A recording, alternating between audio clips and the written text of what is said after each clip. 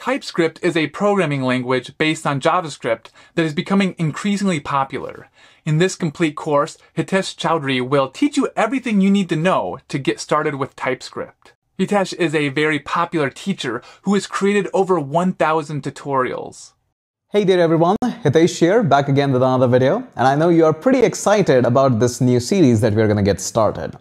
This series is going to be a little bit fast-paced so that you can understand what TypeScript is. And I totally understand the excitement, the enthusiasm to learn all about TypeScript that you want to have.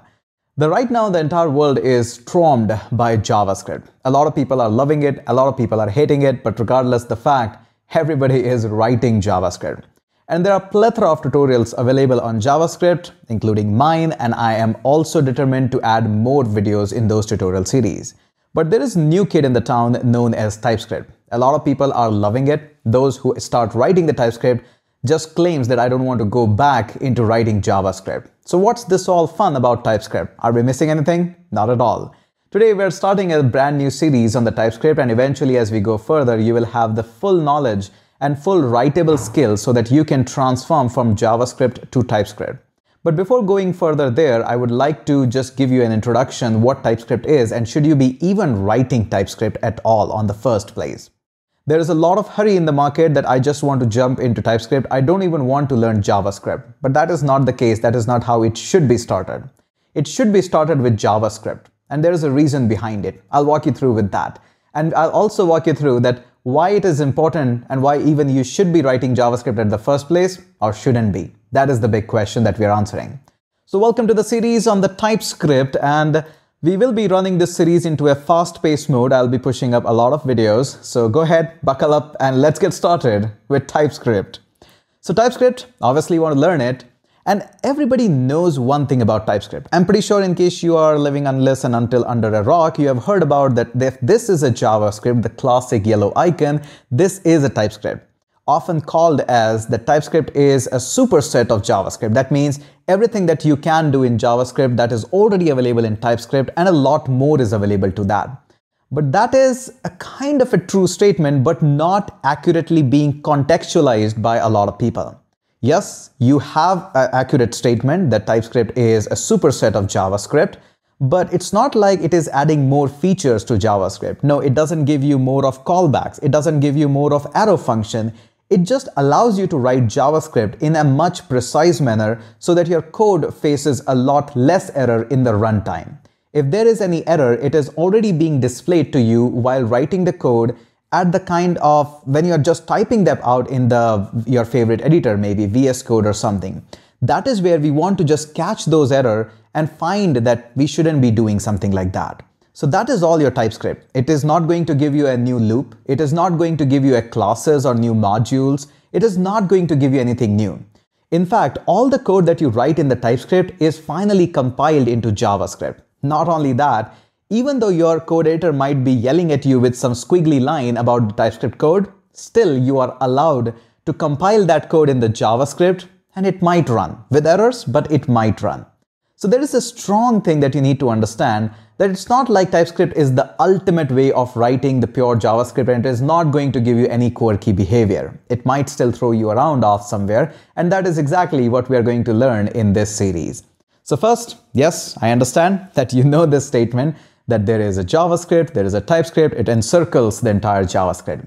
In this series, I'll walk you through all the details and depth of the TypeScript, so don't you worry about that, I'll cover that up. But first and foremost, should you be even learning TypeScript? That is the big question. TypeScript is not about reinventing the entire JavaScript language. It is not. It just is asking that you write JavaScript with a little bit more accurate behavior. Don't just do anything, just try to write your JavaScript in a more precise manner so that errors are less. And I honestly would say you shouldn't be using TypeScript if your project is just 2 files long and in each file there are just 5 or 10 lines of code. It is not compulsory that every single place you need to write TSX or TS for TypeScript. I've seen a lot of people who use TypeScript, but all the places they use any, which is a keyword. We'll talk about that later on. If you're using TypeScript, you need to use the superpower of TypeScript to make your code much more powerful and much more error prone. And if you're using just TypeScript for the fanciness of writing TS, you're probably not using it correctly. After watching this series, you'll be watching TypeScript in a much more powerful manner. So TypeScript is all about type safety, nothing more. Just this word. And I'll be repeating this word probably a million times in this entire series, that what is this type safety? TypeScript is all about type safety, nothing else. So what is this type safety? Let me give you a couple of code examples. So type safety is nothing that JavaScript allows us to do some odd behavior. For example, I can go ahead and just add 2 with a string of 2, which I shouldn't be allowed to do, and it gives me an odd result of 22. This is happening because the type safety was missing. On the very first place, it should have stopped me from doing an addition of number with string. Now it doesn't stop you, it tries to do its own behavior, which I've discussed a little bit in my other videos, but let's just say right now stick here. So this behavior shouldn't be allowed. That is all a mismatching of the type. If you have been consistent with your type, this error shouldn't be there. And TypeScript allows you to just stop this behavior. That's all it does. For example, let's just say you have null. You're allowed to add a 2 value to the null, and on top of that there is undefined, and you're allowed to add a 2 to undefined and get another thing like 2 and nan, not a number. This is all not the quirky behavior of JavaScript, but rather your way of you haven't been concerned about the types of JavaScript. There is an explanation in the documentation of JavaScript that what behavior is going to kick in or what behavior is going to empower that. But apart from MDN, we haven't read the documentation of JavaScript, which are being the language specification given by ECMAScript. They are all right here.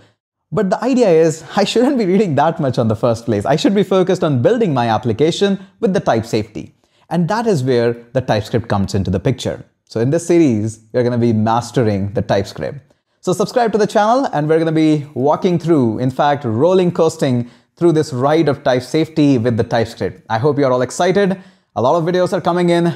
Get subscribed and let's catch you up in the next video. Hey there everyone, Hitesh here, back again with another video. And before we even move further in the TypeScript, even its installation process, I want to make this absolutely clear that what TypeScript is and what it isn't. In this video, I'll focus on what TypeScript is not. And this will help you to understand TypeScript in a better way, and the perspective of the TypeScript is going to change. A lot of people believe that TypeScript is a new programming language, which honestly is not a 100% true statement. There is a little bit difference in understanding the TypeScript. So let's get our vision clear first, and then in the next video we'll move on the installation part and the environment setup so that we can start writing TypeScript. But before that, let's clear our perspective about what TypeScript is. In order to understand what TypeScript is, you need to understand is the simple statement what TypeScript does for you. The simple idea behind the TypeScript is static checking. That's the only job. And yes, that's the only one job that TypeScript has got for you. The static checking is something which is present in many languages, especially the languages such as Java or maybe even Golang. A lot of languages are built in with the static checking.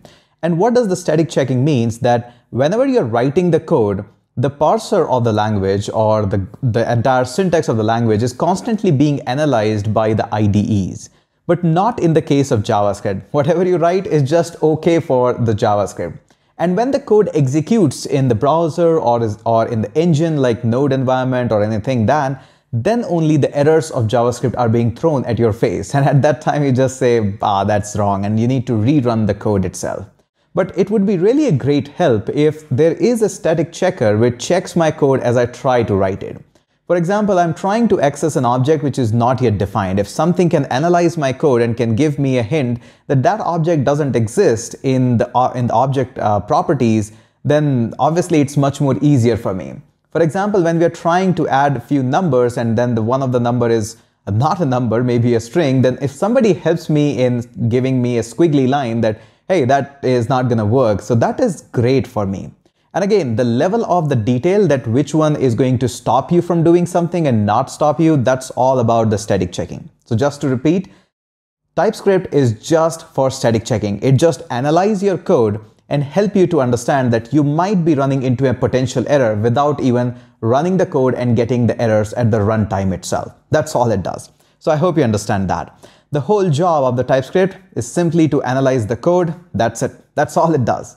Now, on top of that, I'll also walk you through with an example as well, that it just checks and gives you a hint about that, yeah, you might be doing something wrong. But yes, it is still possible that your code might be giving you squiggly lines or errors, and still you may export this entire code into JavaScript, and that might run absolutely well. And I'll walk you through with a couple of more things, kind of a misheard concepts about TypeScript, that hey, with the TypeScript you write less code and it does build the JavaScript code for you, so that is way more code.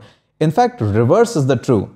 In the TypeScript, you write a lot more code compared to JavaScript, and sometimes even I have seen 50 lines of code are being compiled into just 10 lines of JavaScript. Yes, but it is worth it. I'll walk you through with that as well.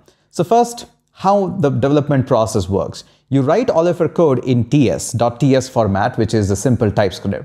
When you're building components like React or something, I have seen people use a simple extension of .tsx, which is also totally fine. It has nothing to do. It is just a mixture of TypeScript plus the JSX kind of a syntax. So this is kind of a same component thing. Basically, your HTML is baked into the system. I'll walk you through with that as well. But the whole idea behind the TypeScript is you write your TypeScript code, and that code is being transpiled into JavaScript. And there are a lot of fancy words here. It is compiled, it is transpiled. We'll work through with that. I'll give you a brief overview of what is the difference between them, what is the meaning of it, and how it is working. You can just simply say at this point of time that TypeScript code is being converted into JavaScript. That is a rather safe word to use right now. And then your JavaScript. And one thing, the most important thing to learn and to know for this video is TypeScript is a development tool. Yep, it is a development tool. Your project still runs in JavaScript. The code that you produce or you send to the production is still a pure 100% JavaScript code. So TypeScript is just a layer on top of JavaScript. As I told in the earlier video, it's a superset of JavaScript, but rather it would be accurate to say that it's a development tool. It helps you to write better code with less problems, with a more scalable and maintainable code that is easily understandable and the chances of producing the error is much more less. But it by no means that's a standalone language in itself. It's something which is a wrapper around the JavaScript. And yes, there are new keywords here like union and interface and a whole lot of them. We'll walk through with that. But understand this very important thing, that it is honestly a development tool which helps you to write better code. This might be surprising for a lot of us, but this is how it works. Okay, giving you some examples on that. We'll be writing a ton of hands-off code. We'll be setting up our own environment as well, but I'll walk you through with those. So this is a TypeScriptLang.org, a free code environment that is available to all of us. And we can see on the left-hand side, we run the TypeScript and there are a lot of versions of it. And on the right-hand side, it just produces a JavaScript code. For example, I can just go ahead and say, hey, I want to do a simple console.log, and I want to just say, I want to print my name or hello world. That's how it got started. And you can see that the JavaScript part that is coming out, it's exactly the same. In fact, let me just go ahead and declare a simple user. So let's just say we are going to call this one a simple user. This is an object, and in this object, there is a property, something like a name, which is going to be my name. And let's just say we also have another property, which is age, and let's just say age is 10, fictitious, of course.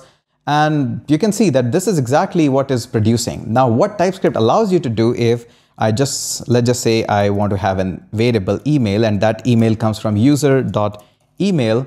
Now notice here, there is a squiggly line. The error was given to me here that, hey, this property doesn't exist. So TypeScript smartly just go through with your code and tells you that email was not available there. But notice here, most important thing here is, although this property was not there, but there is nothing which is stopping me to produce the equivalent JavaScript code. Yes, that is the most important thing. In fact, this might be a little bit surprising to you in the initial first look, that let's just say if you go ahead and say that I have a simple number 1, which is 3, and let's just say if we have a number 2, which is 3, and if I go ahead and say, hey, let's just call this one as sum, that is going to be equal to number 1, and we're going to go ahead and say number 2.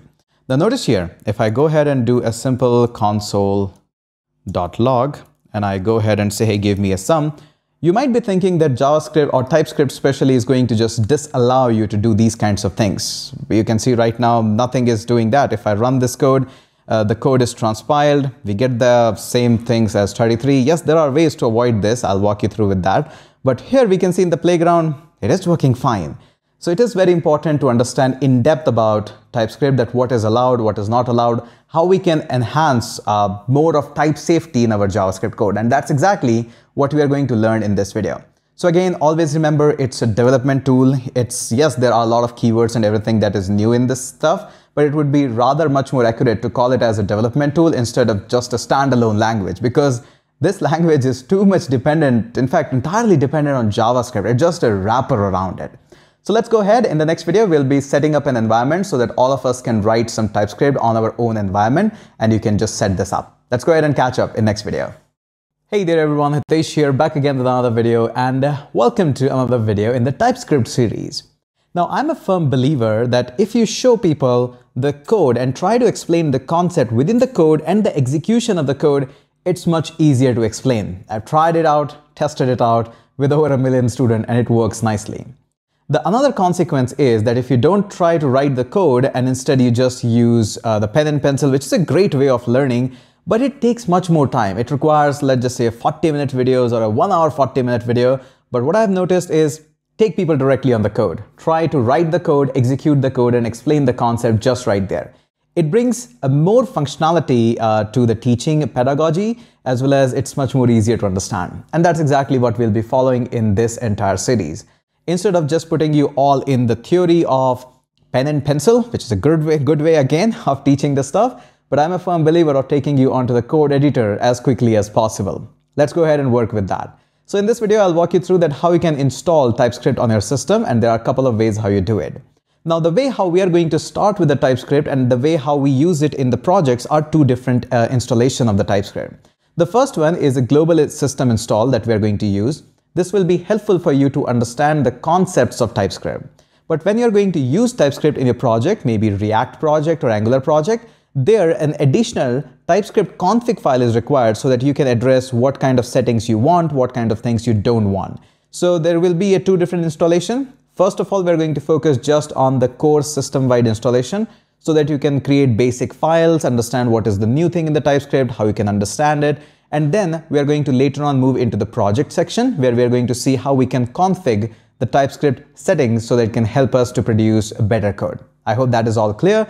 For this, now let me take you onto my computer screen and walk you through with that. The first thing that we're going to do is obviously create a new folder, and we're going to call this one as simply, let's just call this one as TypeScript, and why not TypeScript YouTube, because that's what we are doing up here.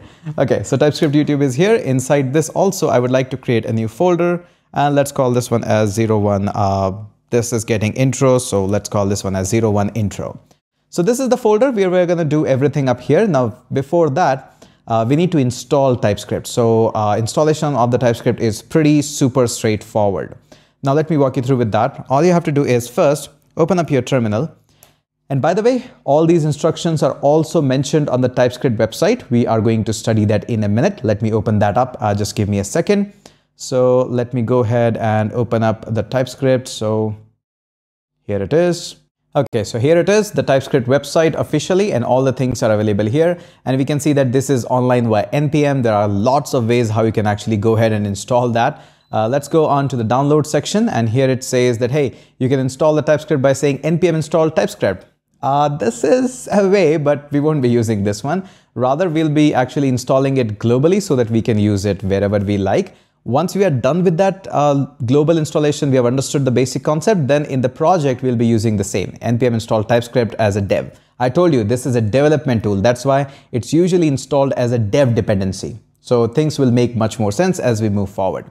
So you get that, it's pretty easy and same. And again, it's exactly same for Mac, Windows, Linux, whatever the system you are using. In case you are on Windows, I highly recommend to use Git Bash, which is way better shell, or use PowerShell. So there's a shell available known as Git Bash. For Windows, I highly recommend people to use this shell. It gives you the same command that I'm using, like cd, ls, and all Linux-friendly commands. Again, nothing much to do, nothing a hard and fast requirement.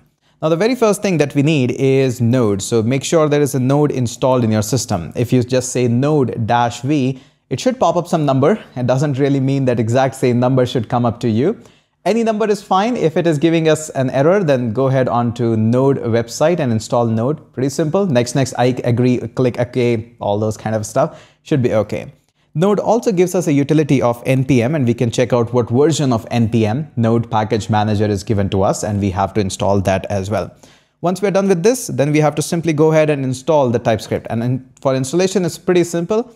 npm install, and we're going to install TypeScript. That's all what we need. Now this is what we need, but we want to install it globally so that we can use wherever and anywhere we like throughout the system, and that is why the -G flag works. Now this is going to work absolutely fine. In case you are on Windows, make sure you right click and open up your Git bash as an administrator.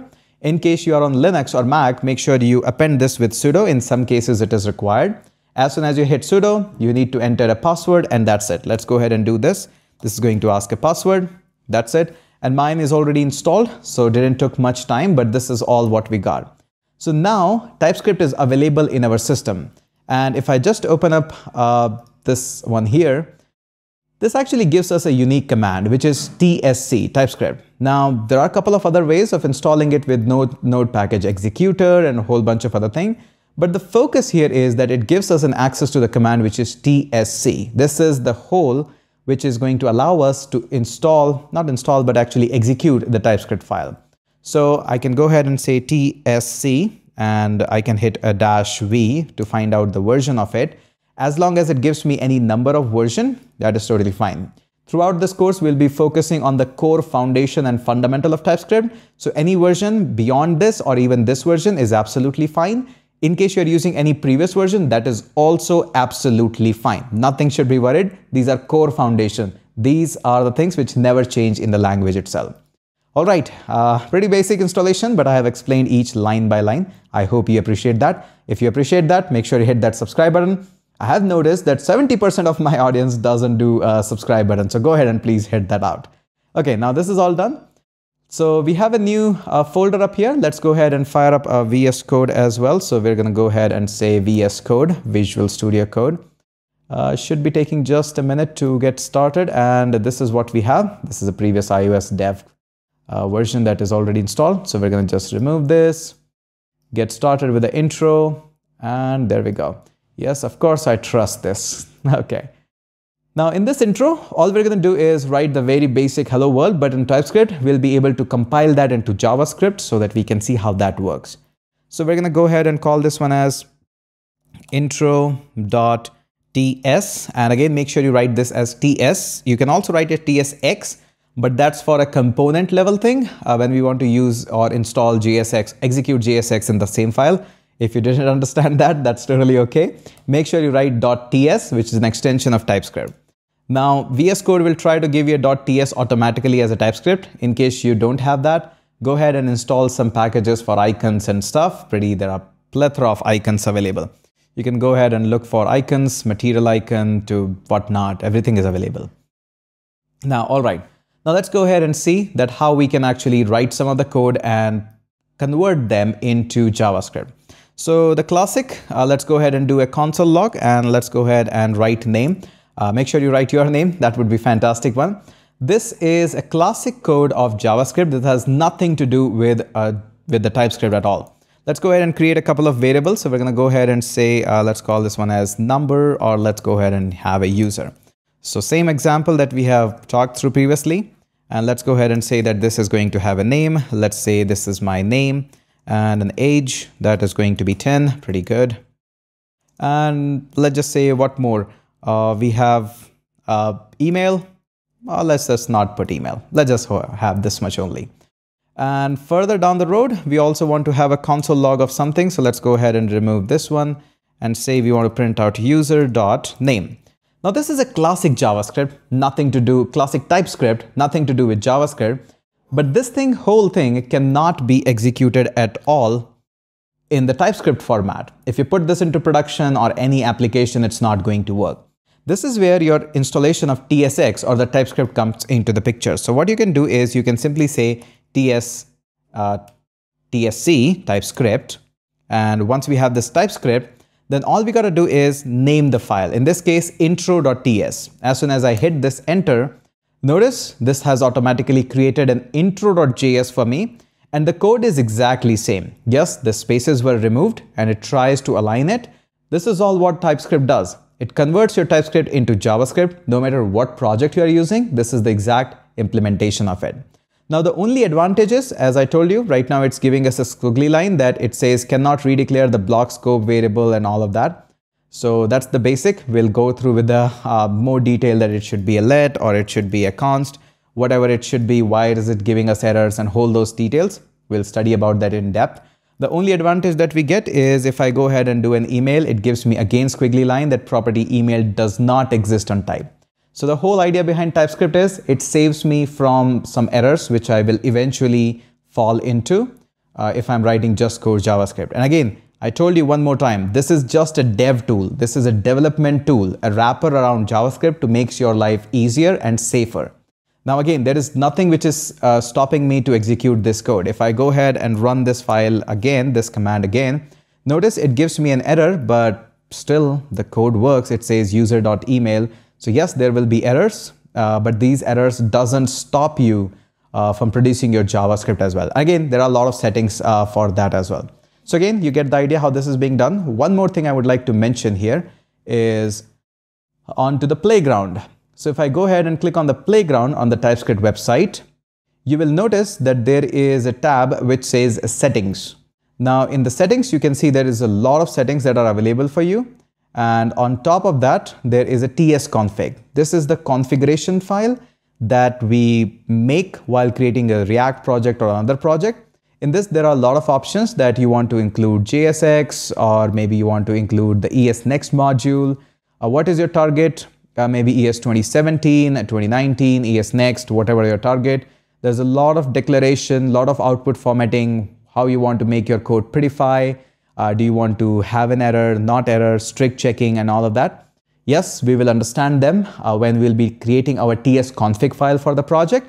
But I just wanted to give a brief overview that it does exist, and you can see a lot of example. One thing that I forgot to mention in the last video is the same thing, that a lot of people believe that with the TypeScript you write less line of code, and you can just click on example, and let's just say you want to have an example of built-in utility types, and you can see that these are so much of the line of code, but ultimately it generates only this much of line of code. If you remove the comments, you can see this is the only code that we were able to generate in JavaScript, and we are writing so much in TypeScript. So yes, this is the case. We write a lot more code in TypeScript, but it's a safer code.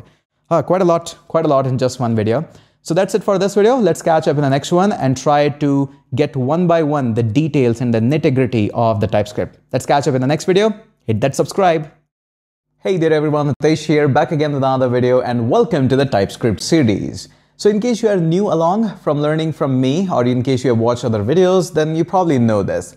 So whenever I start a series, I go slow in the very beginning. It might feel like it's too slow, but eventually I pick up the pace with the tutorial so that it's easier for everyone to follow. And we are exploring TypeScript. And one more big thing, in all of my videos, I encourage a lot of people to learn from documentation. Surely you can just keep on watching my videos, but the ultimate knowledge that I can give you is how to read the documentation. So throughout the series, I'll walk you through that how you can read the documentation, get better at the things so that you can learn things on your own. And we'll be also coding along with that. So this is going to be our very first official kind of Hello World, and we're going to see what impact TypeScript can add when we write a simple Hello World program. Nothing fancy, just getting started, very basics, very slowly. So let me talk you through and let me bring you up on my screen first. So let's first understand about the types. So as I've already mentioned, TypeScript is all about types, and we're going to study a whole lot of types. So the obvious question is, what are kind of types that are available in the TypeScript? And trust me, there are many of the types are available. For example, you'll be seeing me talking about numbers and strings and Boolean, but these are not the only types. Yes, they can be divided into primitive type or the other types or modern types. I honestly say that don't do this kind of division between the categories and types. They are all just types, and try to picture them through just one screen, that all of them are just types. And just to name others, there are null, undefined, and there is a special type known as void. And there's also objects and arrays and tuples and a couple of more types as well, which are available in the TypeScript language. And once you understand and master what are the types which are available and how to utilize them, that's all the TypeScript. That is all the TypeScript is all about. But what I have noticed in a lot of code bases that people use TypeScript, but a lot of time this keyword I have found floating around like here and there. If you're using any as a keyword, that means you are intentionally making your code more vulnerable or more like a JavaScript-ish, so that you don't have to worry about the types. If there are situations where you're using any, that means you are not probably not much sure that you should be either using it or not.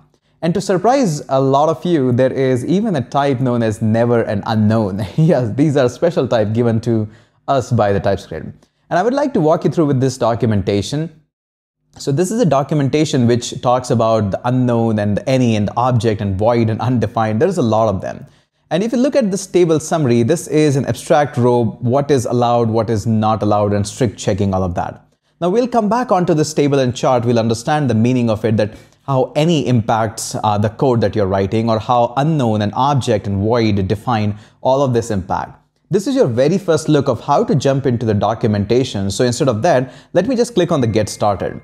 And this is what it's saying, TS for new programmer. In fact, if you go at the very top of it, you'll find the docs tab. The docs of the TypeScript and even all of the language are designed by different people, so they're very different for all of the other, but they follow some of the specification that this is what the guidelines I'll follow in the documentation. So this is the guideline that we'll be following through in this entire tutorial. And you can see there's a lot of cheat sheets and all these things like decorators, enums are available. We'll be going through with all of them. The first I want to bring your attention is just simply the basics, not the handbook, but the basics.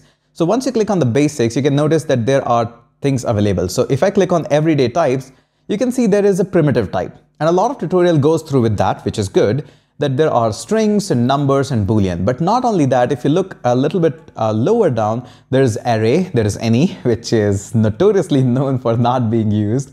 And there is no implicit any, then we have a whole lot of functions and all of them.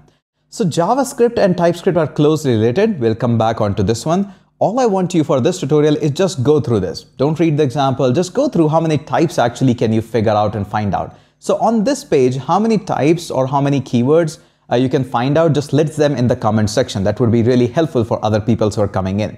So for example, we have object, we have union, and a whole lot of things. Eventually we'll be covering them up, don't you worry on that part. Now, once you've gone through with the type, we will be writing some code in this tutorial. One thing more, I would like to put a picture in your mind while learning the TypeScript. The first one is situation. So at what situation the TypeScript serves best? Although you can design your variable or declare your variable any given time, but imagine to think that TypeScript is helping you out in figuring out what data is about to be processed, or what data is about to be coming from any resource, or what data your function is going to send out. So just two examples I have taken as a use case scenario here. A function accepts two numbers. Now what happens in the regular JavaScript code is once a function accepts the number, then you check the type of these values. And you want to make sure that these are actually number because I want to perform some operations on that. What TypeScript helps you out is you don't have to explicitly check that, hey, if the function which is accepting and what is coming as a data, is it really number? It might be a string, or it might be a void, or nothing might be coming in. So TypeScript allows you to get away from the situation. So extra line of code that you don't have to write. The similar situation is a function returns a string. So obviously the situation that comes in the JavaScript, that suppose you're using a function and you're expecting that the data coming out of that function is a string, but that might be the case. Maybe some other programmer has written this and he might have thrown out a number, and that could be a problematic situation. So when you're working with the team and you're using TypeScript, you are absolutely sure that from this function, I always expect that a string is going to come out. And that's where, when you're working with the team, the TypeScript actually makes your life a lot more easier. Yes, there are a lot of rules and protocols that we have to follow, but this helps us to actually not fall into a lot of such problems. So we're going to first walk through with the very basic syntax in this video. We'll be read through a couple of errors that we already are having, and then we're going to slowly pick up the pace about reading the documentation and learning more about TypeScript. So the syntax is pretty simple. We use let const, whatever the keyword you want to use for declaring your variable. Then you simply go ahead and use a variable name. After the variable name, you put a colon and define its type. Now all the types, almost all the types in TypeScript are lowercase. There is no uppercase, there is no camel casing, all lowercase. So numbers, strings, whatever you want to name or put a data type on it, then all it's a lowercase. Then optionally you can pass on a value or can just declare a variable. Let's go ahead and give it a try by writing some of the code, because I still believe that writing the code makes much more easier things. And also we can see there is some squiggly line already in my code, which is not looking good. So we need to learn how we can actually get rid of this error temporarily. And then later on, once we're going to learn about the TypeScript config, it will help us to understand it more. So again, have patience. Okay. So let's go ahead and close this out because I'm not interested in this one. So intro.ts, nope, not interested. Let's go ahead and create another file and let's just call this as variables me.ts. And again, this me is just a fancy word, so don't you worry on that. So let's go ahead and declare a simple variable name that just says hello world. So let's just go ahead and say, hey, I want to have a let, and let's call this one as greetings.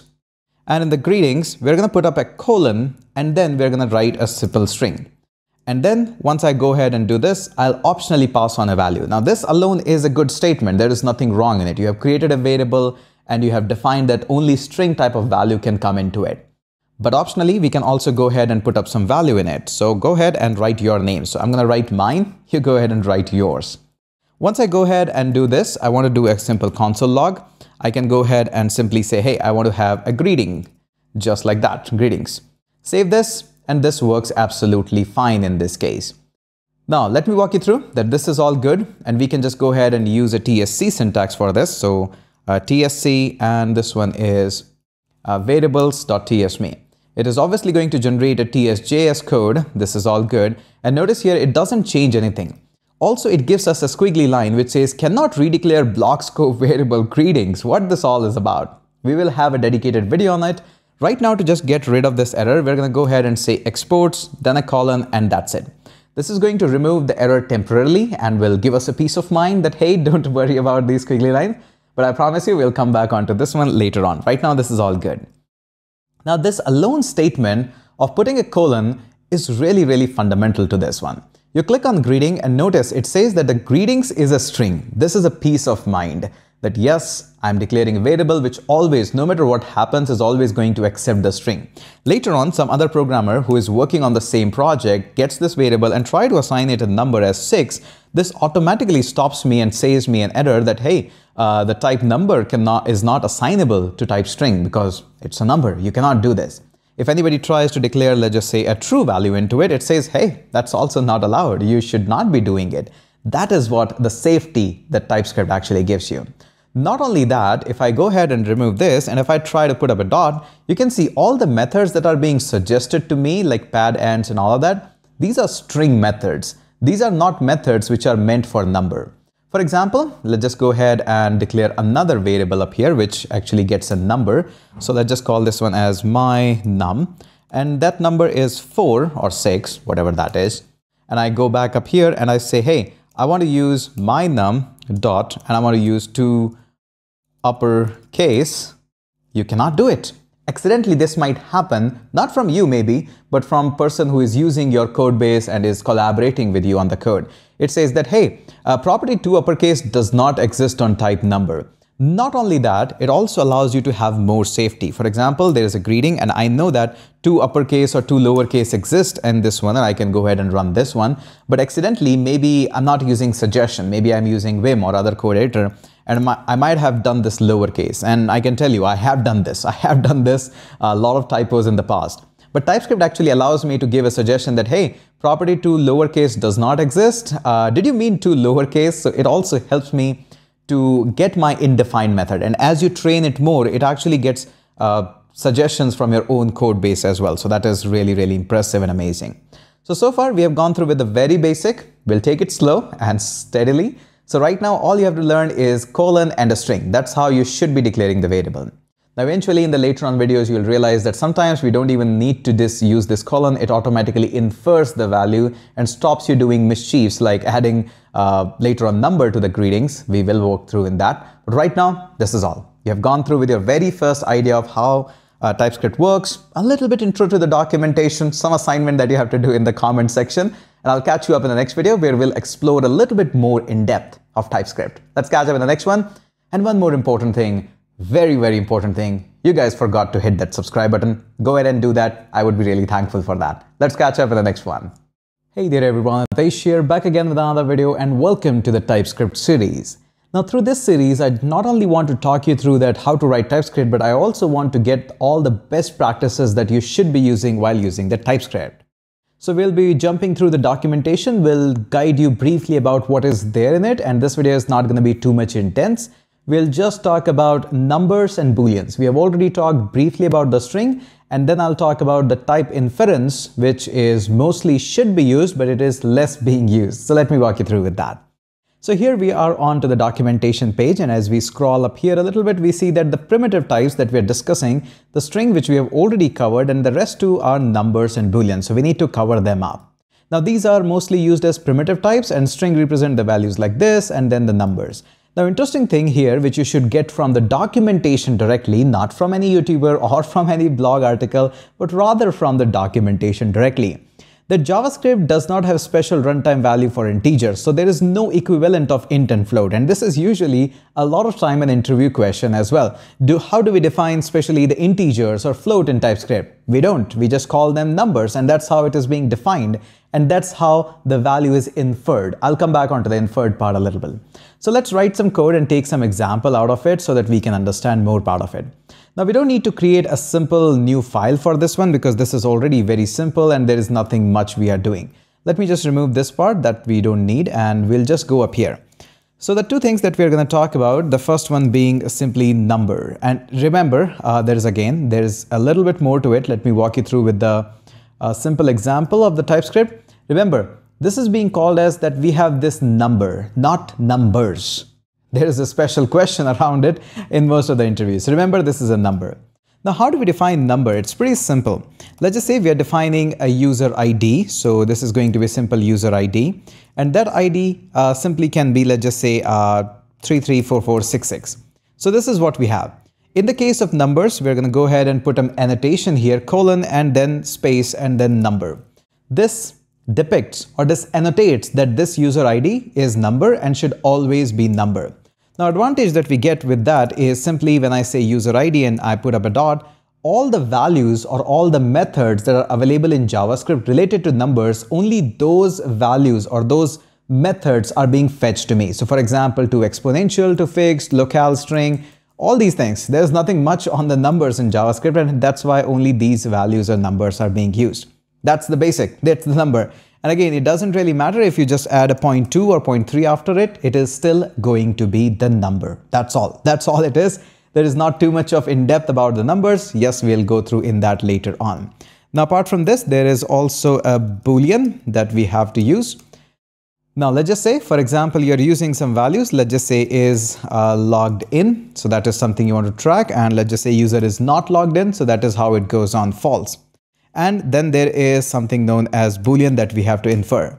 Now, obviously, you get all the values and methods that are there for the Boolean. So later on, if I go ahead and say is logged in, I put up a dot, then we don't have much on the Boolean. It's just the value of what is the value of this particular variable, true or false. That's all the methods that we have. Now, here I want to bring your attention to something known as type inference. Now, a lot of people, when they get started with TypeScript, they are very much excited about putting up annotation with every single thing, numbers and strings and Boolean. But here, what is we are doing as not so good practice. What we are doing here is we are making it too obvious. This is a numbers, and just after that, we are putting up an equal sign and putting it as a number. Now, this is too obvious to do. Now, obviously, there is another way of doing or dealing with that thing is, for example, maybe you are not dealing it like that, and maybe in the very next line, you put up and say, that, hey, now user ID is going to get a value. Let's just say it's some value and a decimal value. This is still not a good practice because you are doing too obvious thing and you are trying to overuse your TypeScript. Don't do that. This is not a good practice at all. There are some places where these values or these annotation can be avoided. You can just simply avoid to have a type. For example, in this case, just a previous case where we were having this equal sign. Now, in this case, whenever I use number, let's just say I go ahead and say number and I use a dot, not number, actually, my bad, the user ID, and then I use a dot, let's just say to fixed. And this is the method that I'm using. Now, if I hover onto the to user ID, it's obviously telling me that it's a number. And whenever you are actually defining any number and you are just immediately assigning a value it, TypeScript is smart. TypeScript can actually infer that you are actually trying to put a number in it. And you don't need to do this.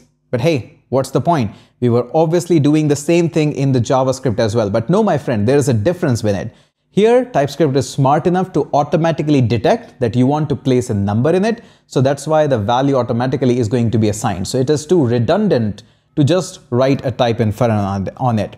And don't you worry, there will be future videos where I'll walk you through where this is compulsory, that you should be using it as a good practice, and where you can actually avoid it. So in this case, this I prefer as a better code compared to anything else like put up a colon, because it is too obvious.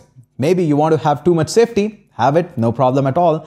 But in this case, TypeScript is already smart enough, it will still detect it that it's a number. And if you try to do something which is not really great, something like you try to assign a value, it will still give you some errors that, hey, you're doing something that you shouldn't be doing. It is a type of string, it is a type of number which I already deduced, and you're trying to assign a string onto it. So yes, all these values still come up it. So remember, in order to write better code, it's not just always you follow these columns. And I see a lot of people just follow these columns and these types just in the start of the file that, hey, everything should be named in file. No, this is not how TypeScript works, and this is not the good practice of the TypeScript that should be worked. TypeScript is a little bit more of a complex subject, and that's exactly why we are exploring this one up here.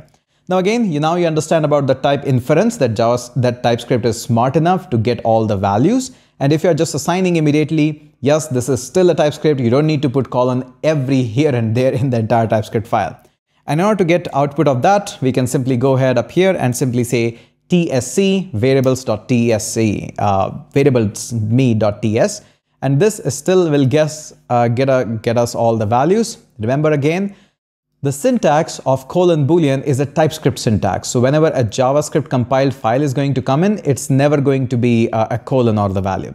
I hope you get the idea. I hope you got the best practice as well, that you shouldn't be doing too much obvious thing. Yes, there is a special place where you put colons and the type of it. I'll walk you through with that. So now that we have gone through a little bit with the documentation along with me, let's go ahead and explore TypeScript a little bit more in the next video. Hope you have already subscribed. Doesn't look really good to again and again asking, but hey, 70% of you is not subscribed. So go ahead, hit that subscribe, and let's catch up in the next video. Hey there everyone, Hitesh here, back again with another video, and welcome to the TypeScript series. Now before we move ahead in this video, hit that subscribe, because 70% of audience is not subscribed. Anyways, let's move into the any keyword. Now this is mostly the usual keyword which people use to get away from the syntax of TypeScript. I've seen many people using TypeScript but still exhaustively using any. This is not a good practice, and I'll walk you through from the documentation that it is written there. It is not a good practice. First, let me give you a brief scenario overview that where people actually use it and where you shouldn't be using it. So let's just say you're trying to declare a variable and you don't know what to place inside this variable. So you just call it as hero right now. You have no idea right now that this variable is eventually going to turn into a string or a boolean or anything as a matter of fact. What you do after some time, you declare a simple function which calls it as simply getHero, and this getHero just returns you a hero. So let's just say a hero is being returned as a Thor. Now later on you decide that, hey, I want to have this hero, and this hero will get the values by calling this method as getHero, and we run this method. Now, if we go ahead and simply hover over this value, we can see that this is being inferred as any, which is really a bad case. You really want to avoid these cases. Now, right now, this TypeScript file has no idea what to infer the value. And I'll walk you through the documentation that the official documentation says that when in such situation where TypeScript cannot find out that what value is going to come up later on in the future, it puts that as any, which is a kind of a getaway from doing the things. And that is exactly happening up here, that it is just saying that, hey, this is any. It could be this could be a simple string. Right now, still it is any. But there is nothing which is stopping me to return a true, and this is still accepting the value, which is not really a good case. Maybe just imagine you have declared these values and you are getting these values, but there is another developer who is working on the API call, and instead of just giving you a string based on which your entirety of a program is dependent, he has just returned you a true or maybe just a status code. This is not good. This actually breaks the consistency of the code. So in this case, we have this string. So the ideal case would be, remember in the earlier time I told you that in the earlier case, in such scenario, the automatic inference of the values like string and boolean is not good. In these special scenario, I would love to have the simple string that, hey, now please infer the value as a string. So whenever the values are going to come, whether through an API call or whatever you're doing, it should always be inferred as string. Now, if I go ahead and another programmer who is writing this, now if it goes ahead and says true, automatically you get an error that, hey, It was supposed to be a string, but now it is being returned as a Boolean, which is not good. So you shouldn't be doing that. Now let me walk you through with the documentation, because that is the most important part of this video. So here's the documentation, and you can see in the documentation there is any and there is also no implicit any. Yes, the any actually is a gateway, and it tells you that any can have actually anything at all that you want to have. So that whenever you don't want a particular value to cause the type checking, so that's when you use any. Now notice this very carefully. Any is not a special type that you are assigning. It's not a string, it's not a Boolean. Any is simply a marker in the TypeScript which just simply says that, hey, I don't want to do the type checking for it. Basically, turn off the type checking for that particular value. You don't want that. Otherwise, why you're using TypeScript? The most important line is just here. You usually want to avoid this because any isn't type checked. Use the compiler flag no implicit any to flag any implicit any as an error. So one more thing we have learned, that there is a setting in the tsconfig file that we can go for no implicit any that will allow us to not fall into such thing which is any. So I hope this video gives you a clarity about when to use any, when not to use any. Yes, there might be one or two cases, but really you don't want to use any in any of your code. It is not a good practice. You are avoiding all the strictness that TypeScript brings to your code. So I hope this video has given you a clarity about any. But the most important another thing here is the function shouldn't be defined like this. The function should have more value. So that stricter check or definition that, hey, you cannot return a Boolean value. You should always be returning a string value. So from the next video onwards, we're going to study about how functions are defined using TypeScript. Let's go ahead and catch up in the next video. Till then, hit that subscribe and I'll catch you up in the next one. Hey there everyone, Hitesh here, back again with another video, and welcome to the TypeScript series. I'm pretty sure that you have already heard about the functions either in JavaScript or TypeScript, but I'm pretty sure that a lot of you don't know what should be the mindset behind using the functions in the TypeScript. There are a couple of ways that should always be running in your mind, and don't worry, we will not be dragging this topic around for 1,000 videos. There will be just 2 videos, this one and the next one, and we'll be covering end-to-end functions in that. So after watching these 2 videos, you'll be all comfortable with handling any types of functions in TypeScript. So let's get started. I've created a new file up here which is saying simple console log, and let's go ahead and try to create a function. We'll be creating basically 3 or 4 functions which will give you eventually the whole idea and the picture and scenario which you should be worried about. First of all, it's really clear that first function that I want, the goal behind it is I want to add a 2 value to it. So obviously I should be taking input as a simple number, and let's go ahead and try this out. So let's just say if I go ahead and say, hey, I want to add a 2. So I'll be taking input as number, and that's pretty much it. And at the time of returning it, I'm going to go ahead and say, hey, whatever the number you are taking, just go ahead and add 2 to it. Pretty simple. Nothing wrong in that. Now, if I go ahead and work on with that, if I go ahead and try to add to this, I can go ahead and say, hey, I want to add 2 to the value 5. Nothing wrong in it. Absolutely basic. But here comes the problem in the TypeScript. The problem which comes up in the TypeScript, and by the way, please excuse my system, it has been heavily loaded for the live classes and a whole lot of other things. So it might run a little bit slow, so we have to wait a little bit to see the errors. Now notice here, the first important thing is in this add to function, if I hover this, we see any, and any is a problem in TypeScript. Whenever there is an inference of what should be the data type, it is usually good in the case of variables, but in the case of functions, not so good. So in this case, notice here the function add to accept a number which is any, which is problematic. The reason why it is problematic is because I can simply go ahead and come to here number, and can I simply go ahead and assign values like to uppercase, which I shouldn't be allowed to do, and right now I'm allowed to do so. And even if I run this file, because my system is a little bit slow today, so if I go ahead and run this one, I'm allowed to do so, although this is creating a problem that, hey, this is a duplicate function. So obviously this is the error we will talk about later on. Right now, let's go ahead and export this, save this, and there we go. So I can run this code again, and this produces a fine JavaScript, no problem at all. But I shouldn't be allowed to do this, because if I just go ahead and convert this 2 into an uppercase, that becomes a string, not a good idea. So that is one problem that I'm facing. Another problem that I'm facing is if I go ahead and convert this 5 like this, it still works. Shouldn't be working there. The whole idea of the TypeScript is to have a stricter type so that we make less mistake, and the fellow coder who are working with us makes less mistake. So in this case, let's go ahead and work on and try to fix that. Now the fix is really easy. I can go ahead up here and can say that, hey, whatever the value you are going for, make sure that the value that comes to you is always going to be the number. Now automatically TypeScript is giving me a problem that, hey, whatever you're trying to do, this is not good. This is not allowed. So please don't do this. Always pass on a number to us. So now this kind of a 5 in the strings is not allowed. And go ahead and stop that. Now since you have written the function definition with the number being accepted like that, I cannot do mischief things like I cannot go ahead and say, hey, you cannot go ahead and say, hey, to uppercase and go like this. Nope, you are not allowed to do.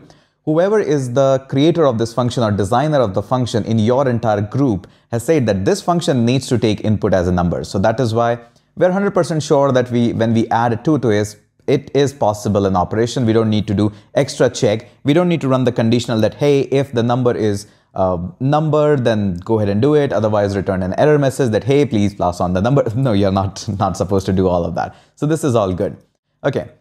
This is the basics of it. Let's try to wrap this up with one more type of the thing. So another function that I want to have is a simple method in which I want to just have some string. So let's go ahead and have this one.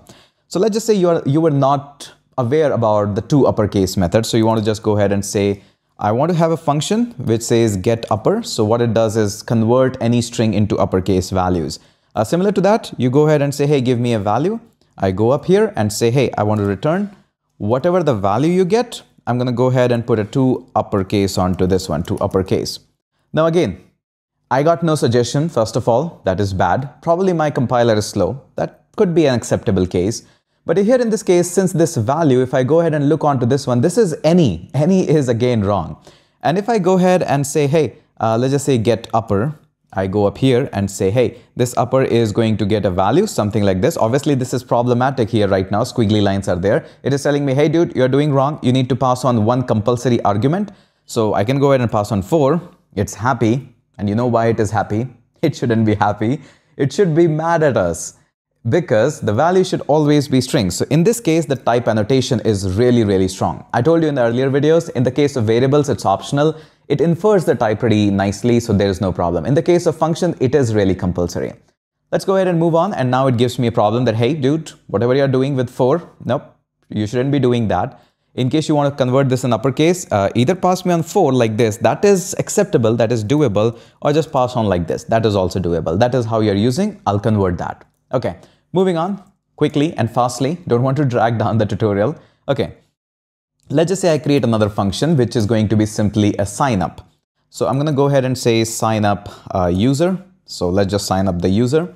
Now for this one particular one, I'll just define the definition like this. And I want to have a couple of more parameters in this case. At the time of sign up of the user, let's just say I'm going to ask him for a name, and I'm going to go ahead and ask him for email, and I'm going to ask him for password. Pretty common thing. You have seen this 1,000 times. Now, why this is particularly bad in this case, because I can simply go ahead and say, hey, I'm going to go ahead and have a user sign up. If I go ahead and go like this, obviously it complains that, hey, there are squiggly lines, so that means you have to pass on. But all of these are marked again as any, although there are 3 parameters this time, but they are being marked as any. So I can go ahead and say, hey, 1, 2, 3. You should be all happy because it's any. And that defeats the purpose of having a TypeScript. So in these cases also, individually, and this is the syntax how you do it, this one is a string, and this one is also going to be a string. And since everybody is a string, let's change this one. So this is going to be is paid. So just to have a flavor of it, this is going to be a Boolean. So in this case, we are going to go ahead and have a Boolean value. Pretty simple, pretty easy. So this is. Now right now in our function body, there is nothing in it, but you get the idea. You have watched the JavaScript, the code part and everything, you can write that. This is a series more about focusing on the TypeScript. So now we see the squiggly line complaint, but other guys are not complaining. And this is the one thing I absolutely like about the TypeScript. So fix one error at the time. This is updated in the recent version of it. So I go ahead and say, hey, you need name. I'm going to go ahead and give you a name, probably my name. Then it says, hey, this is also incorrect. Argument is number, but it should be a string. So let me go ahead and change this one. So let me go ahead and say Hitesh at lco.dev. And this one also needs to be a Boolean. So is it a paid user? Nope, it is a freebie. So there we go. Now it is all good and okay. Now, one more thing that I want to cover in this video quickly is another method, and then I'll tell you about the problem. So let's go ahead and actually use different kind of function this time, an arrow function. So let's just say we're going to have a simply let, and this time login user, and we can just go ahead and use the arrow function. The definition remains same, so I won't be writing anything inside the curly braces, but the value which we are worried about is how to take the input. Let's just try to have simply email and is paid. Let's just say these are the things. So I'm going to go ahead and worry about email, probably name also. Let's just say name, email, and again is paid. We are using same parameters. Now this is good. This is good. There is no problem here. But let's just say I only want to pass on two values. Obviously, these kinds of cases will come up here. So in the name, I can go ahead and say, hey, this is going to be a string. The email is going to be a simple string. And the paid is going to be a simple Boolean. But one syntax that might confuse you, how can I pass on default values? Let's just say in the case of login user, I want to use this and I want to simply pass on just two things, maybe name and email. So name is going to be h, and the email is going to be h@h.com. I wish I got that domain, but I don't want to pass on other values. Now, when I save this one, notice here login user, it is not giving me any complaints as of now. Let me go ahead and try to run this one. And there we go. I told you my system is a little slow today, but just giving the idea that yes, this is paid is a compulsory thing. It needs to be there. And one way you can have an avoidance of this one is simply by providing a default value. The syntax goes, first you annotate it, colon, and then the data type. And then you simply go ahead and say, hey, this is going to be false by default. And now the system is happy, not because it is slow. It is truly happy. I can go ahead and run the code and I can see that, hey, this was all okay. And this is the brief overview of it. And yes, it generates the equivalent of the same exact, almost same code. But notice here, some code was generated a little bit more in the login user. This is the most important part where we should be focusing a little bit. Now, obviously, this is generating us var as a keyword. We can update the tsconfig and learn about that later on. Please ignore that as a moment. And right now we can see that there is a name, email, and is paid, and we are looking for a conditional check. If is paid is void, then it is 0, otherwise false. You get the idea. TypeScript helps us to write a little bit of a cleaner code, as a stricter code in that case. So this is all about it. But one thing still is remaining, which is, hey, if you look at this example closely, add to is a number. That is great and fine. And maybe we are holding that value and further doing an operation. So for example, let my value that is going to be holding by add to. And I'm expecting that the value is going to be added to 2, so 7 value. But what instead of this, I go ahead and return not just like that. So let me just comment this out. And I go ahead and return a simple something like hello. Nobody's stopping me doing that. So we need to learn that, okay, this is completely stored and completely fine. And yes, my system is not slow. This actually is allowed right now. So we need to worry about one more thing about the functions, which is how can I return more accurate value? And that's going to be coming up into the part 2 of the TypeScript function. Go ahead, hit that subscribe button. I'll catch you up in the next video. Hey there everyone, Hitesh here, back again with another video, and welcome to the TypeScript series. So in this series, we have already discussed a tiny bit about the functions in the last video. And as I promised, this is going to be the final video on the promises, and you'll have enough of the knowledge of how to handle functions. Now the TypeScript revolves all around the types, and you will be learning a lot about the types as we go further. It's not like just these are the primitive types, these are the types, that's all you go ahead and do with that. It's more about the philosophy of how you use the types, where it is necessary, where you can avoid them, and all of that. That is what we are going through with this series. Remember, TypeScript is just a superset or a wrapper around the JavaScript that allows you to write better JavaScript. So I hope you have watched the entire series or playlist. And in case you haven't yet, go ahead and hit that subscribe button and let's go ahead and get started with that. So taking you again onto my computer screen. So this is what we have done in the last video.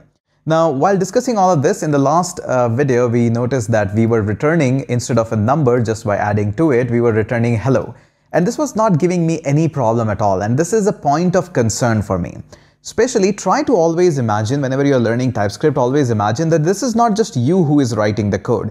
This is a team of 20 or maybe 30 developers who is writing the entirety of the code.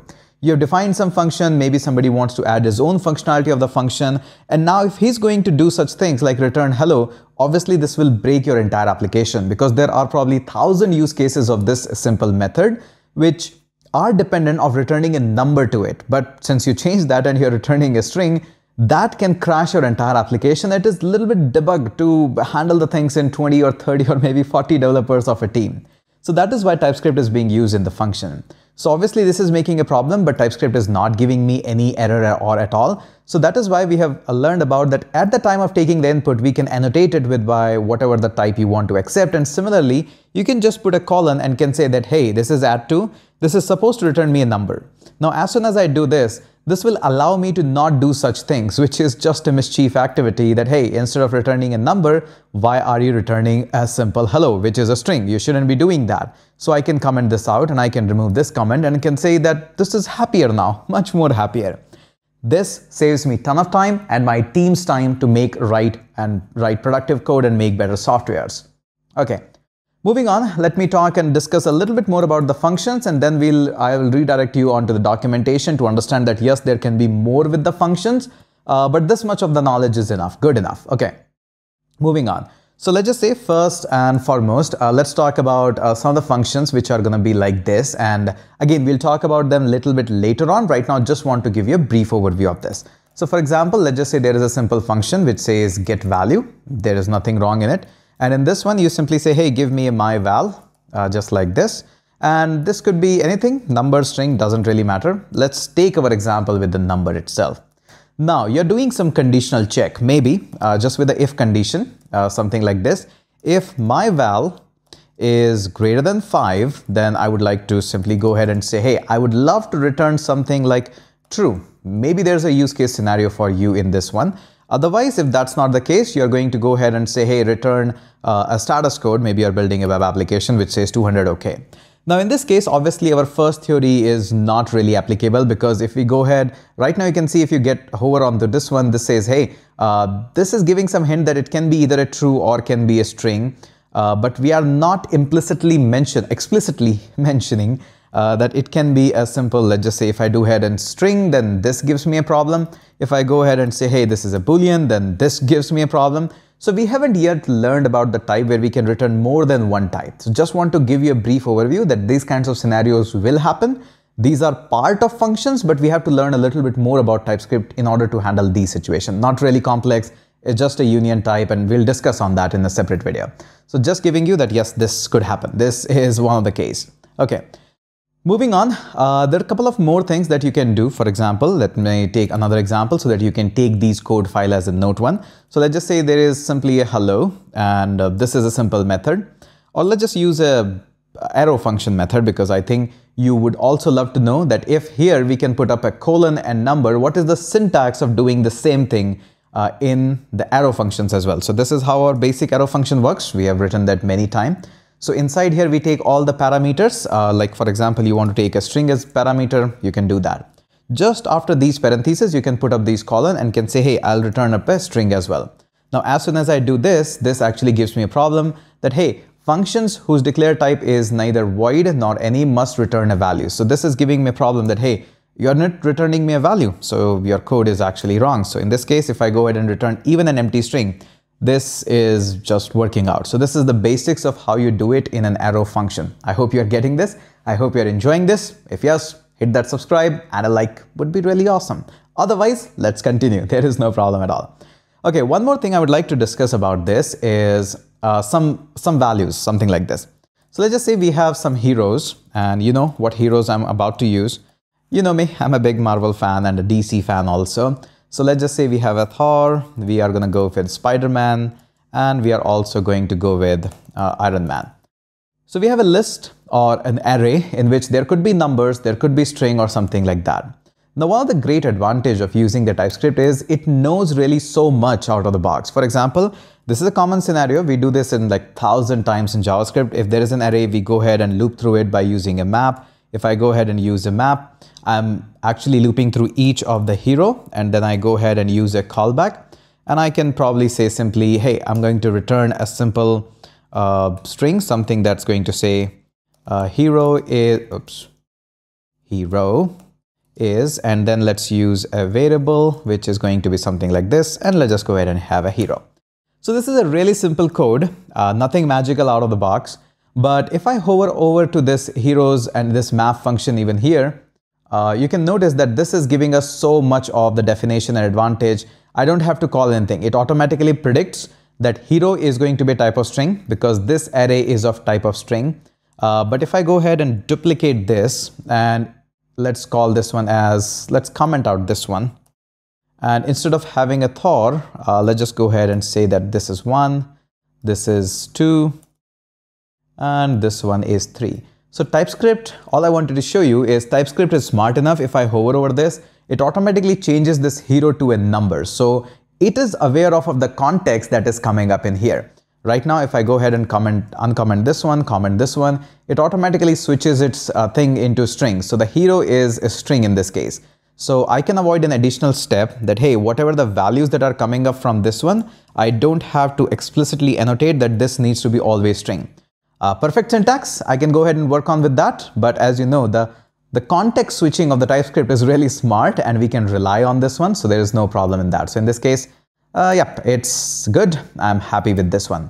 But the one thing which you should be really careful is what is the return type of this method.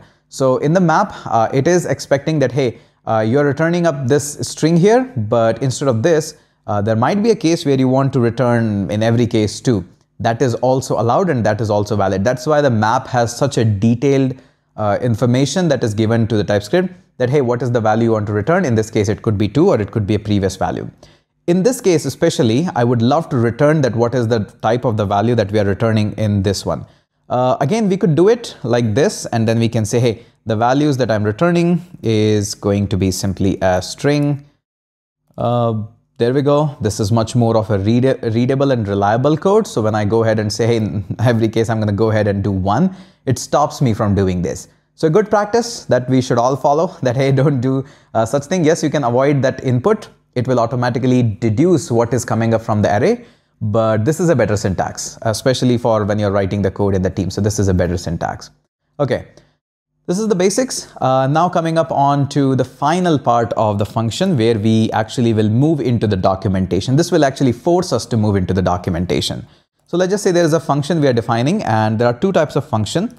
The first one is simply saying console error. So the idea behind this method is whatever is being passed to it, you just go ahead and log it to console. So let's go ahead and log it to the console. Obviously, we have to take an error message. So let's go ahead and call this one as error message. That is a type of string that is being given to us. And we are just going ahead and saying, hey, just go ahead and print this error message into the console log.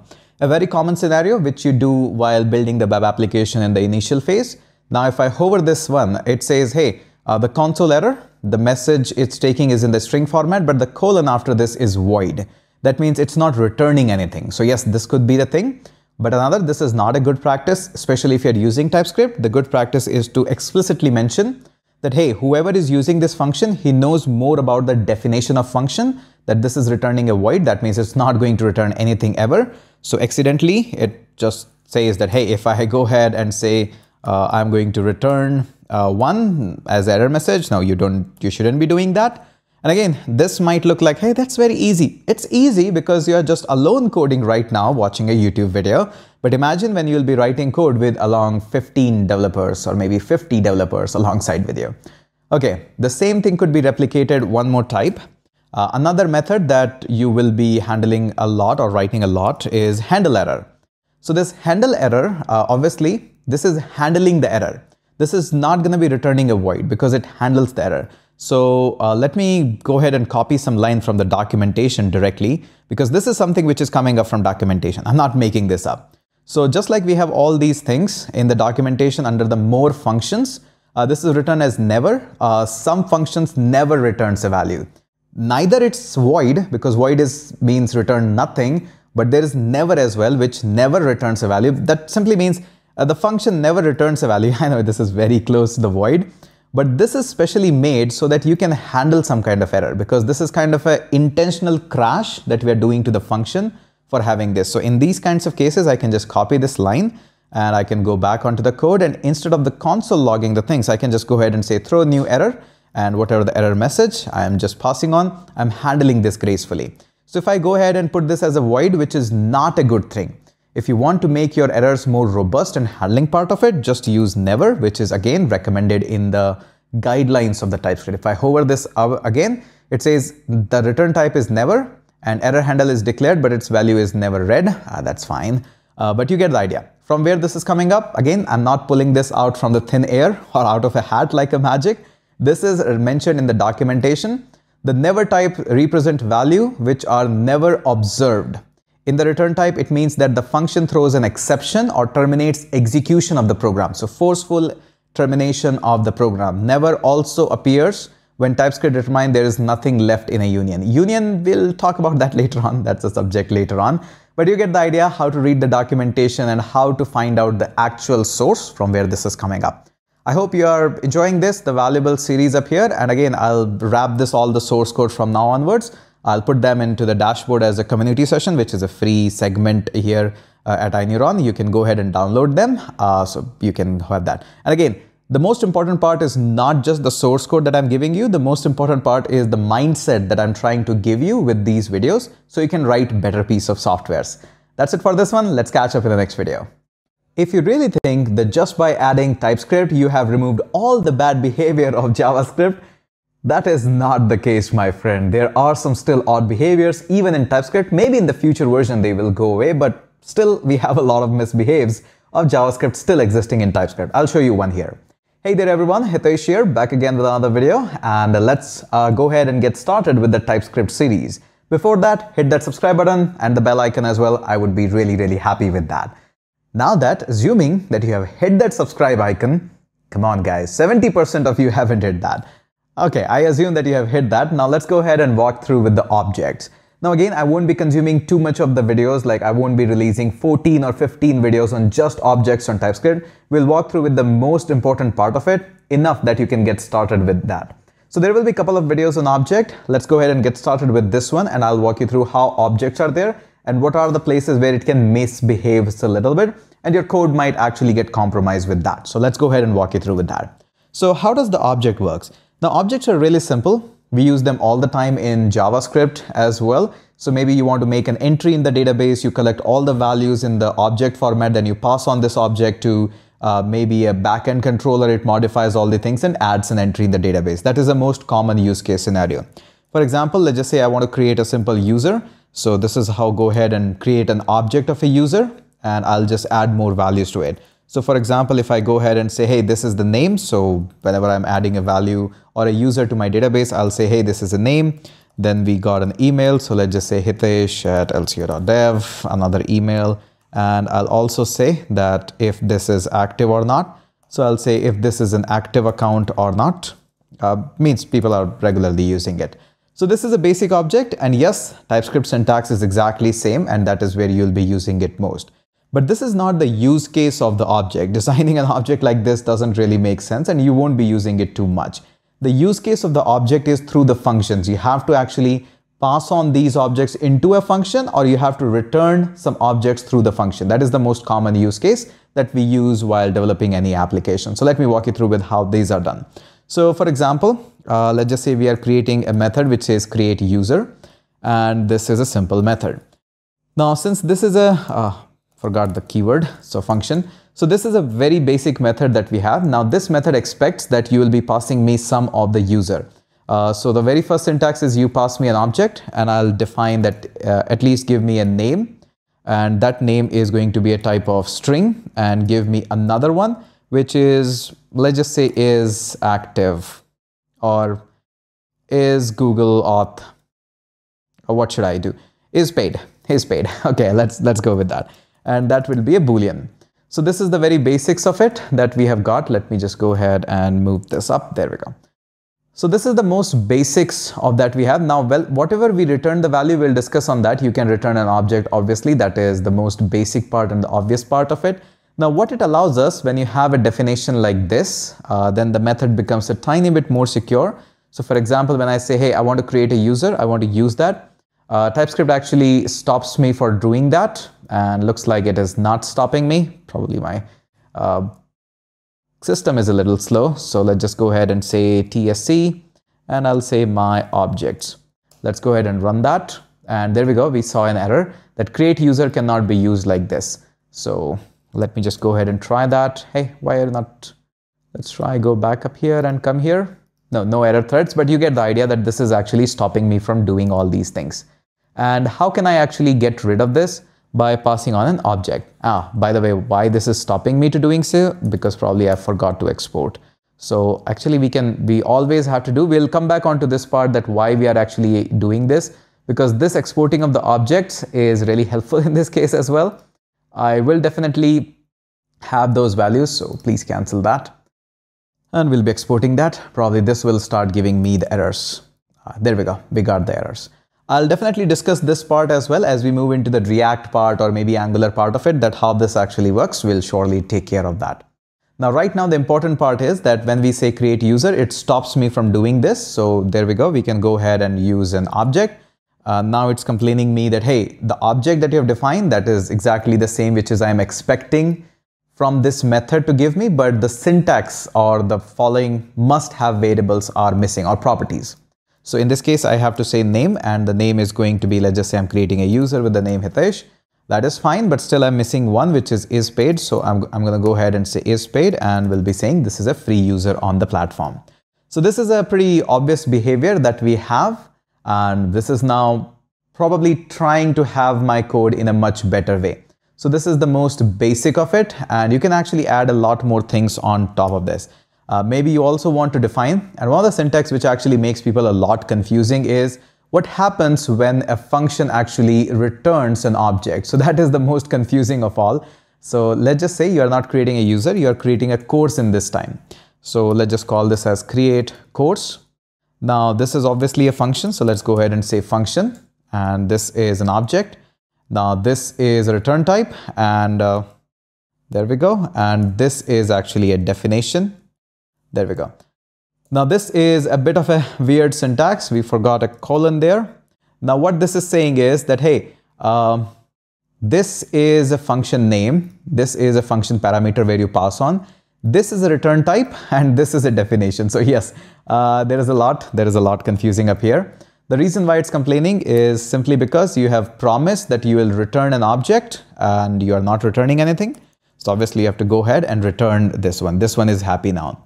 But in case you have a special syntax that I should be returning some things like this, so you can actually go ahead and make it like this. So any course that you are having is going to have a name, and the course should have a price. Again, fictitious scenario, and this should be a number.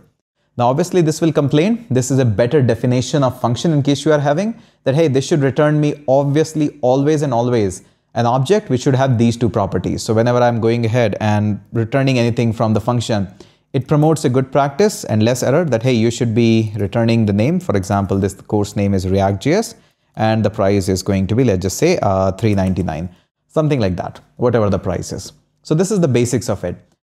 And now you know the syntax and the weirdness. This is the only thing which I have seen a lot of people get confused about, that what happens when an object returns an object. Yes, I do agree. This is a little bit of a weird syntax because we have parentheses, then colon, and then this is an object and the definition. And it gets a little bit more confusing when you have the object in this format because it's returning these things, and then so these kinds of definition makes people a little bit confusing. Now, what is the odd behavior regarding the objects which comes up in the TypeScript? Okay, that is something really bad. Okay, let me show you where the bad syntax actually comes up.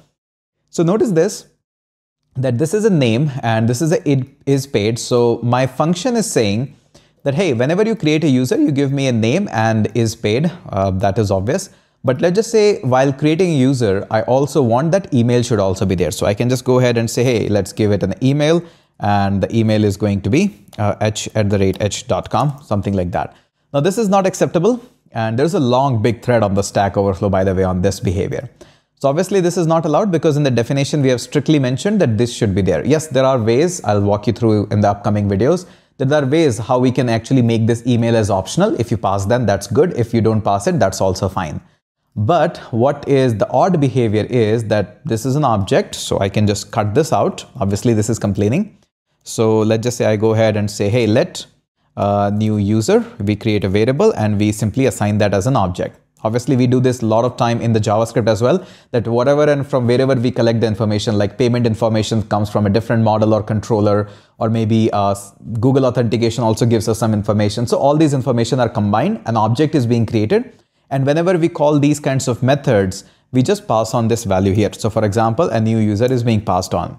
And you might have noticed this time I was able to pass on much more information than what is expected in the function definition. Previously it was giving me error, but now this is all okay. So yes, not all weirdness of JavaScript is gone, but there is a better way of defining the functions and the methods. We'll learn about that when we'll walk through with the interface and all of that. That are the beautiful, most beautiful part about the TypeScript. We'll walk through with that. So I hope that now you know some of the weird behavior of this one. This is a common method. In case you have watched my MERN course or any other backend development, we have done this many times. This is still not stopping me to do any bad behavior. So that is wrong of TypeScript. It should stop me. But I'll walk you through with the optionals that there are better ways of handling situations like this. But I think that's going to come up in the next video. So in the meantime, hit that subscribe and I'll catch you up in the next video. Hey there everyone, Hitesh here, and this is a short video. All I want to do in this video is introduce you to the type aliases and give you a moment so that you can read some documentation on your own, so that whenever you find out some tutorial who is talking about exactly same thing, you can say, yeah, this is coming up exactly from the documentation as well. And again, the whole idea behind making the short chunk size, bite size videos is so that if you feel you can consume more than one at a time instead of pushing out a 12 hours or 15 hours of content at one given point of time. Again, let's get started with the type aliases. Now, type alias is a topic which is really simple and you don't have to worry about anything at all. I'll walk you through with the documentation as well. We've already gone through with some of the scenarios where we can use it, and this is all what you'll see. If you've watched the previous video, this one will just come like a breeze. So moving up here, we have saw that we can actually create a simple variable, which is a user, and we can kind of use that as well. But in the JavaScript, we don't actually create a variables just like this. If you want to support anything like that, we actually go with a different method. Let me walk you through, because coding is actually much easier when I show you by writing the code itself. So let's just say our goal is still same. We are creating an application in which we onboard a user, and user has some of the properties that we want to go through with that. And maybe this is not just a one function which uses all the set of properties, but there are like probably 8 different functions which uses the same of properties. Now, what they do with that properties, that's not our concern. Our idea is that whenever somebody takes this entirety of 8 function, whenever they takes any parameter, they need to get all the information of the user itself. That's the whole idea. Okay, so let's go ahead and create that. The way how we do it, we create a type of it. And yes, it's a keyword in the TypeScript. And we simply go ahead and define a user like that. Really simple. It looks like almost like a constant, but this is a type alias that we go for. Now, once we have this user, we can define all the properties that we want to have, but we don't define the exact value of it. We'd rather define what kind of value is going to come up into that. So for example, this one is going to be a simple string and not a comma. And let's just say email is also coming up. That is also a type of string, and is active is also there, which is going to be a Boolean value.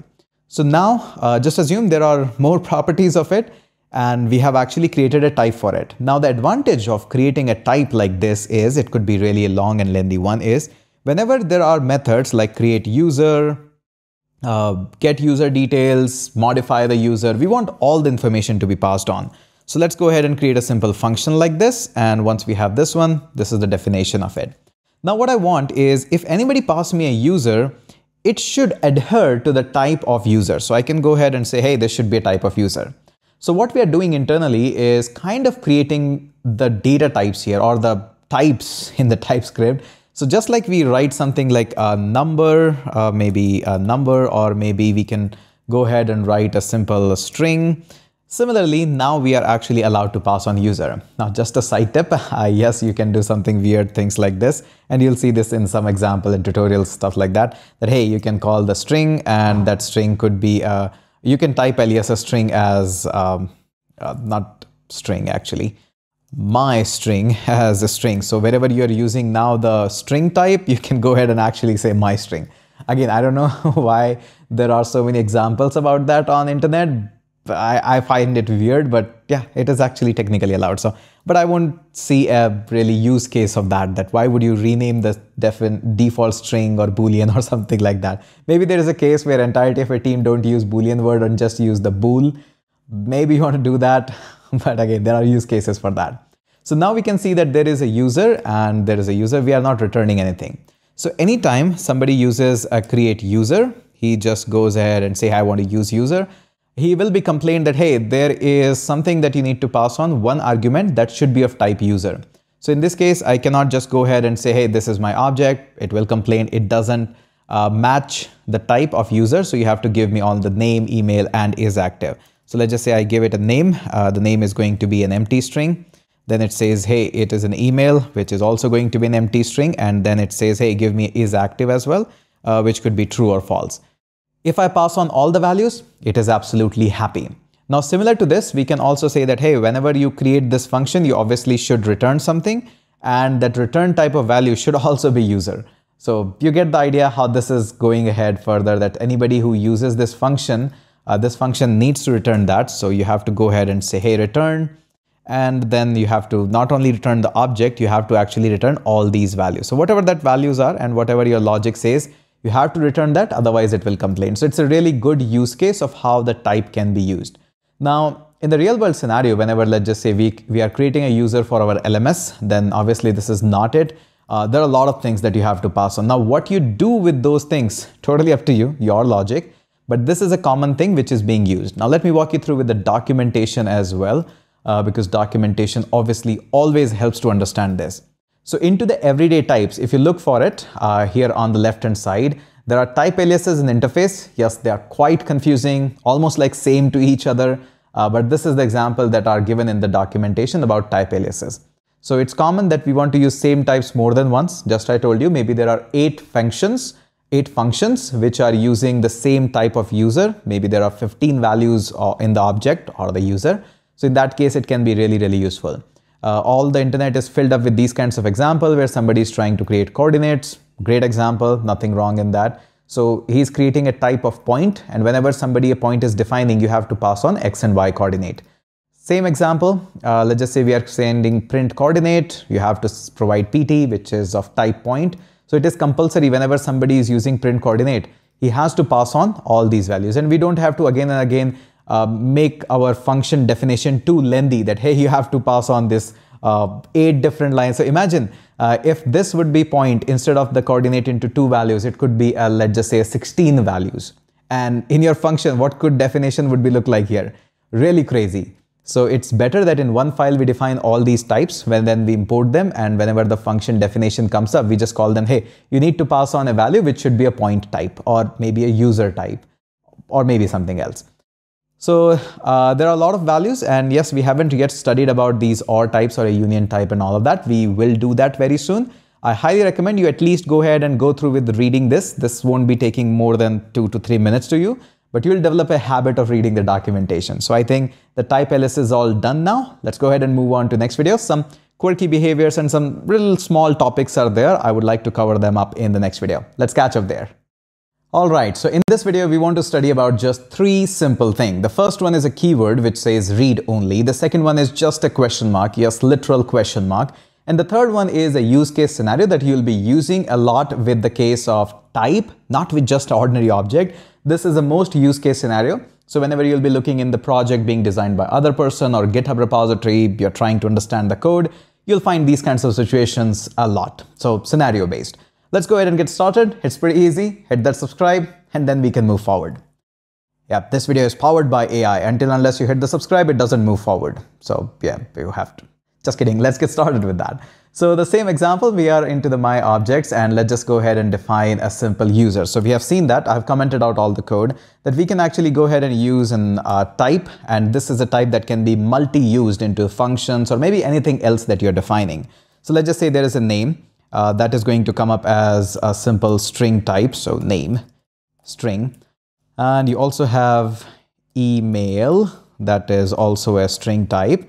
And you also have probably is active. So to track that whether user is logging in into 3 days or maybe whatever the parameter is. So in this case. Now, a couple of things that you'll be using is in case you are, oops, my bad, sorry. Okay. So that you'll be using, let's just say you are using MongoDB to save this user into a database. So you want that nobody should actually be able to touch this underscore ID, which is a common thing in MongoDB. So this is a string. Now at the time of creation, obviously your MongoDB will be creating that, but you want that nobody should be able to manipulate that further down the road. So you can go ahead and mark this as read only. Yep, that's a keyword. You can just put it onto any one. And now you won't be able to change that.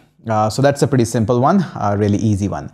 Now, one thing I would like to mention here, which is crucial, that notice here this ID is a simple string. So for string, you won't be able to change that or let me just give you a walkthrough of that. Let's try to create a simple user for that. Let's just say there is a function which says create a user, and then it says, hey, just give me a user. So when at the time of creating this user, let's just say we call this as u, which is type of a user. And that's basically it. So nothing big deal. This is a really simple function. Now, whenever there is a u, which is obviously a type of user, you can access all these values up here.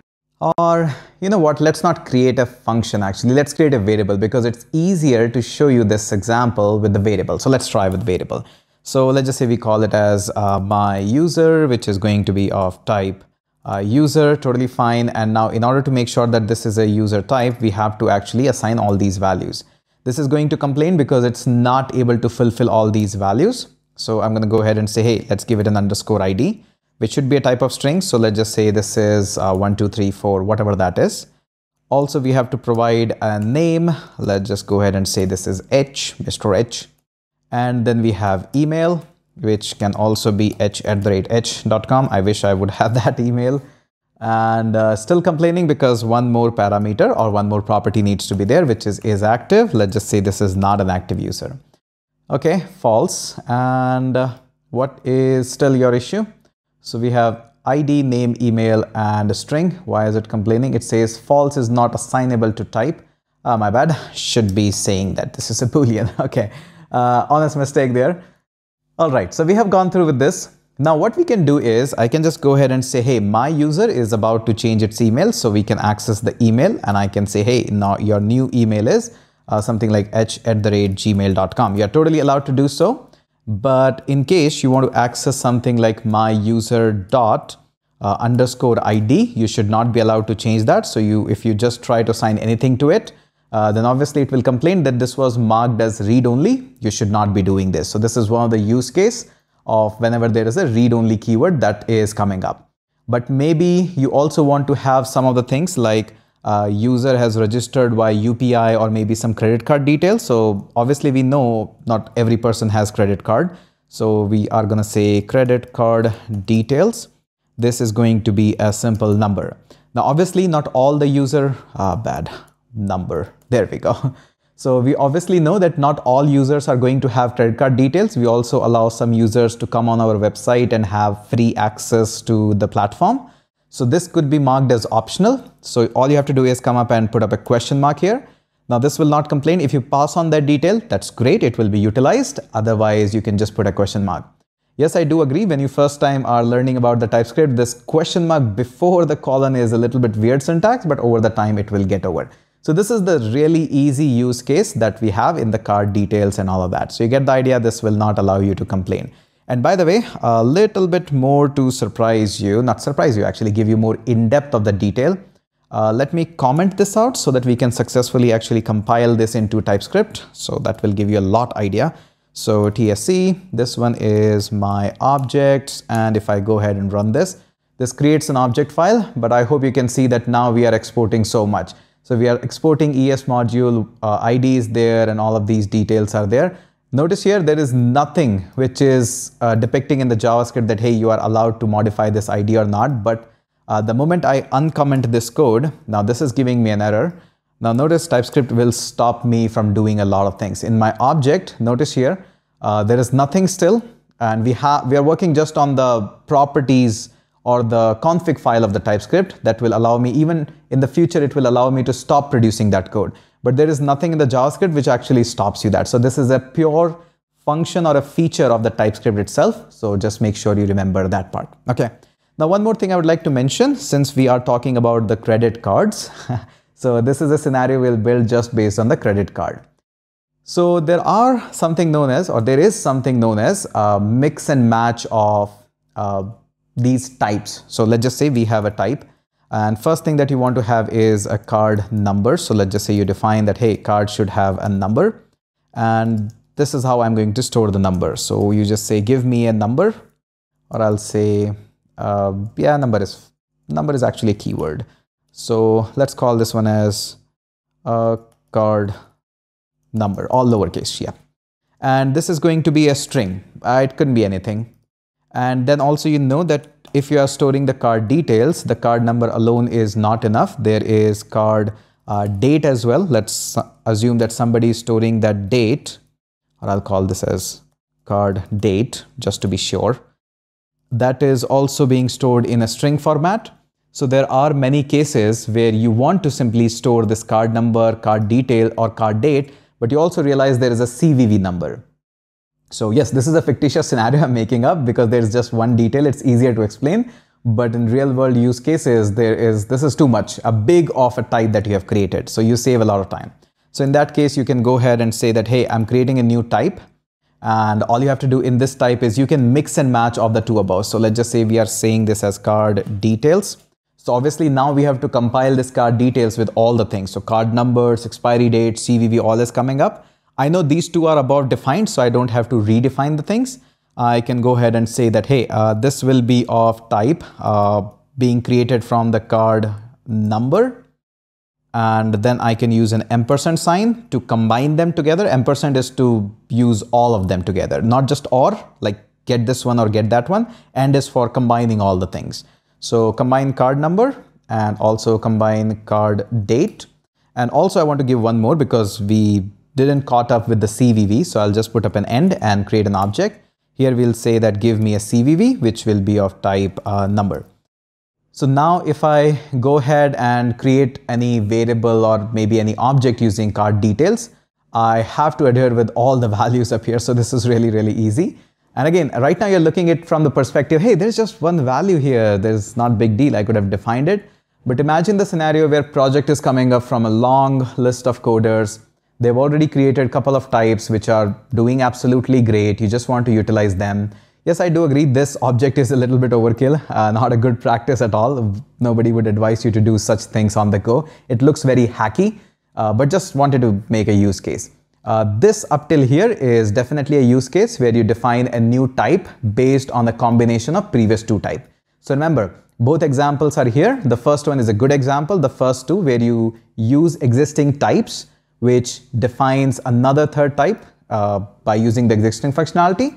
There is also a hacky way of doing the things, which is not a good practice, but still we can do it if we want to. So that's it, a really simple way of handling the situations up here and nothing much of a big deal. So now you know a little bit more about the TypeScript than you knew before starting the video. So for that, hit that subscribe button and let's catch up in the next video. Arrays in TypeScript don't have much, but yes, behind the scene there is a little bit more to the arrays. And if you look and come up here into the arrays, you can see that's it. That's all the array is all about in the TypeScript. Really short, really simple paragraph that we have on the array. But there is a little bit more of syntax that we can discuss, and we just need one video to understand arrays in TypeScript, and this is that video.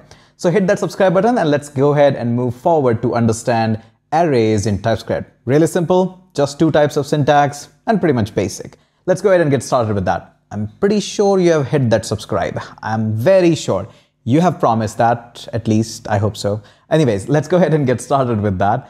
So let me minimize this and I have created a new file. Of course, call it as myarray.ts and let's go ahead and try to create an array. So one of my favorite things to do with the arrays is have a lot of superheroes. So let's just say if we have a lot of superheroes, this is the syntax how we go ahead and do that. Now I've seen a lot of people who go ahead and go like this, that this is an array. And okay, maybe you've gone through this. If I hover this, this says, hey, this is superheroes, which is an array of type never. That's interesting. What happens when I try to go ahead and push some values into this one? So if I go ahead and say, hey, let's just push a superhero into this one, and let's just call this one as, let's push in Spider-Man, Spidey. It gives me an error that says, hey, you are not supposed to do that. You are not allowed to that. The string is not an assignable to parameter type never. That's interesting. So remember, we discussed a little bit about the never in the past. So never is something which is supposed to never execute or end the things. It's really another use case of never. So this is not how you should be defining it. So always, just like we were able to put up a colon and number, we should be actually defining it like this. But this will still give you an error because now you have mentioned that, hey, no matter what happens, This superhero is a type of array, but an empty array. It should always be empty because this is what the definition is saying of your Superman, of your superheroes. It says again, a string is not a type. It should be never again. So the way how we define it is simply saying the superheroes is going to be a type of a string array. Yes, that's the basic syntax. And yes, that's all to the array. You can go ahead and say, hey, this could be a number, this could be a string. Yes, there is also a type where you can define that it can have both numbers and string. We'll discuss that later on. There's a separate video for that. But you get the idea, you get the point. This is how you need to define it. And now you can push any values to it. Really simple, really basic. We can have more of this. Let's just say instead of superheroes, we want to have something like superheroes, or maybe something like hero power, where we define all the numbers. This can be a simple number, and I can just go ahead and say I would like to add hero power, and in that I would like to push on some numbers. So 2 is absolutely fine. So this is the very basic syntax of how you do it, but there is also one more way which you'll find in a lot of code bases that is also being written. Let's duplicate that. Let's comment this out. So another way of defining this exact same thing, and again, there is no good, there is no bad in this case. They define and represent exactly the same syntax. Behind the scene, the working is exactly same. There is no like efficient way or bad way. This syntax of declaration is really simple. You can go ahead and say array. Then in the diamond brackets, you can just go ahead and define number or any other data type that you have. For example, it could be string, it could be number, whatever you like to have. This is all the simple basics of it. Now, it's not like you can have the numbers. This is where the type actually comes up really handy. For example, if we have a type of user, you can go ahead and say that my user has a name, which is a type of string, and also say that this is active. So our user in the database is defined of just 2 values, which is a number, a string, and a boolean. And not just numbers and the string, you can actually define it as simple boolean as well. And you can say that, hey, I want to have all users. So let's just go ahead and define a simple const, call this as all users, because a lot of users are about to come. Now, just like we define something like an array of numbers or a numbers array and initialize it with the empty value, you can also go ahead and use something like user.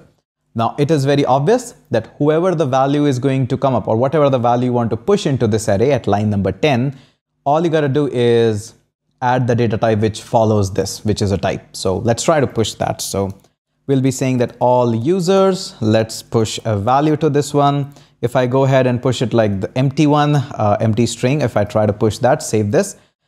This obviously will give me error at the runtime. Right now, sometimes system is slow, so it doesn't give me that values. So let's go ahead and say, hey, we want to push an array into this one. This is going to give us a value which is not really good. So let's try to have this one. And again, we need to pass on an object. I'm pretty sure this will give me an error as soon as possible.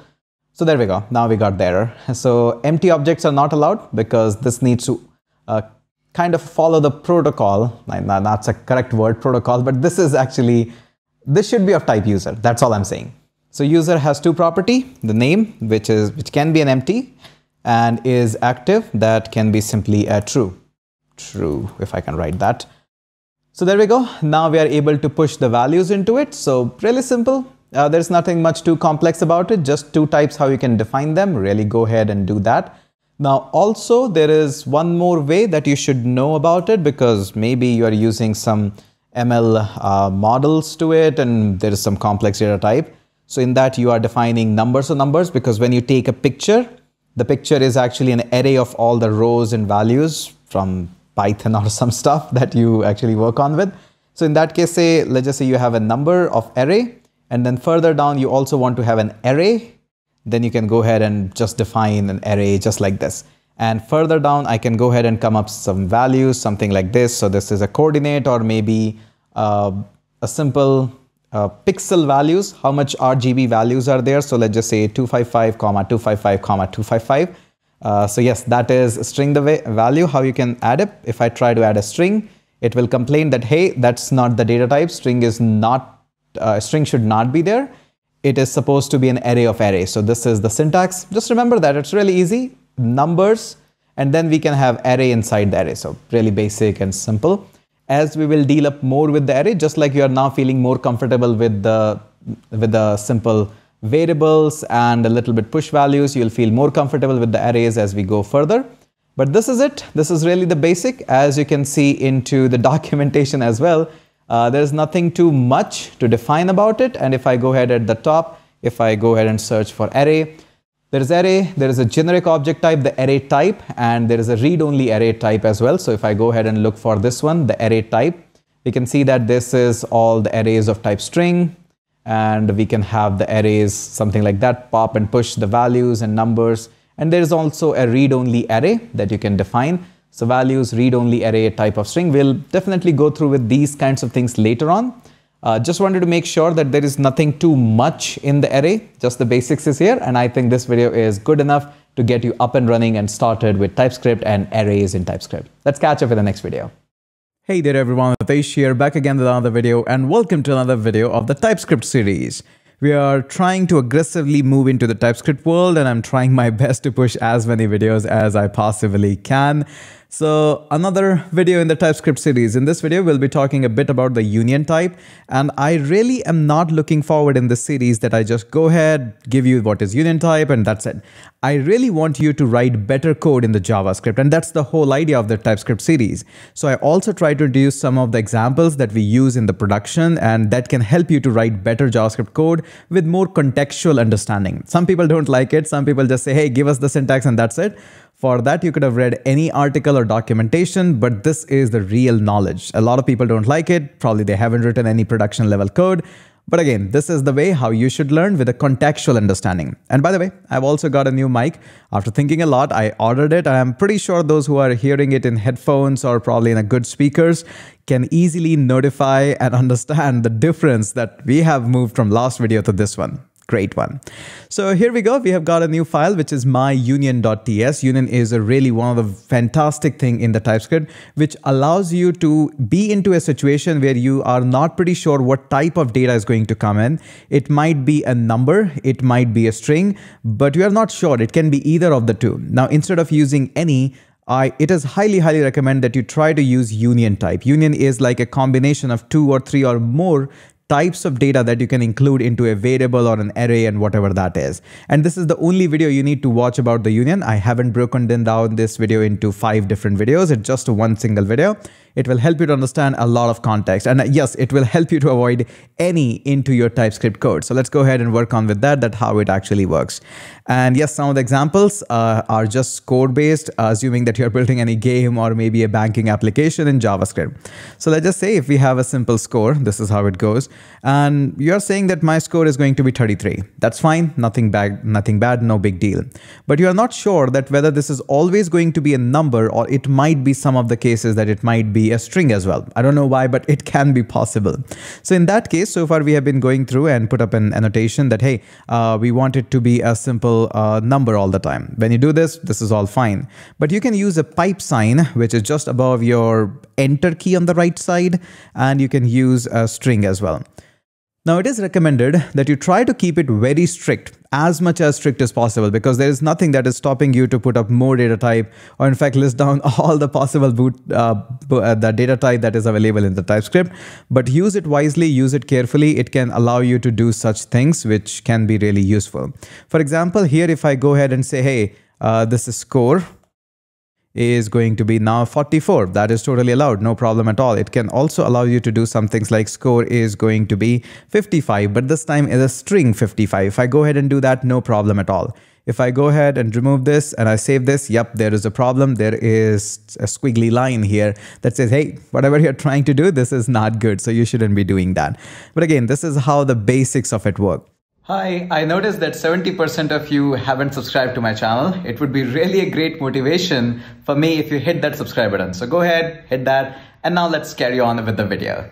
Now, this is not just the basics of it. You can actually use this Boolean type, or this union type, not Boolean, union type with your own custom derived data types as well. For example, you are building an application which has a multiple hierarchy of user and admin, and you want to define a strict type for that. So for example, let's just say we have a type of user that we are defining, and user always comes with a name that is going to be a string. And apart from this, we will be having, let's just say an ID, which is going to be a number. No problem at all. Let's go ahead and duplicate this code as well. Oops, Command D. Come on. Didn't install the shortcut for that? Probably not. Okay. So this is going to be an admin. So let's go ahead and say this is an admin, but instead of having a name, this admin has a username. Now it could be string, it could be another data type, but whatever that is, it's totally allowed to have this. This is a type that you have defined. It's not a literal type that we see like numbers and Boolean. This is a type that you have defined. So we have two types. Now let's go ahead and create a variable for, or maybe an object, whatever you like to call this one. Let's just say I'm defining my name as a simple user, but it could also be on some days an admin, or maybe on eventual future, it could be admin. We can go ahead and simply say that, oops, we can go ahead and say that, hey, since you are a user, you'll be having a name. So let's just say name is going to be my name, and you should also have an ID, which is number. So let's just say this is your ID. So there is no problem at all. But eventually in the future, I can go ahead and say that, hey, now Hitesh is going to act as an admin, so he should have a username instead of this. So I'm totally allowed to just redefine the things. For example, I can go ahead and say, hey, now I have a username, maybe an HC, and I also have an ID. Maybe I'm using a same ID for some purpose, so 334. This is totally allowed, and TypeScript is not giving you any problem for that. But on the other hand, if you go ahead and try to remove that, Hitesh cannot or can never be an admin, then obviously we see that there could be an error here. But if I go ahead and hit the Command Z, that it can be admin or it can have multiple types of data, then it is really, really useful. Now, this kind of a thing could be really, really useful for writing the functions, because sometimes there are situations that function either accepts multiple values or sometimes returns multiple values. So the syntax remains same. We have discussed quite a lot about function, but let's just go ahead and have a simple more discussion about it. Let's just say this is getDBID. So you want to get some database values or some database ID from here, and don't know, somebody is passing you an ID. There is more like calculated ID in the database that you are storing. So this could be a simple number that somebody is passing you, but it could also be a string. So there could be multiple ways of how the things can go up here. Now, in this case, if somebody gives me and I do a simple console log and I say that DBID is, and then I simply go ahead and use this and I say, hey, just print the ID. And here we are making some API calls and you're doing a complex application and something. This is totally allowed. This is all good. There is nothing wrong in this one. And when we use this one, this method now, getDBID, I can go ahead and pass on a 3 here, or I can go ahead and pass on a 3 just like this. It is accepting all the values. But the problem here comes up with something when you try to do some manipulation with this one. So let me go ahead and comment this out. First copy this and comment this out. And we'll actually go up here and paste this up. Now notice here, what I will try to do is I'll remove this one, and the above one I've kept for your purposes so that you can see what is happening. But let's just say I take this ID and I just apply a to upper or to lowercase like this. Why the squiggly line? That is the point. Why a squiggly line? Because I have told you this is a string. If I go ahead and remove the number, squiggly line goes away. But if I go ahead and put up a number, and the fun part about the TypeScript is it knows so much. So if you hover this up, it says property to lowercase doesn't exist on type string and number. So it is treating it not just as a number or as just a string. It is treating it as a new data type that could eventually end up into a number or a string. So both of them are a possible use case. If you remove a number, then it's fine that, hey, these kinds of methods do exist. But you need to do a really strong check because right now, notice here, the parameter ID could be string, could be number, could be really problematic. So if I go ahead and say that, hey, I'll just cut this out, I'll first verify that what is happening. So I'm going to go ahead and say use an if clause, that if ID or the type of ID is equals to, let's just say, a string, then I go ahead and do this, then no squiggly line. And if I go ahead and say ID dot maybe what the values of or I can just go ahead and say ID plus 2. So it is totally allowed because it's a number. So it says cannot be applied to type string. So I've already checked it for string, but it could be a number here. So I need to verify that whether this is actually a number so we can perform the operations. So here the squiggly line goes away and we can check it out similarly that it could be a number. And then in case of the number, then go ahead and perform the numbers operation. But in case of this is how the lowercase is, then go ahead and just use that. So really the same line of code, but if you go up here, the ID here is, or if I hover on this one, notice here, it just says now it is 100% string. It's not maybe because you have put up an if condition. And based on the if condition, I'm 100% sure that if you are reaching this line number 30, that means you have already verified an ID is 100% a string here. But if I go ahead and try to put it up as number, then it knows that this kind of a block is going to get enter only in the case when the ID is actually a number. So you get the idea that how this is being done needs to be a narrowing down of what the number type is. That is basically your union narrowing. And again, there could be a lot of discussion around it, but you get the point that you need to check it and verify the type if you're writing a better code in the functions of this one. So really a vague example of how to get the IDs, but you get the point of how the union type is there. It's not just simply a word that, hey, just add a pipe and do it. It's more about how you implement those pipe in your code. Now with these unions, we also can actually have a small discussion about the arrays, because this is where actually it becomes a lot more fun. So for example, let's just say, or let me just go ahead. Yeah, const is fine. So let's just say we have a data, and in that data, we have seen that already, if you want to have all the numbers, so we can just simply say, hey, we do have number, and this is going to be a number of array or array of numbers. And then we simply go ahead and say that, hey, I'll add up a values, like I'll be adding 1, 2, 3, and let's just say I add a value of 4. Then it's a problematic because you cannot have strings because it's an array defined only for numbers. So this is definitely not allowed. You cannot do this. And if I go ahead and say that, hey, this is going to be a string, then numbers are not allowed. You have to wrap each number with the string. So then it is allowed. But, and let's just call this one as data2. But if you want to have both of them, then it's an interesting one. So data3, I don't want string, I want numbers as well. So I'm going to go ahead and say, hey, pipe and number. And you see no error here. Like there is a small error, but I'll walk you through what this is. This is a classic mistake that a lot of new TypeScript developer does, because this is now saying that, hey, can be either a string or a number. So notice here, a lot of people come up here and say that, hey, this, and this removes the error. This is a classic mistake. This is a classic mistake. The interpretation in terms of arrays in TypeScript, this is that it can be either all the numbers or can either all the strings. So it cannot be a mix match of, let's just say 3. This is still not allowed. This is not allowed. So it can either be all numbers or all string.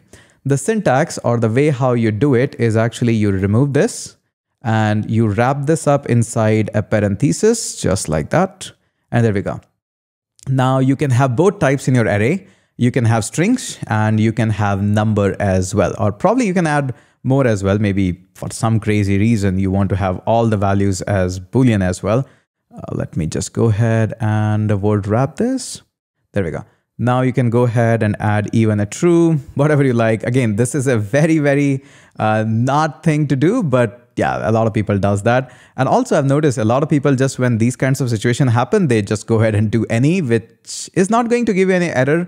But the whole idea of using the TypeScript is not just that here you remove all the squiggly lines. It's about how you're actually making your types more strict. That is the goal behind that. So I hope you remember that. And there is also one more classic situation, let me walk you through, that you can actually allow some of the numbers to be very strict. Something like there's a pi and you want that it should always be 3.14. And then you try to allocate it a value of, you can only allow to have a 3.14. So later on, if you just try to have a value of 3.145 or maybe something, it's not allowed. So this is a literal type of assignment that yes, this should only have this value or something like this. This is not a useful case. Let me give you a useful case scenario where this could be really, really useful. Maybe you're designing an application for an aeroplane. So let's just say there's a seat allotment, and you want to have only 3 types of value to be coming into this one. So you can go ahead and say there's going to be an aisle, or it can be a middle, or it can be a window. So this is really helpful and useful case scenario. So later on, if somebody goes ahead and says seat allotment is going to be aisle, that is fine. But if somebody try to override that with a seat allotment of, let's just say, somebody is giving you a crew seat, which is specifically meant only for crew, then it's not going to allow. So yes, there are use cases that it can be only 3 types. Really fast, really quick, can make your application really secure and less prone of the error. So you get the idea how this is being used. Yes, we can have a little bit more discussion about the union. We can go further, but I think all these use cases will help you to write better code into the JavaScript or TypeScript. Let's go ahead and catch up in the next video. Hey there everyone, Hitesh here, back again with another video, and welcome to the TypeScript series. So now let's move into the TypeScript segment, which is available only in TypeScript and not in the JavaScript world. And this is known as tuples and tuples. There are a lot of names which people call it. I usually call it as tuples. And yes, this is almost similar that is available in other languages that you might have heard and seen, such as Python. But here, this is not that much well implemented. And that is the reason why I wanted to talk a bit about tuples in this video. They are great. They are fantastic. I'll tell you a special use case where it can be used. And I'll also tell you where you should not be using it and where you should be cautiously using it, because there is a good thread in the Stack Overflow, which you should really keep an eye on, which points out some of the not so good things about the tuples, and you should be worried about that. So first, let's see what tuples is. And in broad category, it's just an array, a kind of a specialized array that is given to us by TypeScript with some restrictions onto it. So let's go ahead and catch up with that one. So let's just say there is a simple user that you want to create. So how we do that? We go ahead and say, hey, this is going to be a user, and maybe this user is going to be a type of string, an array or array of string. And let's just call this one, and let's initialize this one as simply saying this one is going to be HC, simple like that. Or just a string, both are the same. So this is okay, this is no problem at all. But let's just say you want that it should be a string and a number and a Boolean, but in a very precise order. That is the most important thing, in a precise order. You don't want that right now. If I go ahead and do this, this is obviously problematic because it's just a string. And if I go ahead and say that, hey, it can be either string or a number, but an array. So I go ahead and wrap this up. And I say that, hey, this can be a string or it can be a number. There we go. Now I can go ahead and say HC and comma 1. That is fine. But I also can go ahead and say 1 comma HC. That is also fine. But there are cases, there are special situations where you want a specific thing into your array to be pushed on. Maybe that's usually an API call, because the API structure data is always in a very specific format. If something comes up first in the array, that always needs to come up at the 0th position, and something that needs to come up at 2nd position, that always comes like this. So there is no restriction right now in front of us. And as you know, this TypeScript is all about putting more restriction in front of us or on top of that. So let's go ahead and duplicate that. So I'm going to go ahead and let's go ahead and duplicate that. Not like that. Looks like I'm forgetting the shortcuts. Okay, all right. There we go. So the one way of doing that is actually converting that into a tuple. So let me go ahead and do that. And how we do that? You can go ahead and simply, previously we were writing everything outside of the array.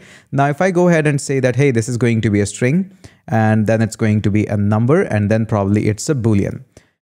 So this is all what we have as a user as of now. Why are you yelling? It's a redeclaration.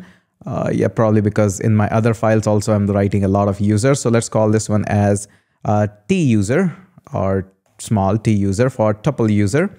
And we're exporting. Why are you yelling at me? No worries.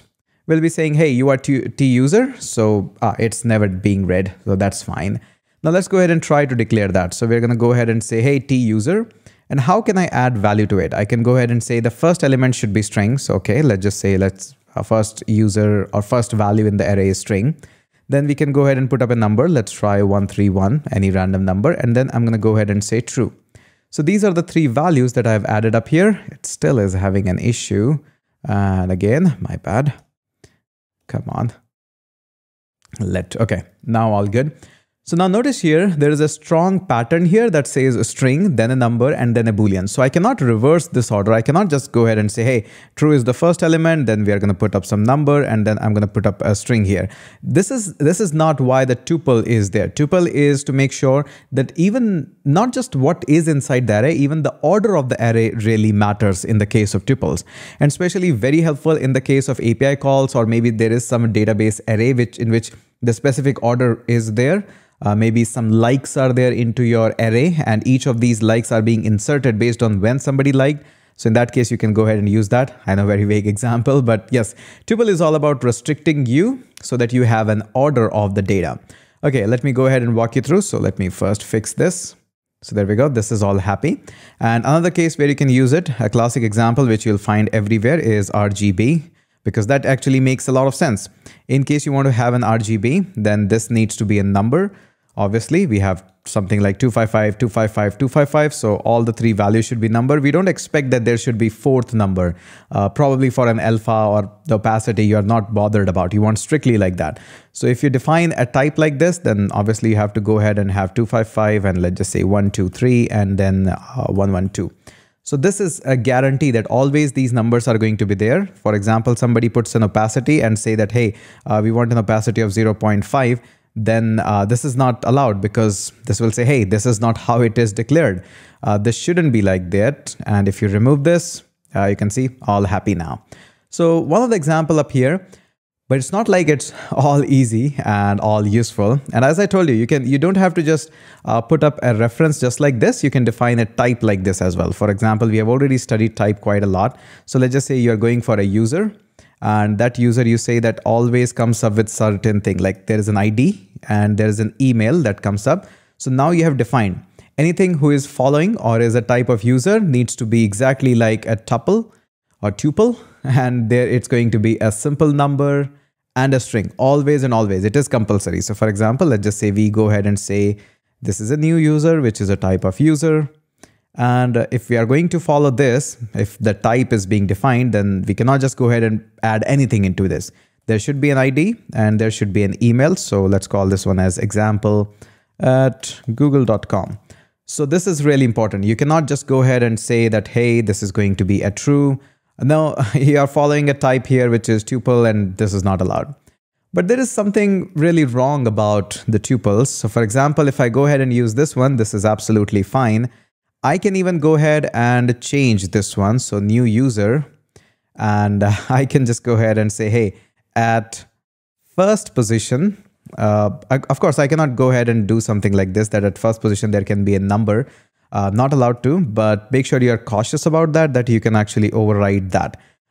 So yes, this is totally happening. Depends on what version of TypeScript you are using. So you can actually manually put some restriction via your code. But right now there is nothing which is stopping me to override these values. So it's not a guarantee that the values will never change. It will change. You can change it, and that's it. Now, one other thing which is really controversial about this entire thing is, let me go ahead and comment this out, or we can actually leave it, no problem. I can actually go ahead and say new user, and if you notice it carefully, it's just an array. It's just an array with the restriction that first value should be number, second value should be string, or you can say 0th value, first value. You get the idea. Since this is an array, I'm actually allowed to use all the methods of an array, and now I can go ahead and say true. And you might have obviously noticed it, that new user is now not following the protocol that we assigned it. And by the term protocol, I mean to say that what restriction we put up, what kind of a guarantee we put up with the tuples here, that, hey, it should be number, then a string and nothing else. But with these methods, I'm actually allowed to do so. Not great, but I can actually show you something really interesting up here. So there is a nice article here on the JavaScript section of the Stack Overflow. So TypeScript array push method can't catch a tuple type of array. And it's really long ago, 1 year, 11th month. Not long in terms of a programming language career, but in terms of what is this? And this is a good question. Somebody tried to rephrase it nicely, that tuples are known for their length and where the elements may have a value. So when you say number and string, it is guaranteed that you will have only two length. But first number at 0th position will be number and a string. But you can use push, and push was just an example I used here. You can use unshift, shift, and that messes up everything. And even there's a link to an article that, hey, how this is going on. This was closed by Microsoft, that, hey, this is how it is. That's a great read. If you try and give your 5 minutes of your valuable time, then it's a really great thing to read about why this happens and all of that. So really, there's a lot. And there's a great answer about the read-onlys and stuff as well. But as a matter of fact, yes, this is all there. But the fact is that still this is possible. So make sure if you're using TypeScript and you are using tuples and are too much reliant on that, this is not just this is something that can happen to your code base. So I think this is all a good overview of the tuples, and I think you'll be cautious about that. And let's catch up in the next video. Hey there everyone, Hitesh here, back again with another video, and welcome to the TypeScript series. And in this video, we are going to talk about enums. Some people like to call it with its full name. I'm not going to do it. I always love to call it as just enum. The full name is just mouthful. I just love to call it as enums. Let me know in the comment section what is the full version name of the enums and how do we call it. I would be really happy to see that how many people actually can put down a comment in this one. Okay, moving ahead, enums, really crazy, really awesome. And I'll tell you the reason why I call them a little bit crazy at the end of the video. So let's go ahead and create a new file and talk about them. Really simple. There is nothing too much. And this video is more than enough for you to understand why there should be enums and why is it helpful. So let's just go ahead and say enums my-enums.ts, a new file is there, and let's go ahead and do that. Now, why enums exist? Now, enums exist that there are certain times when you want to restrict somebody's choice with the values that are offered here. For example, in an e-commerce application, somebody is putting up an order, so you want to really restrict the order status here. So order can be in the wish list, or it can be delivered, it can be shipped, it can be returned. There are a lot of things. Similarly, in case of plane ticket booking, especially the aeroplane, there are only 3 types of seats which are regularly available. So aisle, middle, and window. You don't want to assign them crew tickets or something else like that. There can be thousands of cases like that. The whole idea is how to restrict the user's choice. And one easy way is to simply declare some constant. So something like I would love to do is, let's just say aisle. I'll call this one as 0. I'm going to go ahead and simply have a constant with the middle, and that's going to be 1. And then I can go ahead and say this one is window, and that is going to be 2. So there is nothing wrong with this. And in later on case, if you have a simple if-else statement, you can just say if the, let's just say there is a variable, there is a seat, and that seat is going to be simply, you can go ahead and check up that if that is equals to aisle or something like that. You can go ahead and do that. Yes, of course, this variable doesn't exist, but you get the idea that how this is being done. You can evaluate to either 0 or something like that. You can go ahead and say that, hey, I'm going to evaluate for 0, something like this. But what if somebody changes this variable? Not a good idea. To be honest, this is not a good code. Yes, there could be constant, but in the case where you want to have 3 restrictive options, in that case, enums actually serves you really well. Declaring the enum is really simple. You go ahead and put up an enum, and then we're going to go ahead and put up a simple seat choice, really simple. And then we're going to just put up the seat choice. For example, there is going to be an aisle, there is going to be a middle, and there is going to be a window. Now, anybody who wants to use it can actually use it. Let's just say we go ahead and create a variable that, hey, this variable is a seat choice. So let's just say that HC seat, you're trying to define or give me a seat from this one. So I don't have to actually go ahead and do this. I can just go ahead and say, hey, seat choice, and I say dot, and only 3 options are available. This makes my code a bit more reliable. So like that, and maybe later on there is an international flight. So there could be 4 seats in the one.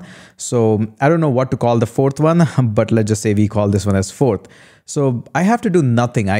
Immediately I have moved my flight into the international one, and I can put up a dot, and all these options are given to me. So there could be a lot of database cases where you want to provide more options. Maybe you're designing a navigation bar or a menu bar. In that you want to have more options. Whatever you want to do, you can actually go ahead and do that. Now, the most important part with this one is how you can have this one. Now, as you notice, when I hover this one, it says it's an enum member, and the seat choice.aisle is having a value of 0. And this is by default. And there are a lot of ways, and notice this carefully, there are a lot of ways how you can define this one. Default is always the first value gets 0, then the subsequent value gets an increment number. So this means if I don't like that, hey, I don't want to start with 0, maybe there is some special code in my aeroplane that I don't want to call it 0.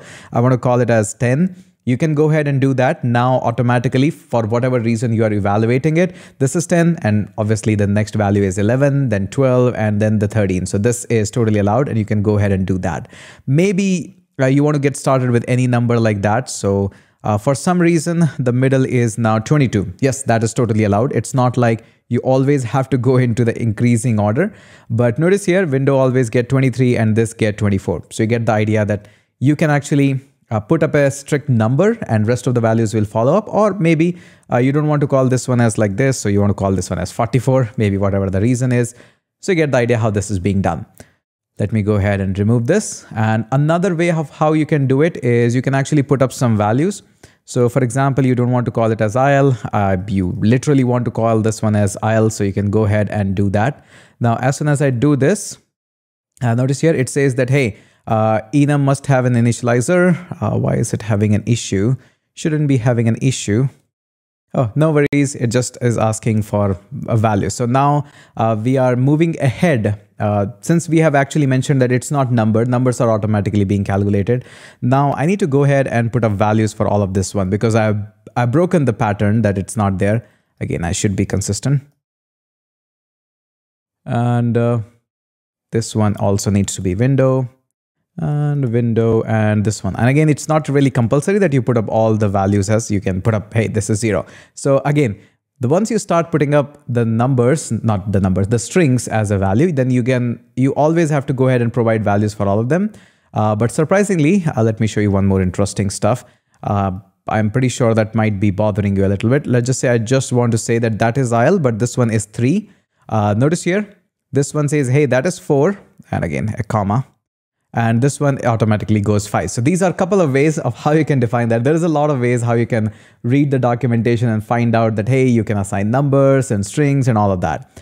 Now, the good thing about this is how the values are interpreted. Previously, we saw that IL is always interpreted as a number value 0.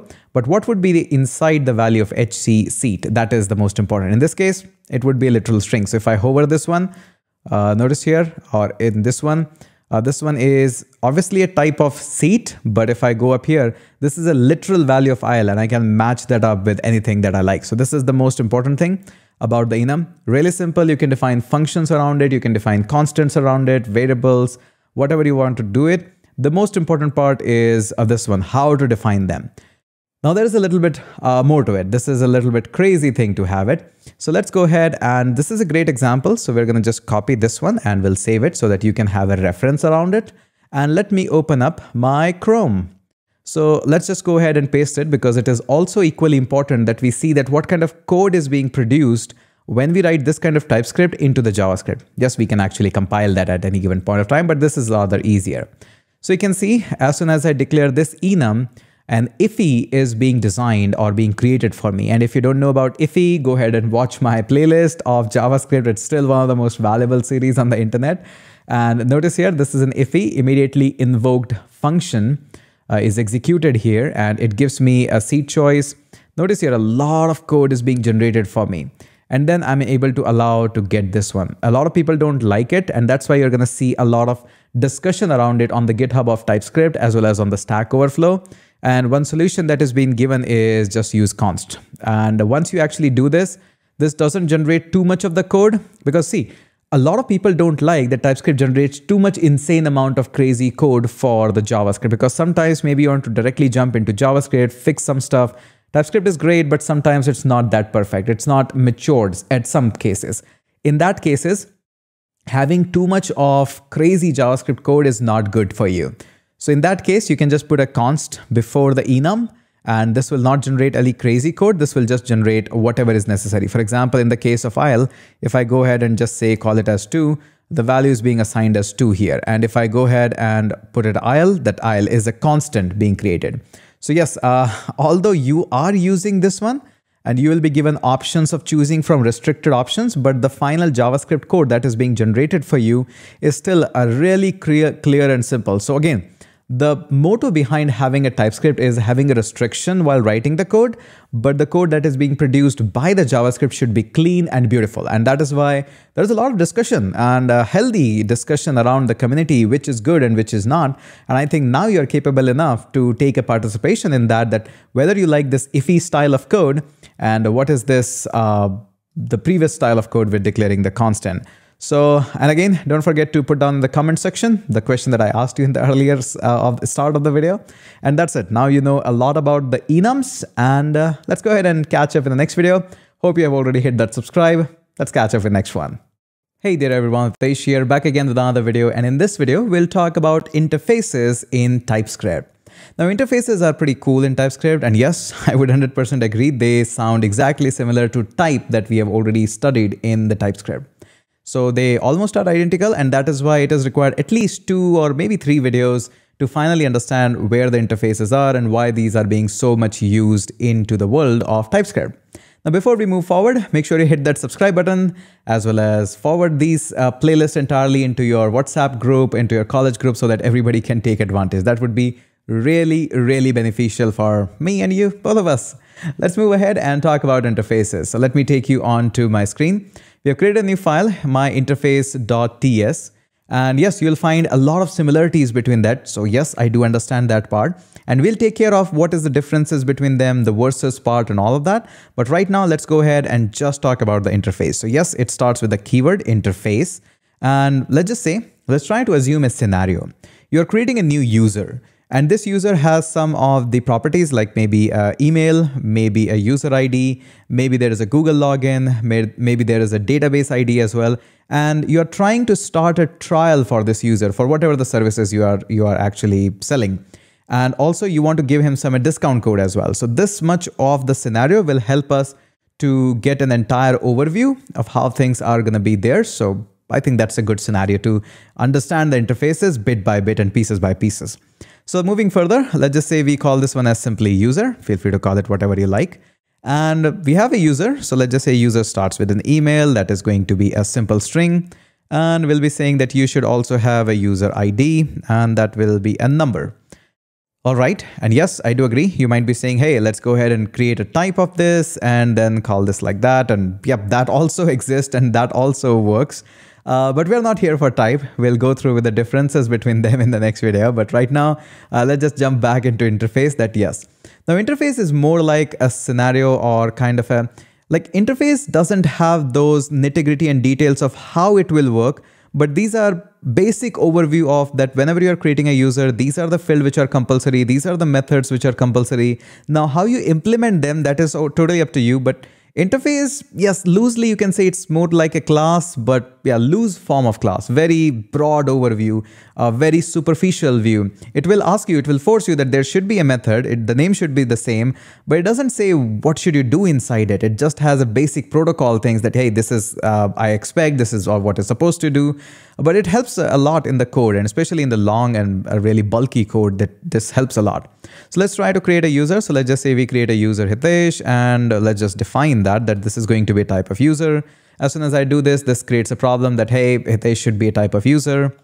Empty parenthesis, nope, that's not going to work because you're missing up email and the user ID. So if I go ahead and say email ID is going to be, let's just say h@h.com.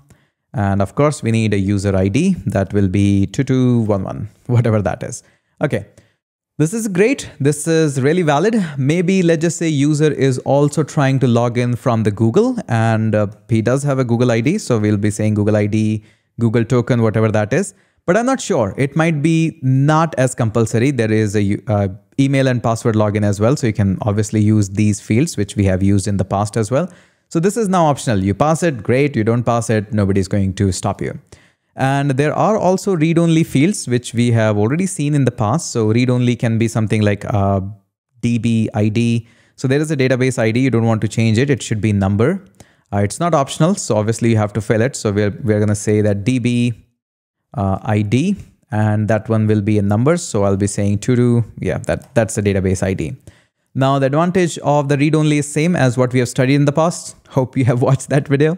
So for example, if I go ahead and say email, that email is going to be, let's just say I change my mind and I say it's going to be h@hc.com, I wish I would have that domain. But if I go ahead and try to manipulate any of the read-only values, for example, dbid, and change it from 22 to 33, it's not allowed. You get the idea. This is really basics. We have seen this and done this in the past as well. Now, what makes interfaces really interesting is the definition of the functions. And there are a couple of ways how you actually define it. Let's start with the trial user. So we're going to say there is a start trial and you want to provide a method for that. So start trial. And there are a couple of ways how you define the method. The first one is the boring one. I don't like it much. Second one I like more. So the first method is you define a name and then you say, hey, this is going to be a method. There can be a return type of void or string, whatever that is. Let's start with a string. So now, as soon as you create a user type of Hitesh, you need to provide a method here as well that needs to be there. So let's just go ahead and say start trial, something like this. And this needs to be a method that is compulsory. You cannot just go ahead and say, hey, for, because it's not allowed. It will pop you that, hey, whenever you're creating this, this needs to be a function which returns a string as well. So it's really easy to define that. So what we can do is we can just go ahead, put up a colon and say, hey, this is going to be a method. And there we go. Now only compulsory part onto us is to return a string. So we'll be saying something like trial started. That's it. And that's pretty much it. That's all it is right now. And yes, of course, there could be more logic inside it, but this series is not about logic building. This is more about getting friendly with the TypeScript. Now, there is another way of doing this, which is something that I like more because it's much more clear to understand. I'll be saying, let's just say trial. And what you can do in this one is you can just put a parenthesis just here. And this makes more clarity actually to me that this is not going to be anything. This is going to be always in method. And then after that, you define what type of data it is going to return. It might return nothing. It might return any, badly any, but you can just go ahead and say string. Now, if I go ahead and try to return something like 2, it will say, hey, what are you doing? You shouldn't be doing that. You should be returning a string. So yeah, that is one of the way. This is my favorite way. But again, let me know in the comment section, which is your favorite way. Maybe you like it more. This is more something that is making sense to you. Now, last but not the least is remaining is the discount code. So let's just say user wants to get a coupon. So we're going to say get coupon. These days, it's a very sales tech-techy world. So get coupon, and coupon should have a name. So let's just say we are saying coupon name, and that name is going to be in the string, and the return type is going to be a number. There we go. Now, obviously, we have to put up this method now, get coupon. And there is something really interesting in this one, which TypeScript allows you to do is first, let's get coupon. And then again, this should be a method which is going to return a number. So let's just say we are going to go ahead and say return 10 because you get a 10% off. But notice here, right now you're saying, hey, you should take a parameter of string. Right now it's saying, hey, user.getCoupon. So it should be a method. So right now it's not popping us anything, but in technicality, you should be providing a name, which is a compulsory one. You should always get that. And I'm pretty sure by doing a little bit of the tweak settings and stuff, it will yell at us. Now, interestingly, you should always provide a coupon name. And let me show you something interesting. I can just go ahead and say name, and then I can provide something like this. There we go, Hitesh 10, something like this. And this is allowed. This is totally allowed. You don't need to match this name with whatever the name you are providing. It is just a reference that, hey, you are providing a coupon name, which should be a string, and you should always provide that. That is the whole idea. You can go ahead and provide a value as well, which should be a number. And now it is expecting that there should be 2 values that you should pass on here. Now, right now, it is not giving you anything, but you can just go ahead and say off. And if I go ahead and try to put up something like string like this, notice here, it says, hey, no, you're not allowed to do so. You can totally avoid it. Or if you're passing it up, let's just say you have to give a number. So that is 10 because it's a 10% off. So you get the idea that how this is being done. And again, these are all compulsory parameters that we're passing on right now. And this gives a brief idea of how to define interface. Again, use cases always helps us to get things more readable. But again, interface is not done yet. We need to have a little bit more discussion about interface. You can easily get it confused with the types, but yes, these things makes it a little bit more powerful. And one thing to note here, one thing very important to note here, start trial is a method which returns a string. It doesn't force me that how you are starting the trial. And it is also making me compulsory that whenever you're using this Hitesh, creating that, there should be a method start trial. and it should return a string no matter what logic you put up. I really don't care. So this interface is always like an interface. Like for example, your operating system is an interface for hardware. It doesn't allow you that when you click a button, how does it happen? You don't know, and you don't care about it. You just know if I click on this, something happens. If I double click on a folder, it opens up. How it does behind the scene, what methods are being called, you don't care. So that is an interface, and that is exactly the same interface in the TypeScript as well. Let's go ahead and catch up in the next video. Hey there everyone, Hitesh here, back again with another video, and let's continue our discussion for the interface. In the last video, we saw the interfaces. And yes, we found a lot of similarity between interfaces and the type as well, but the method that we are having here is a lot more difference. We haven't discussed them earlier, but this makes interface a little bit unique as well. And in terms of more uniqueness, interface also comes with an extension, and some people like to call with fancy words like you can reopen the interface and all that. That's nothing, it's just adding more properties into this. Let me walk you through. It will make all of the sense of what is reopening of the interfaces. I really not a big fan of the word reopening the interfaces. It's just adding more values to the interface itself. So let me walk you through. So for example, in the last video, we worked on giving this user an email, user ID, Google ID, read-only IDs, and a couple of methods as well. But later on, maybe this is not something that you have defined. Maybe this is a library that you are bringing in from GitHub, or maybe somebody else has written a package. And you like this package a lot, but there was only one thing missing, that this interface doesn't have this has a Google ID, but this doesn't have a GitHub login ID maybe. So you want to give that. So in that case, you can just go ahead, and again, this usually doesn't happen like this, like once you're writing interface after that. This is something that is stored in some files, and these are files being brought by other developers or maybe other libraries.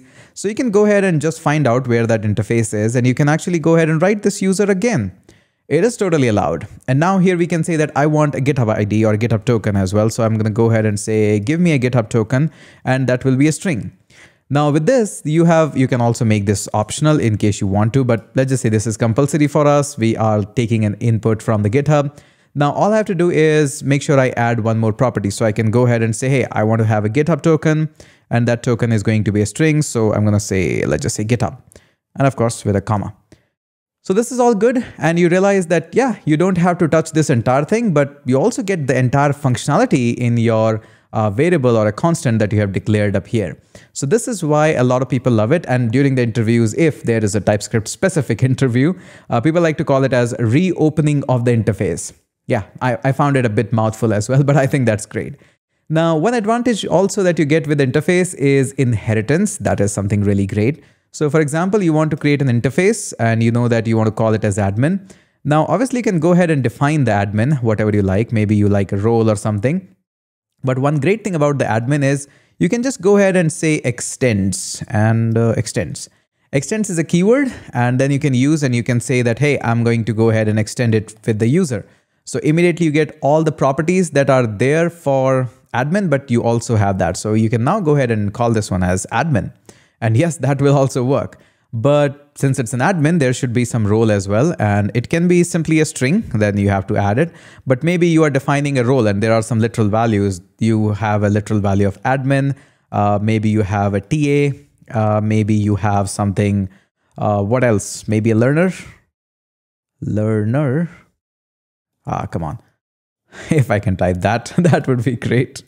Okay, learners. So now you have to obviously give a role as well to if you are extending this. So let's just say we have a role.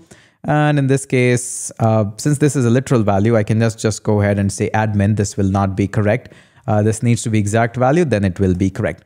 So you get the idea how you can have it. And by the way, you can just put up a comma and you can just have another interface. If you like that, you can go ahead and call that. We don't have another, but you get the idea how this is being done. Really super simple, super easy. And that makes the whole of the interface. So you can extend it, you can inheritance it, you can reopen and inject the values into it.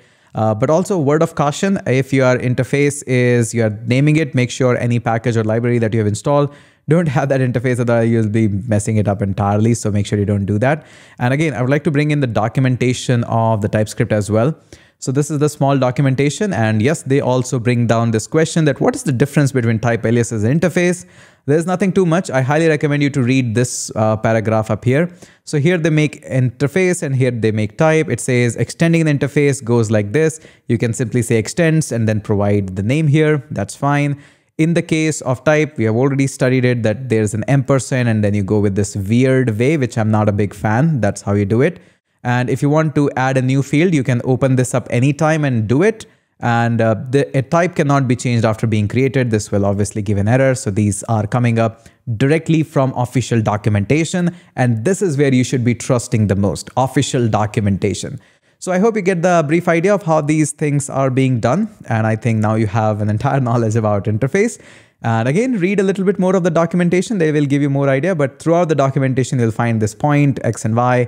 Yep, they are great examples, but I think more realistic example could help you to understand a little bit more. So that's all about interfaces. And let's catch up in the next video.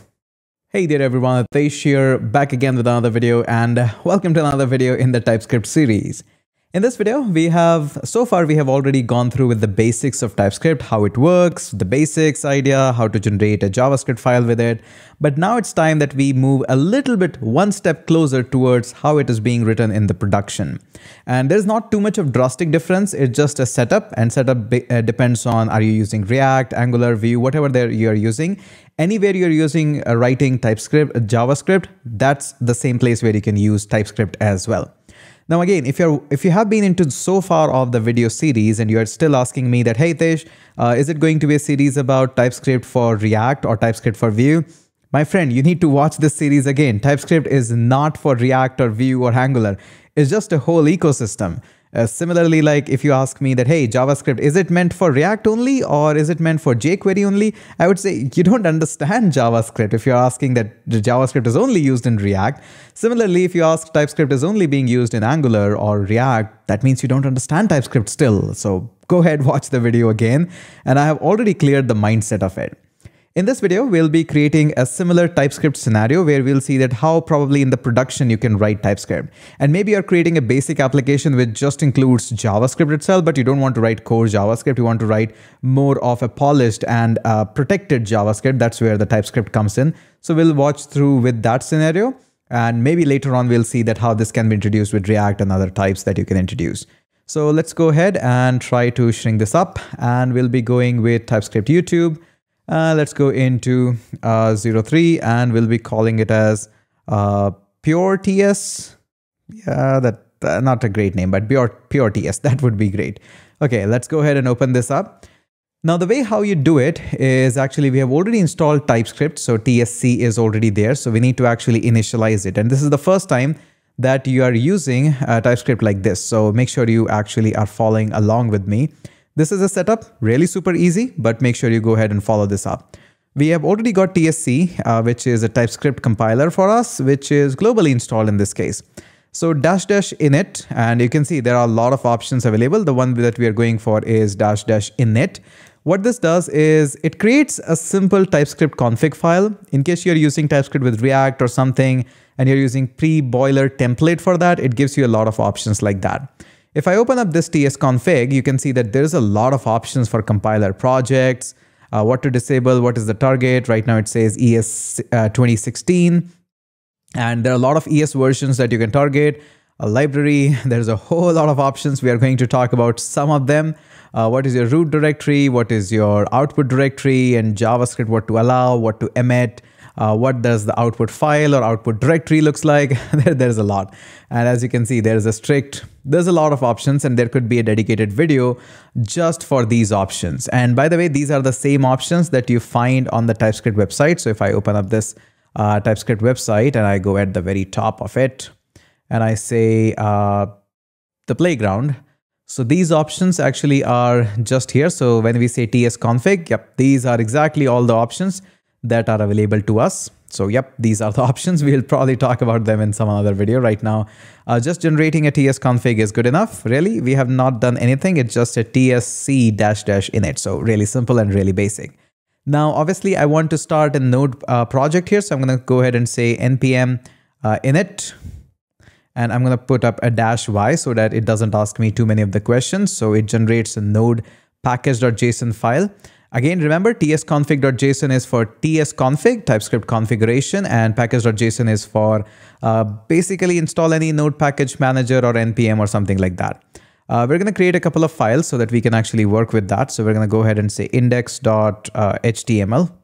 And it's really simple to fill this up. So we're going to go ahead, put up an exclamation, hit the tab. It just fulfills everything that we need. And here we're going to go ahead and load a script file, and we'll be saying, now what happens is you can directly go ahead and mention your TypeScript file. But what happens in the case of production is actually you have two folders. So let me go ahead and say mkdir. The first one is source and the second one is dist. So dist is a short form for distribution. These are the two folders that you usually find. Now source is where you write your code. This is a kind of a common standard throughout all the projects, whether that's Angular or React or anything. And distribution is something which gets onto the production and that is being served to the end user. So here into the source, we can just right click and create a new file. And we can just go ahead and say, hey, I want to create a new file into the source. This is going to be index.ts because that's where you write TypeScript. And the distribution is where automatically the index.js is being created. You can go ahead and manually create that, or we can just go ahead and create a new file, something like index.js. Usually you don't create it, it is automatically being generated. So we'll be working on that. So this is the file index.js, which you have to link up. So all you have to do is create a script inside the body, and we say that, hey, go into the distribution and index.js. This is where all of your code is going to come in. Now, technically, you never ever write anything inside this dist index.js. This is supposed to be generated, but this is the index.html where you actually point towards this file, and rest everything that happens into your web page happens through the TypeScript itself. But who is telling TypeScript that, hey, compile this file and produce it inside the distribution folder inside the index.js? Right now, nobody is telling that TypeScript that, hey, go ahead and do that. So we have to go into the tsconfig and tell it that, hey, this is how it needs to be done. And if you just go ahead at the very top and you keep on scrolling, you see there's a lot of things up here. But there is something known as output directory. If you scroll a little bit around line number 52 or just search for it, this is where the output directory is being mentioned that, hey, where is your output directory? Hit Control/ or Command/ if you're on the Mac, and this will uncomment this one. So this will say that, hey, where should the output of this file, and this should go up. And we're going to mention that, hey, my output is going to go into the dist file here, and I can just go ahead and say /dist. And I can actually go ahead and say /. It should be there. Suggestions are not there. But anyways, you get the idea how this is the dist is going to come up here. Now, so far, how we have configured is it's going to scan the entire directory here. Wherever the tsconfig is, from there, all of the directories, the distribution, the source, everything will be scanned up. And we'll search for any TS file, it will be compiled. And wherever the compilation happens, after that, the final output directory is going to be /dist, where the index.js or whatever the name of our file is, the same name file will be created. Yes, there could be a lot of more options, but we'll just go for this one as of now. Okay, all right, let's go ahead and now try to use some of the options. So for example, in this one, we're going to go ahead and say, hey, I want to write some console.log because that's how we start. And we're going to say TypeScript is here. Now, as soon as I save this, notice here, there's nothing. So we need to compile this TypeScript file. So let's go ahead and do that. I can go ahead and say TSC, and then I can go into the source, and then I can say index, and I can run this. And this obviously creates everything inside the index.js itself. This is not what we want. We want it to compile it a little bit better. So we're going to go ahead and remove this. This is definitely not something that I want. I want index.directory to be created inside the index.js. So I'm going to right click and delete this one because this is not what I want. Now, apart from this, there is something known as with the TSC. There are a lot of options here. There is one option -w, which says, I want you to run into the watch mode. So this is going to keep on running the things. And if there is any change in the TypeScript, this is going to just keep on watching it. And notice here, now the console.log comes here. So there are a couple of ways. When you compile it with that, it doesn't look for the tsconfig. But when you actually put it into the watch mode, then it keeps on watching and also watch it based on the tsconfig JSON and try to run all these things there. So this is right now our best friend. Yes, there are a lot more configuration options. We'll talk about them. But right now, this does my job. Now, just to prove a little bit more to the point, I'll stop this one. I'm going to go ahead and right click and delete this file even, which is in my distribution folder. I'll move it to the trash. We don't have that file. Now I have still a TypeScript file which says console.log. TypeScript is here, still, something like that. And I go ahead and run it into a watch mode, and it starts compiling and gives me an index.js file which uses a strict and gives me a console.log. So that is great. Now, all I have to do is start this index.html. So I have to use some server for that so that it loads it up. Because right now, if I open this up, there is nothing wrong. I can go ahead and open this up, no problem at all. But there's a difference between just double-clicking opening app file and calling it as like a server running, so that everything that's there runs on the local host. So there are a lot of packages for that. There is no shortage of packages. I'll close this one. And that is why we have installed this package.json. So let's go ahead. You can use nodemon. That is a little heavy, but still will do the job. And there is also npm install. There is something known as light-server. And yep, that is my extension. Actually helps me to find out if there is a package available for that or not. And that actually automatically loads up your index.html. You can go ahead and click on this index.html. By the way, this is another way. You can just do that, or you can just right click and open it with the live server. So both of the options are there, live server or light server, whatever you want to use. Let's just open this in the live server first. And there we go. This is live server. If I open up this into inspect and into the console, there we go. I see that TypeScript is still here. That is going to load up. But another way, which a lot of people love to do that, I think this live server is still good enough. That is again an extension you have to install. But in case you don't want to, for some reason, then you can go ahead and say that, hey, into this package.json, I can have a simple start script. And here you can just go ahead and say, hey, I want to start light server. Now they both do the exact same stuff, so you don't have to worry. There we go. All right.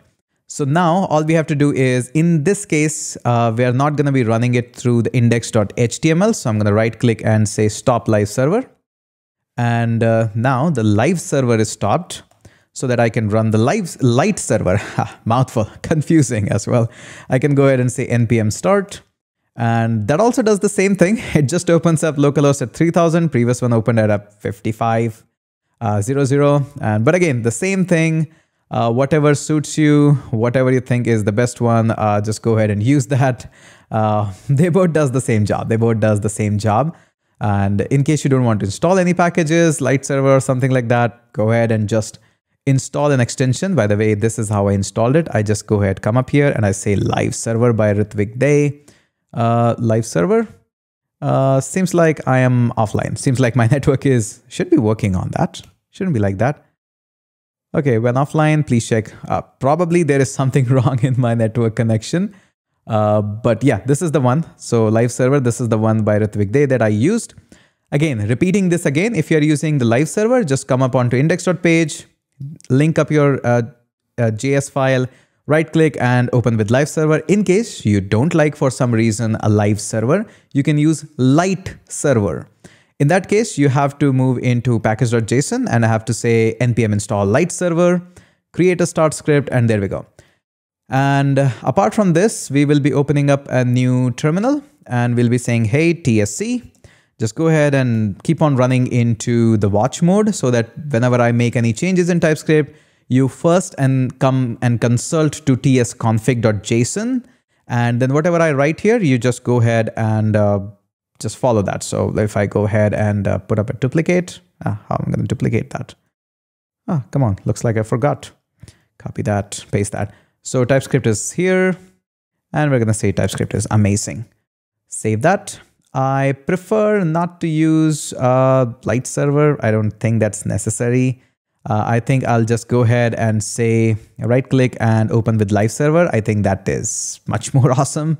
And I don't need to install any packages. So I'll just right click and say inspect and I'll say console, and yeah, everything is coming up. One more thing I would like to do here is inside this head, I would like to open up a style because I know this is painful, and we'll be saying the entire body should have a styling, which is going to be background color is going to be, let's try a little bit of the grayish. I think let's go ahead and use 313131. So save that. And yep, I know you are much more happier now. So dark mode is the way how to go forward. So you get the idea how to do this. This is a basic setup of how we can do it. Surely in the upcoming files, we'll talk more about how the tsconfig works. But right now we'll still talk more about the TypeScript, and then we'll talk about the TypeScript configuration. So I think now you're equipped perfectly to actually put up a TypeScript into production, how this is being done. Surely there are more settings, but this is a good start. So hit that subscribe for that, and let's catch up in the next one. Hey there everyone, Hitesh here, and welcome back to another video in the series of TypeScript. Hope you're enjoying this series. It's a little late, well over 1 o'clock in the night. Still all pumped up to make more videos. So in the last video, we saw that how we can simply put up a server of TypeScript, and we can actually keep on generating the files in the JavaScript, and we have set up almost like a production grade, not exactly, but very near to the production grade server where we can write TypeScript. Now through that server now, previously we've been writing just the alone TypeScript file, but from this moment onwards, we'll be start writing things as TypeScript, and we'll be learning classes with them. Surely we can go ahead and run these classes via the previous method as well. You can just create an ordinary file and go ahead with do that. There is no problem at all. But I just wanted to show you that yes, this is also another way. So we'll be just closing all the files. So index.html don't need, package.json, tsconfig don't need. Index.js definitely will be needing that because we'll be creating some of the files. So we're going to go ahead and let me also close this one because we don't need it right now. So how do we create classes in TypeScript? Now, the syntax is almost similar, but there are some subtleties which helps you to avoid some of the like fall throughs where you can fall eventually. So let me walk you through it. It's really simple, easy. The keyword is same class, and let's just say we are creating the same user that we have been trying to create so far in this course. So there we go. That's it. And let's just say you want to create a constructor just like we do in the JavaScript classes. So we do have this constructor, and you can take any parameter into this one. So for example, you might want to take email, and you also want to take a name into this constructor. Then we simply go ahead and say, hey, this dot email is going to be email. And apart from this, this dot name is going to be name. So this is classic JavaScript so far, at least, but this is not TypeScript, and that's why you see a lot of squiggly lines up here on the email and a lot of that. But this is, yes, a valid JavaScript. There is nothing wrong with that so far. But what helps you in the TypeScript part is obviously the types of the data, and that's why TypeScript exists, types for that. So you have to clearly mention that, hey, email is going to be of type string. And the name also, maybe it's a number, but in this case, that's a string. But again, we have discussed a whole lot about the types, and this is now the syntax familiarization. But this is still complaining, and you might want to just go up here and say, hey, this is going to be a string. But this doesn't actually solve the problem. It says, hey, this is not the property email does not exist on type. So in order to avoid this kind of a thing, this is not the syntax which is given in the documentation of TypeScript. The way how they recommend is to actually make sure that TypeScript is aware of the email in advance. So this is really simple. You just go ahead and say, hey, there could be an email, which is going to be a simple type of string. And there can also be a name, which can be of any type. But in this case, we are going for the string. So these two values will come up. And when we take these values from a constructor, it just says, hey, just take these values and fill them up into this line number 2 email. So this dot email means I'm referring to the email which is mentioned at line number 2. So this is really simple. That's how you do it. Now, creating a syntax or creating an object from this class is really simple. So for example, you go ahead and create a Hitesh, and that's going to be simply a new, let's go ahead and user. Obviously, this is not correct because we have two compulsory type that needs to come in. The first one being email, not enum, email, and that email is going to be type of string. If I can write that. Email, yeah, that's correct. And let's just say h@h.com, and then there is a name as well, which will come up as Hitesh. So let me go ahead and word wrap this first. So word wrap, there we go. So we've got this really basic one, which is coming up. And the most important part is, since this is a constructor, you don't have to say actually this name and email. So this is something that you don't have to do. You just have to provide the string, the two strings that you can have. And really, we can just go ahead, remove this one and this part as well. And this will be all happy now. There we go. So really simple, absolute basics. That's how you do it. Now I will come back on to a couple of stuff, but first I want to show you the index.js.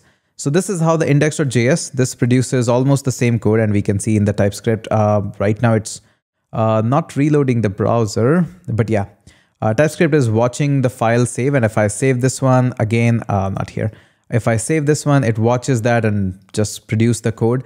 So we can see that almost same kind of code is being produced here. There is nothing magical and it's working exactly same, but in the TypeScript world, this is something which is preventing some of the off usage of the thing. It always says that, hey, there should always be a string. And we guarantee that this is all going to come up as a string. This is already a string, and that's why you are able to pass this up here. So that's really, really nice. Okay, a couple of more things that can come up. Maybe there is more parameter, like for example, there is a city, and that city is going to be a string, but you are not taking string. Come on, string. There we go. And now notice here, this city is giving you a problem that, hey, a user.city string has no initializer. So obviously, if you are making a city and you're marking this up as a string, then it needs an initializer because it's not a field we are taking in constructor. I can mark this as totally empty. Now, if you pass it on, that's great. If you don't pass it on, it will not be worrying about that. You can definitely go ahead and access that. So I can go ahead and say Hitesh.city, and I can just access that. It will have a value here.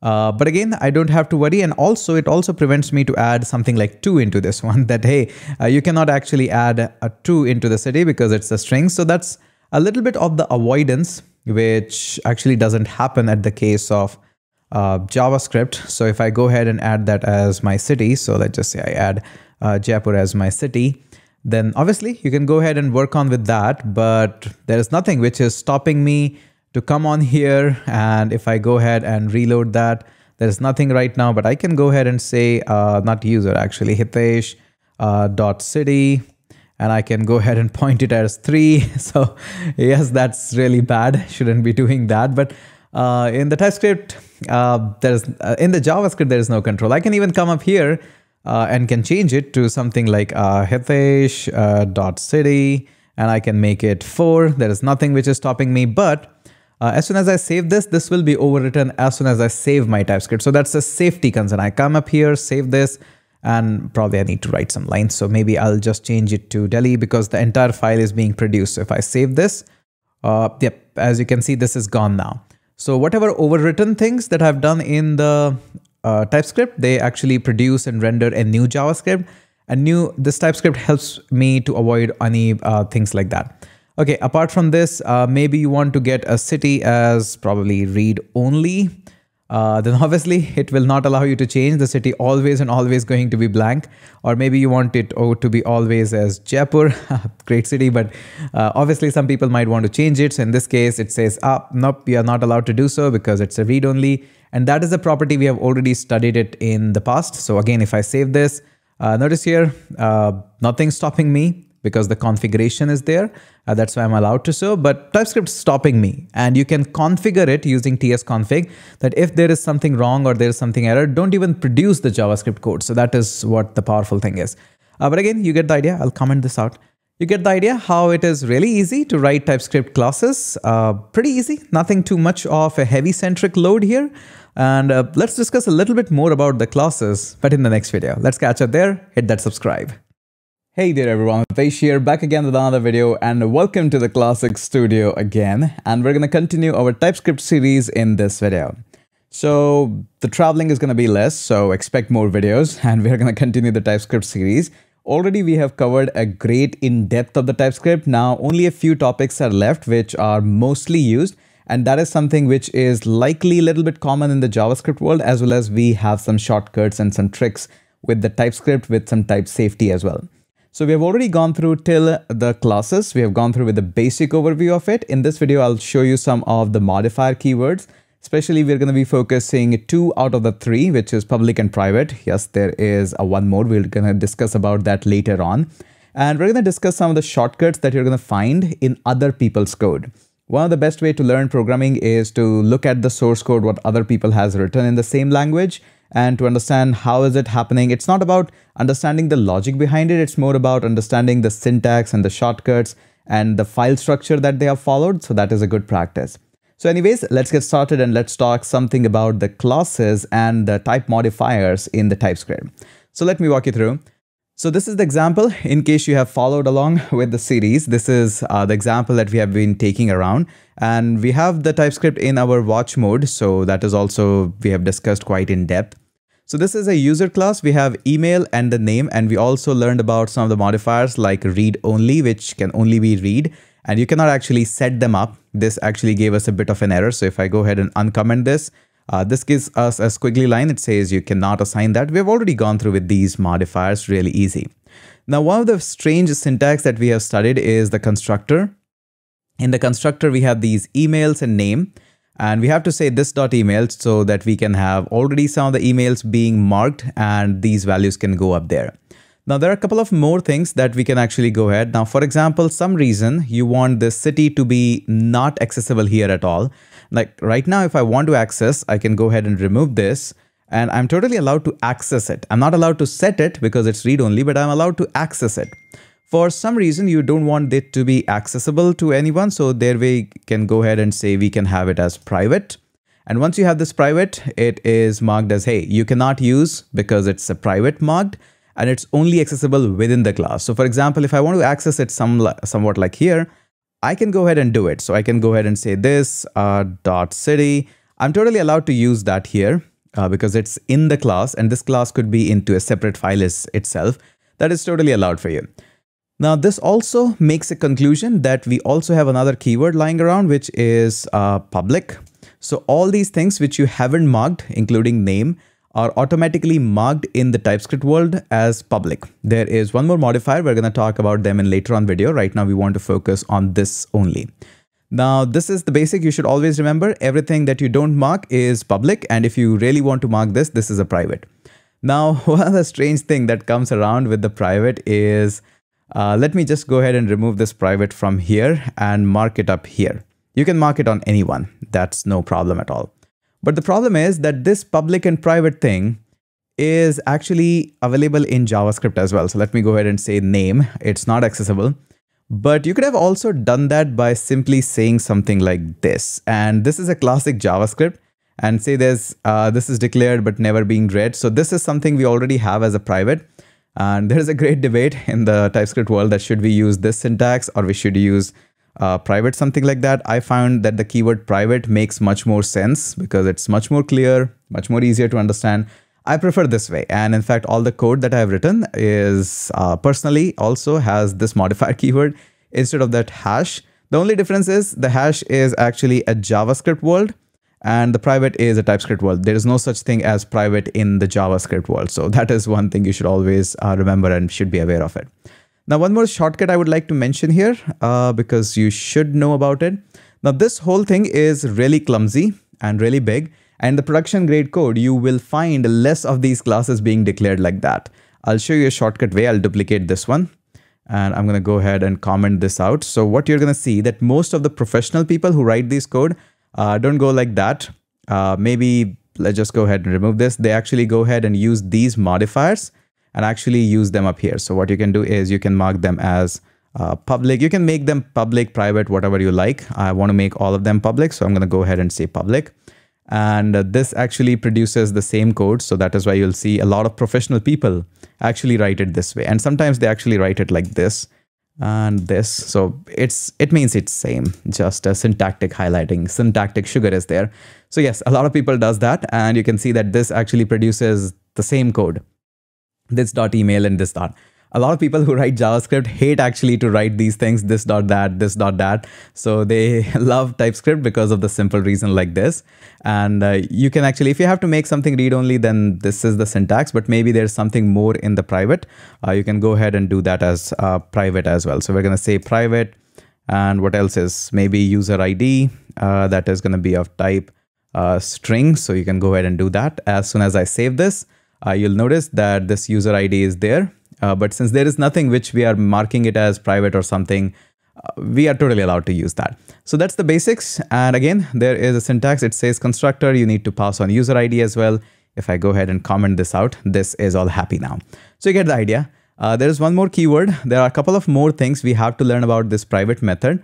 So that we are going to talk about in the next video. Let's catch up. Hey there everyone, Hitesh here, back again with another video, and in this video we're going to talk about getters and setters, and they're almost exactly same as we see them in the JavaScript world. In the TypeScript world they are also same, but with some of the interesting thing, and these interesting things are usually being asked in interviews when you mention that yes, I do have an expertise in TypeScript as well. So let's take an example. Let's move on to the system, take an example of that, and nothing too much to be worried about. It's really easy. So we already got this city, so something like that, and there could be a lot of use cases of these getters and setters. One common, let's just try out, and again, these are some of the basic examples that I'm going through. Let's just say you want to design a method which says get Apple email. So maybe you're designing a software for Apple, and it doesn't throw away the email directly. It gives you the random email or some email based on that. So you can go ahead and provide a getters like that. So get Apple email. In case you want to make a getter of that, you just annotate it with a get keyword, and that's it. You make it as a getter, and that's all. Now this get Apple email is going to return a string, and we're going to go ahead and annotate that so it doesn't do automatically things for us. And notice here right now it says a getter accessor must return a value. So let's go ahead and return a value. We're going to go ahead and say, hey, I want to return a simple string. And that string is going to say something like Apple. And then we're going to use a $ like that. And we're going to say this dot email. So you just append the existing email with the Apple keyword in front of it. Maybe you don't want to do this. Maybe you want to generate a completely random email for that. Totally up to you. Totally your decision. Just wanted to make sure that this is now a getter. And let's also do some setter example and show you something really interesting, which is a kind of a gotcha moment for all the people who are getting started with the TypeScript. So for example, let's just say I come here and I design a private property here. So this private property is going to be something like, let's just say a course count. So we're going to go ahead and say underscore course count. And we're going to get started with a course count of 1. So whenever a user registered on your website, he always gets at least one course, maybe an introductory course on JavaScript or whatever that course is. We always get started with that. Now this is already private. That means I cannot access this outside of this class. We have seen that already in the last video. So that is all.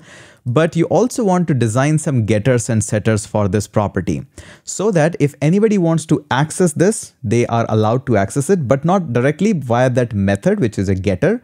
And also if somebody wants to manipulate that method, it doesn't allow it to directly set that value. We want to have some setters for it. So let's go ahead and try and see that how we can actually do this. Really simple. First and foremost, we're going to design a simple getter for that. So if somebody wants to access a course count, we're going to provide a method just like that. And we're going to say that this is going to return you a number. Okay. All right. Really simple. And all we're going to do in this one is we're going to say this dot underscore course count.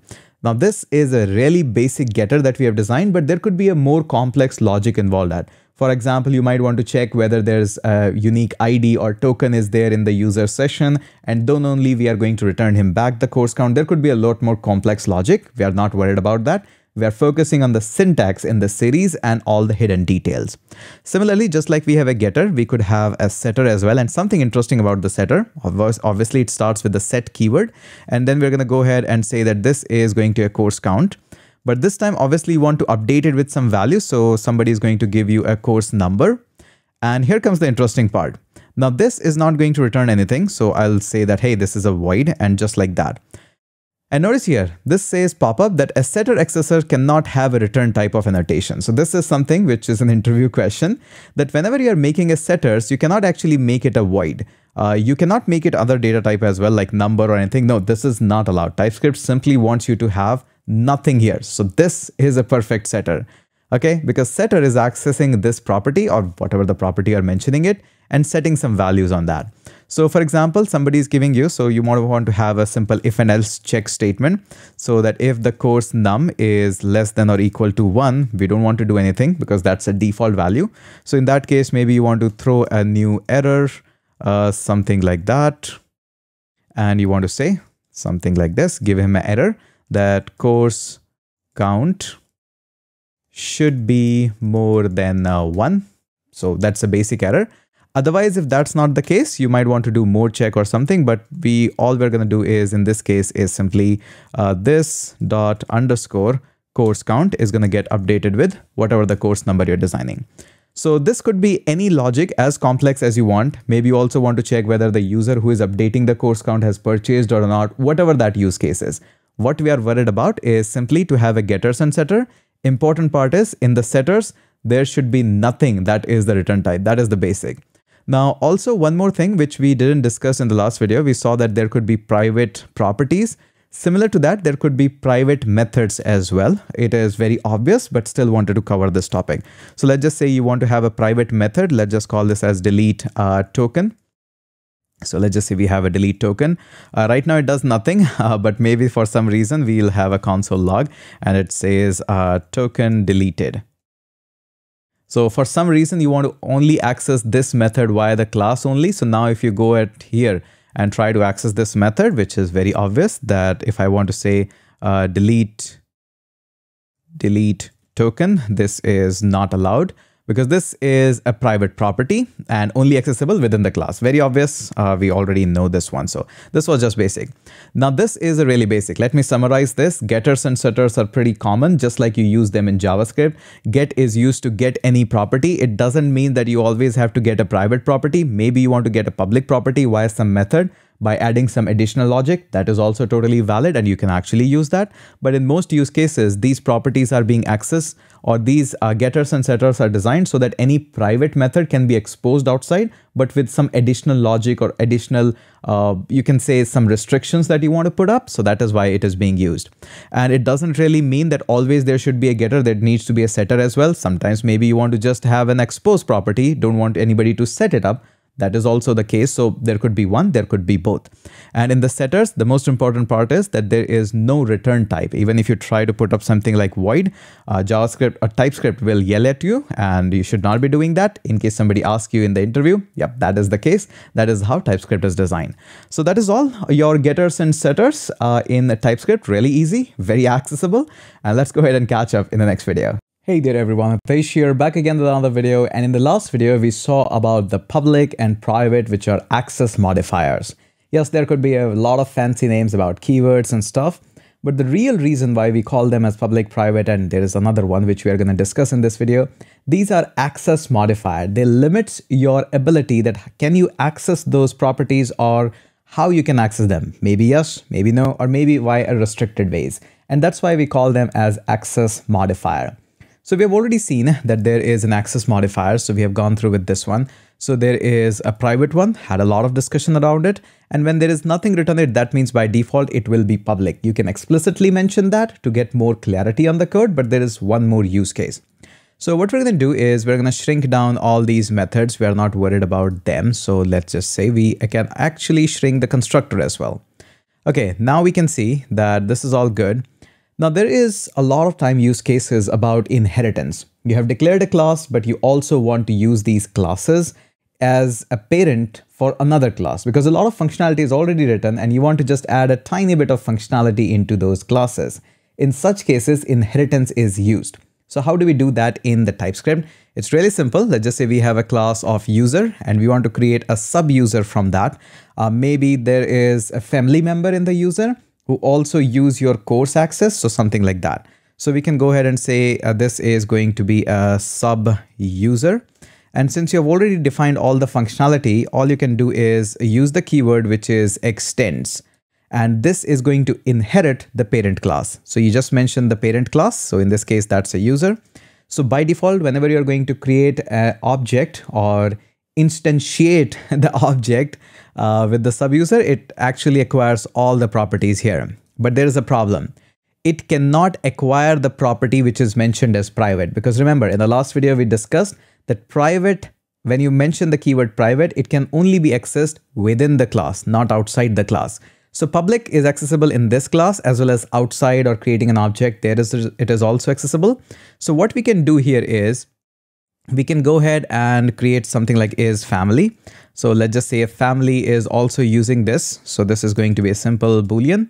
and we're going to mark this as true. So now we have a new property, which is family, and that can also be accessed.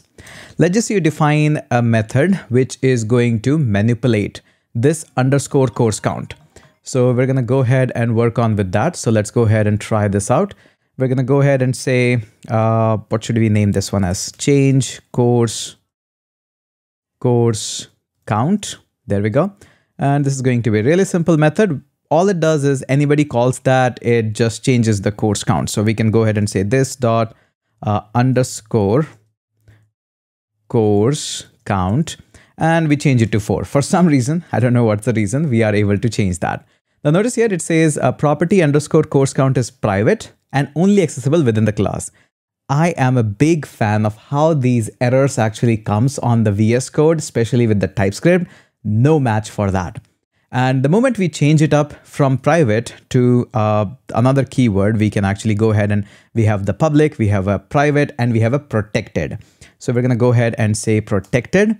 The moment I say protected, this simply means that this, wherever you place it in this property or wherever, this will be accessible in this class as well as in any class which inherits this class. It will not still be available outside of this. You cannot access it directly like Hitesh dot something like that. You cannot do that. But here now it is accessible.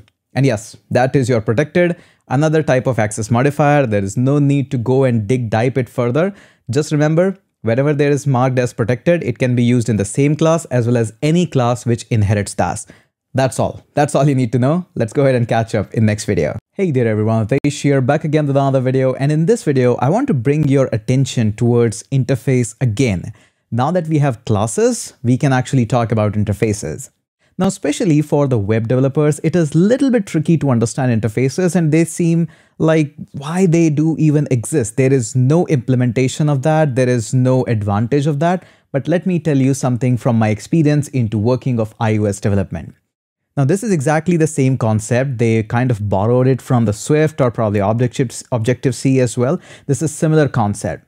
Now in the world of iOS app development, there are a lot of protocols. The interface, we call them in the TypeScript, but in the world of iOS development, we call them as protocols. Now these protocols don't have the definitions. They have just some protocols that if you want to do certain things, you have to do this way, and that is the only way you want to do it. Now these kinds of things are similar in interfaces. So let me tell you the same example. We are building a mobile app which uses the camera, just theory again, which uses a camera, and we want to implement that kind of a scenario in our application. So let me walk you through with the same example of iOS development into the world of TypeScript, and it is so much easier to understand this way. So let me walk you through. So moving on to our, I have created a new file, which is second.ts. I'm going to go ahead and remove this one up here, still in the watch mode, so that's fine. So let's just go ahead and say we want to define an interface. Now this interface says that just go ahead and take photo. Okay, that's same. Now in this, while taking the photo, I think that there should be a couple of things that should be defined. For example, there should be a camera mode, and this camera mode could be a string. Maybe there's a front camera, maybe there's a back camera, but whoever is designing a class that you can take a photo from your web application should always implement that. These are the bare minimum basics. We'll add a couple of more properties similar to this. For example, we'll have a filter. This filter is also going to be a string, and maybe there is a burst mode or just bursts, photo bursts, and we're going to say this should be number. And this is not it. There could be more methods or functions, and there could be a lot more. Right now, we're going to get started with this much only. So this is the interface.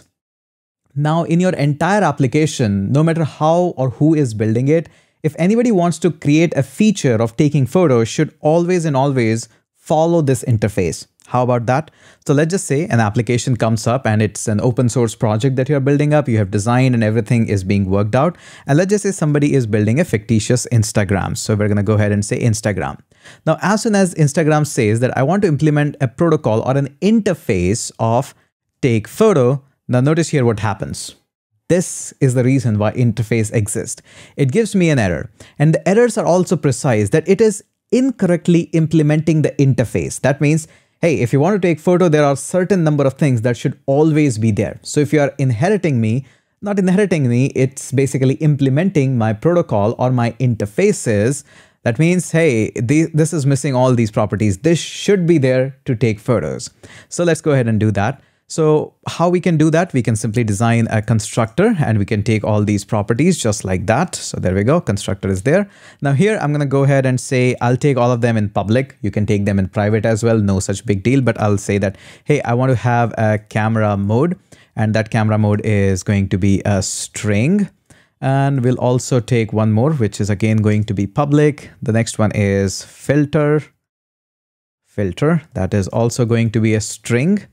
And I'll also take one more. So we're going to go ahead and say public, and this one is a burst. So we are taking 5 photos, 10 photos in just a click, how much that is. Now, if I go ahead and say this one is also a string, notice it implements that, hey, you shouldn't be doing that. Burst is always a number. It needs to be a number. So as soon as I do this, there we go. Now you're perfectly following a protocol to take the photo. Now what you do with those photos or how you take the photos, that is not defined in my interface. Interface is something which never involves the definition. It always implies that these are must-have things in order to have it.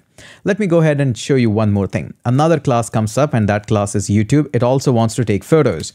It's going to come up with implements, and we're going to say that, hey, we also want to take photo. There we go.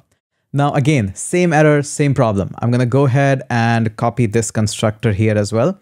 But in the world of YouTube, I'm not happy with this. I want to have more information. For example, I want to take a simple public, and I'm going to go ahead and say, you know what, we also upload short, which is a type of string. So you can go ahead and use this. It's not going to complain that if you are doing more than what is necessary, that is allowed, but you cannot do less than what is necessary up there. So this is basic. Now let's just say another interface comes up and it says interface, and stories are getting popular everywhere. So we are implementing an interface that says story. Whoever wants to utilize a story in their application should have a method that says create a story, just like that. And it should return something, maybe a string, maybe a number, maybe void, whatever makes sense to you, you can go ahead and return that. Now, the thing is that if YouTube wants to implement take photo as well as wants to implement a story, it cannot do it directly. It has to adhere with the rules that are being provided. So here it says, hey, you need to create this method. So this actually needs to have a method with the exact same name, create story. So we're going to go ahead and say create story. Now what this create story does, we really don't care. It can simply go ahead and log the values that story was created or whatever that is. Now you can define it much more better that it can return some like photos or something if the story is being created, or maybe a video needs to be returned. Yes, we can go ahead and implement that. But this is the main how you provide an interface. A guideline is provided in the TypeScript that if you want to do certain things, this needs to. And if you go ahead and change this, like for example, if this is a create story, this gives a problem. No, you cannot do this. This brings consistency, entirety in your code. And that's what TypeScript is all about. Getting less error, having more consistency in the JavaScript, and that's why we use it. I hope this class was interesting, and if this was interesting, hit that subscribe button, and I'm going to catch you up in the next video. Hey there everyone, Hitesh here, back again with another video, and in this video, we're going to talk about abstract classes in TypeScript. I hope you're enjoying the TypeScript series. If you're enjoying that, go ahead, share this out, hit that like button, subscribe in case this is something you want to consider. And please do show your support, because these content videos get already very less attention. It's your help that can help me to get more attention to these content videos, which actually deliver some knowledge rather than just meta videos about videos. Anyways, let's go ahead and talk about abstract classes in this particular video. In order to understand abstract classes, it is important that you understand interface first. So by any chance, the last video got skipped out from you, about the interfaces, go ahead, watch that first, then come back again.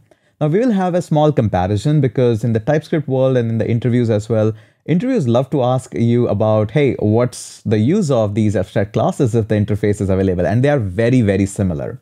We're going to not only understand the difference, but we'll have a very basic, easier use case. And just like you always know, it's going to be super easy to understand. There's just one classic difference. You point that out, you absolutely nail it down.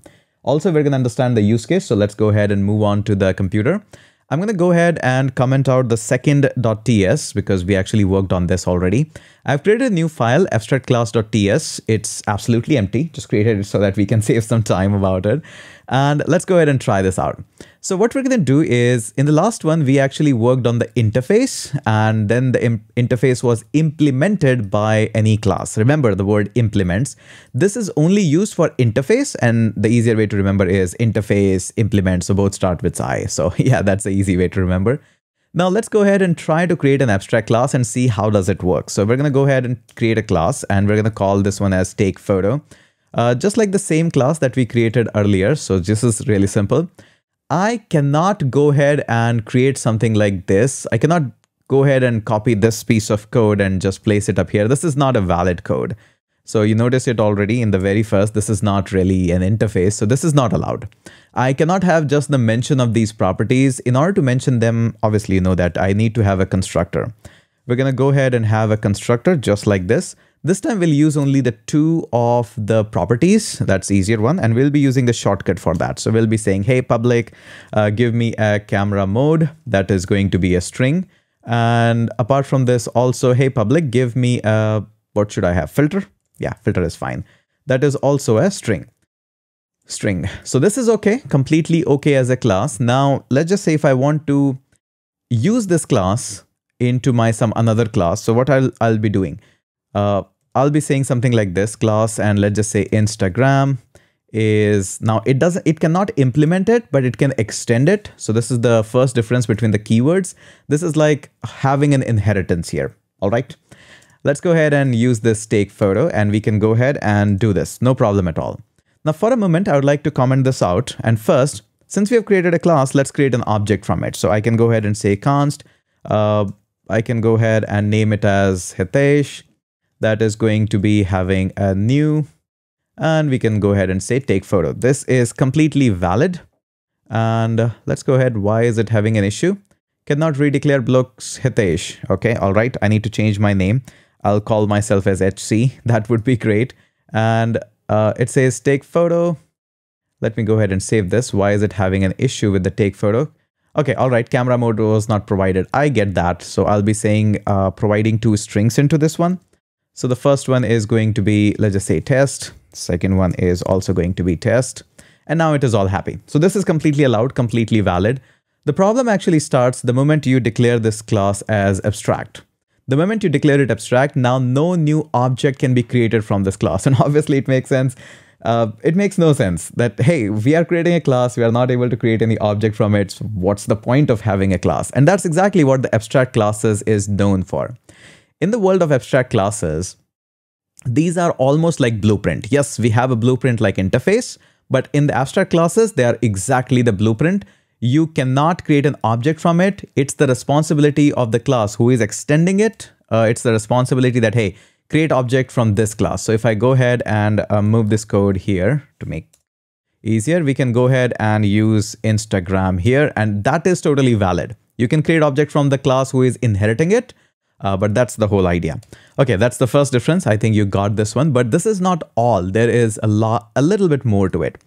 We have also seen that in the interface, we can create these method definitions. So let's go ahead and try to create a method definition. In fact, I'll just copy this and we'll have this one, or let's just have a different one. We want to have a different method. We want to call it as get sepia.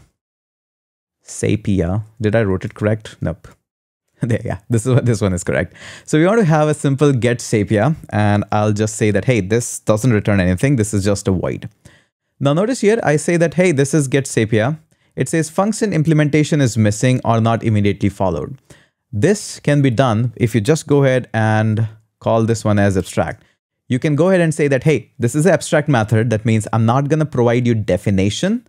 This is just a method. I don't know how anybody is going to implement it, but they need to implement it. Otherwise, they're not following this abstract class. So I have to go ahead and follow this one. First, I'll just go ahead and show you one more common way. You're going to see a lot of code just like that. So just like this. And here, while creating the constructor, I'll just comment this out for a minute so that you can see what's happening. So in the constructor, I'll take a couple of properties. So I'll say, hey, public, I want to take camera mode. Camera mode, that is going to come up as string. Let's have a comma, move to the next line. And this one also, much more readable. I'll also take public. I'll be saying, hey, give me a filter as well, which is going to be a string. And since this is a additional or advanced class, inherited class, this also takes burst photo. So we're going to go ahead and say burst, which is going to be a number.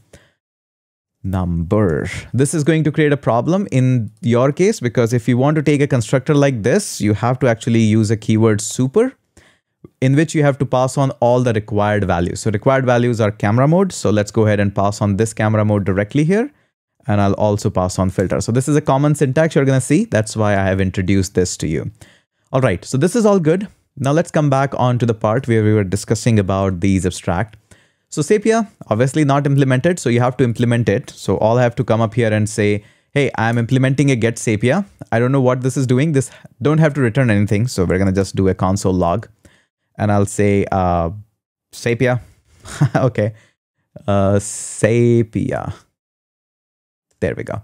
So you saw that how we can do it. Now, you might have noticed that in the interface also we can define these things. So what's the point of having these abstract classes? In addition to that, what you can do is, let's just say these days reels are really, really popular. They're getting very popular. So I want to say get reel time. I want to define a method, and this method is going to return you a number.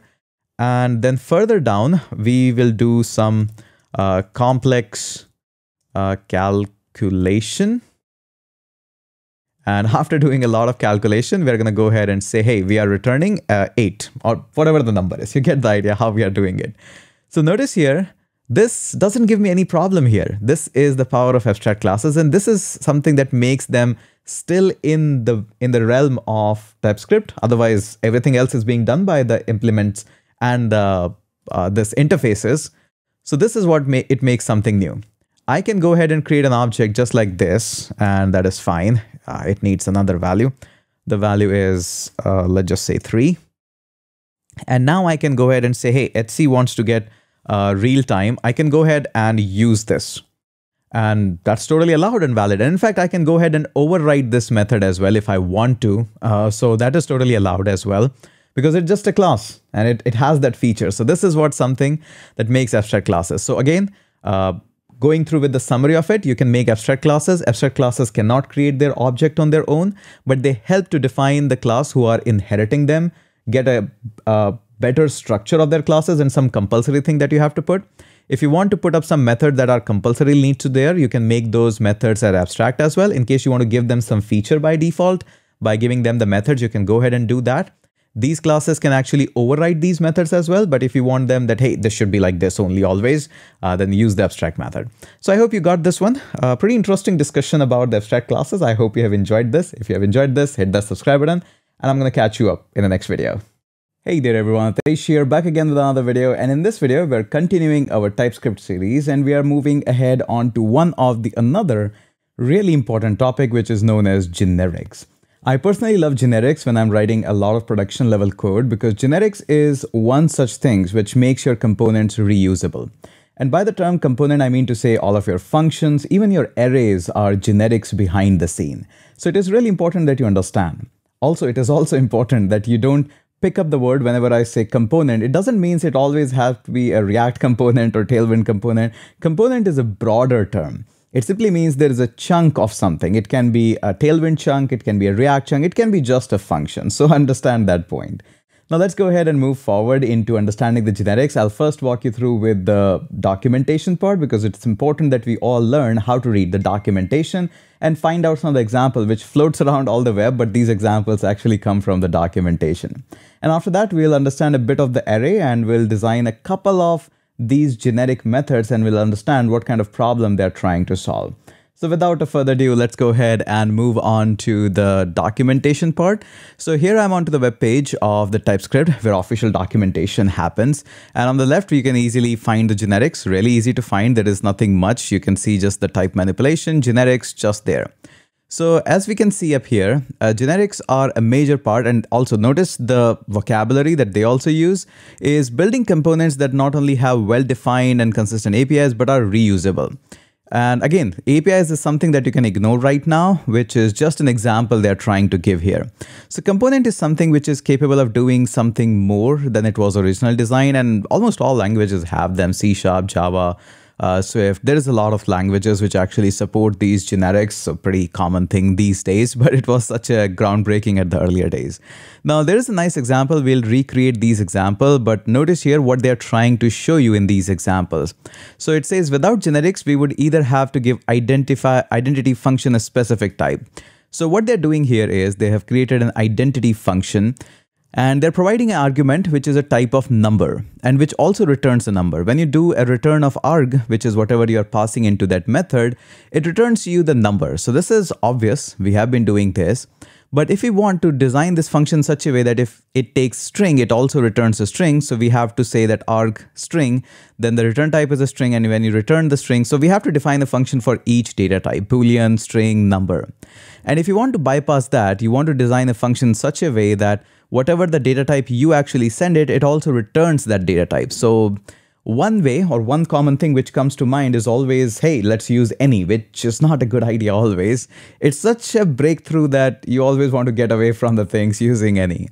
Here, we can definitely use any, but it actually removes some of the information from the argument that you're passing. For example, I can accept any argument and return any, but what if I give you input as number and you return me back as a string? It will still work. So this is not something that we want. So in that case, this type actually comes up, which has these angular brackets. And this is something which denotes the generic type. And there is a lot that we can discuss about generic. We'll come back onto the documentation a little bit later. But right now, let's go ahead and open up VS Code. So here is my VS Code. And let's go ahead and create a new file into the source, and we're going to call this one as my generics.ts, of course. And let's go ahead and see that what kind of problem we are facing and how actually this problem is not really big and already being solved by something. So let's just say if I go ahead and create an array, and notice here there are a couple of ways how you can create array. We have already seen it once, but this is a common way of creating array. But we have also seen that you can go ahead and create an array like this. And then using these angular brackets, you can mention that this array is going to have a value number. And we can store this into anything. Like, for example, this could be a score of any game that you're playing. So this is scored like this and not that. There we go. And we have defined its type. And now we can say that this is right now empty, but eventually things will come out into the definition. So this is one of the way. And again, we can actually go ahead and further improve it. We can go ahead and design the arrays something like this. So you get the idea. There is a string as well. And we can go ahead and store this into, let's just say we are going to have some names. So these values can be also like this. So you get the idea that generics is not something that we are designing in the language. They are already in the language. In fact, most of the language do support arrays with different numbers and different strings. So yes, this was already existing there. We just didn't talk about it. Now we're going to go ahead and talk about it, and we're going to design a method version by version so that we can reach there and understand what is the use case of that. So I'll keep them here so that you can have just for the reference. So let's use the same example. We're going to have identity, and we're going to call this one as identity1 because we're going to create multiple identities here. So let's first understand what is the challenge. That let's just say I want to create an identity such that it accepts either a number or maybe a Boolean as well. So we have already seen that we can go ahead and do this. We can go ahead and define the type as, let's just say Boolean is there, and we can use this or, and we can go ahead and say you might be having a number as well. And in the return type also, we can go ahead and say that we can have something like, we are going to return a Boolean, or that can return as a number or a string, whatever you like. So this is perfectly a valid code, and I can go ahead and say return a val. Now there is a lot of confusion here. So if I go ahead and say return val, it can be either a number or it can either be a Boolean. I can go ahead and do the check whether the type of the value is Boolean, then go ahead return a Boolean. If the type of value is a number, go ahead return a number. We have seen that kind of example in the past, but this doesn't actually cut through the problem that we are facing. It doesn't work for a string. Surely we can go ahead and use or, and how many ors you are going to use there. Now we saw in the documentation that we have identity 2, let's just say. And here we saw that we can take in value, and that can be any, which is really a horrible keyword. It is there for escaping some of the tricky situation, but it shouldn't be used much. And we can go ahead and use any, and we can go ahead and say, hey, I want to return this val. Now again, the problem remains same. TypeScript has no idea what the value is comprised of, and the definition or the information about the type is gone in this case. So we can go ahead and see that, yeah, this identity 2 is also not working. So let's move on to the version which actually is the topic. So which is going to be identity 3. And in the identity 3, what we're doing is we first go ahead and put angular bracket. Now this is super important for the syntax, and we go ahead and define a type here. Now once we define a type here into the identity 3, then we can go ahead and take the parameter. And this is a little bit weird syntax. I'll give you on that. No escape from that part. No sugarcoating there. And we can go ahead and say this value is going to be of a certain type, and the return is going to be also of type. Okay. Now, interestingly, what is going to happen after this one is now you can go ahead and return this value. Now, the difference between the one where we said value of any is this could be anything, and this also could be anything. So we can take any type of value, return any type of value. Take number as input, return as a string. Not a good idea. Now, but when you say mention the type, it actually says, hey, this is almost like any. I am ready to accept numbers. I'm ready to accept string, whatever you like. So how is it different from any? Because once you actually pass on anything, that value type is logged. Yes, for the reference or understanding purpose, this is easier to understand. So whenever I give number as an input, this says, hey, the number is the input type that is coming up. So the value you are accepting is going to be of number, but the return type automatically becomes a number. So that is the advantage of using this. For example, if I go ahead and say, hey, I want to use identity 3. And while the identity 3, I'm going to go ahead and pass on a number 3 here. Now notice here, as I say, it says, hey, the value that you are giving me is 3, and it is going to return as 3 value. But if I go ahead and wrap this up as a string, it automatically converts that, hey, you are taking 3 as an input, but I'll return you as 3 as a string. So that is the advantage of it. If I go ahead and say, hey, this is going to be Hitesh, then you go ahead and check it out by hovering. It says, hey, it is giving me a string, I'll return you a string. Not only that, you can go ahead and say that, hey, I want to go ahead and give you a true value, and it is going to give you a Boolean as a back. So you're locking that value. That is the most important aspect of it. And this is something that you're going to see less, this function definition type like this. How most people like to define it is a bit of a shortcut one. So I'm going to go ahead and say, hey, this is identity 4. And then you go ahead and see angular bracket, a T capital version, and then whatever the parameter you take, for example, value, you go ahead and define the type as T, and then the return type is also going to be T, and we're going to go ahead and say, hey, let's just return a T. Not T, a val. There we go. Now this again is exactly same as line number 12 to 14. This is exactly a replica of line number 18 to 20. The only difference is calling it as identity 3 or 4. Now this is shortcut. It doesn't mean it always have to be types or T. You can call it as simply as H every places. That's also totally valid, but it needs to be referenced the same letter that you're using or a word that you are using. So this is really basic. You're going to see them a lot being there. Now the advantage of this identity 4 or something like this having this data type is you can actually define your own types and can pass on into this one. It's generic. Anything can be passed on to it, this one. So for example, let's just say we define an interface of this bottle. So we're going to go ahead and say, hey, bottle, interface bottle. There we go. And your bottle can have anything that you want. For example, it is going to have a brand, which is going to be a string. And also, let's just say type. There are a lot of types of bottle. This is a gym bottle. So type is gym, and not gym actually. This is again, let's just say a number. I don't know why the type should be anything like that, but this is it.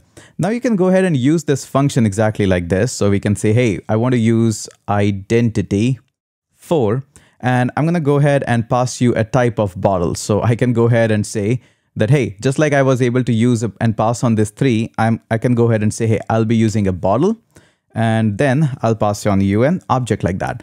So this is totally valid. Of course, I'm not passing an object which is missing the parameters of bottle and brand and type, which you can actually do that if you're following around the series. But this is a way, this is a syntax how I can pass on. Now the data types that we saw here are actually the default ones, like the old-fashioned numbers, a string. You can directly pass on them. But if you're trying to create your own, then you have to use this syntax. This is really a little bit weird, but yeah, eventually you'll get a hold of it, and this is. So as you can see, generics actually solves a great deal and is really reusable, and we can use them a lot. Let's go back up here onto the documentation.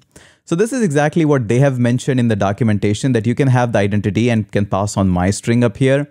And working with the generic type variables, this is how they actually go ahead and work on with that. We have already gone through with these, and we'll definitely discuss a little bit more about the generic, but to be honest, this is only the meat part of generic. As you work through with the React or Angular, you'll find that we use them a lot, and sometimes methods are defined this way. So let's keep this short. I hope you have understood the basic core concept, why generics exist and how we can use them. And let's go ahead and catch up in next video. Hey there everyone, Hitesh here, back again with another video. And in this video, I would like to discuss and extend the discussion about the generics in the TypeScript. Now, generics are really simple, but for a beginner who have never seen them, especially in the TypeScript, the syntax with different data types can be a little bit confusing, especially when it comes to array and how the array return type works. So I would like to bring you on to the documentation of TypeScript. We'll give you some reference example from here, and then we'll move on to the code part, and we'll walk you through that how the arrays work, as well as a small brief introduction about how the arrow functions can be used. So far, we have been creating functions in the TypeScript just using the function keyword, but that's not all. You can actually go ahead and use your arrow functions, and I'll show you the syntax for that in case for those people who are confused about it. So moving back on to the documentation, we opened it up in the last video as well. We see that just above here, we can see that this is all what we have discussed, that the property length and all of that. So this is all good. Now here the examples in the documentation are referring that you cannot just use a dot length on any of the parameter, because it's not a guarantee that it's always going to be an array. It could be string, it could be just a number, and on number, we don't have the property of dot length. So this is all what it is saying. Now, interesting part comes up here on this part, where we are taking an input parameter as an array. So this is one type, how you can take input parameter as an array. And this is also a type, how you can take input parameter. Now, both of them are exactly same. We have seen that in the last video, that there are a couple of ways how we can define arrays. And the second one is also a type, and the first one is also a type. But when you actually go ahead and try to build this, it can be a little bit confusing at some of the situations. Let me walk you through it. So let me take you to the code part, and we are going to define the almost exactly same this example up here. So let me move to the code part. All right, so first what we're going to do is we're going to learn that how we can create or take an input as an array, and what could be the possible cases of when we are returning some values. So let's just say we're going to create a method which says get search products. You're searching a product, doing an API call, and through that things are coming in. So we are going to define this as a generic. So obviously this is the first part of how you define generic. This is a template. This is how you write it. Just like you write arrays with the square brackets, this is how you define generics. So far, we haven't defined what types of input we are taking, what type of return type we are taking. This is just basics. This is how you define it with an angular bracket and T. Then comes up is the parenthesis, and in this you define that what data type you're expecting in this one. So let's just say somebody is giving us products or a list of IDs, whatever you want to take. That's totally just a generic name. And then I'm going to go ahead and say that, hey, I am taking T as an input, but this is not an ordinary input. I'm taking array as an input. Now, if I go back onto the documentation part, we have seen that this is how you take types as an array, but I can also go ahead and use this array type as well. So both are exactly same. Now, here's the interesting part. The return type is also T, and let's go ahead and try to return something.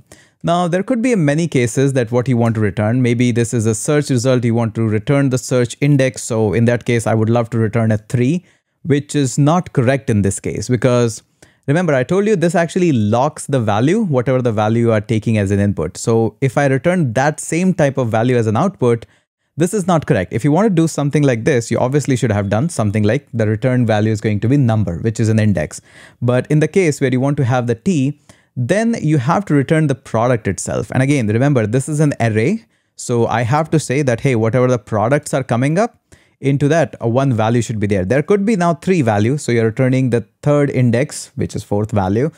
So this is totally valid and totally fine. But remember, you have to think from a broader perspective. This could be easier for a lot of experienced programmer, but this could be a little tricky for somebody who is just getting started with TypeScript. So remember, The return type is the value that you're taking is an array of t types. So the return value here I'm mentioning is t. So that should be one of the value from that array. Okay, got it. Okay, let's go ahead and make this a little bit better. So what we're gonna do is we do some database operations. And then we go ahead and define a value. So we go ahead and say my index is 3. Maybe after returning a lot of complex operations, a method calling this comes up. So we go ahead and call this one as my index. So you get the idea how this is being designed.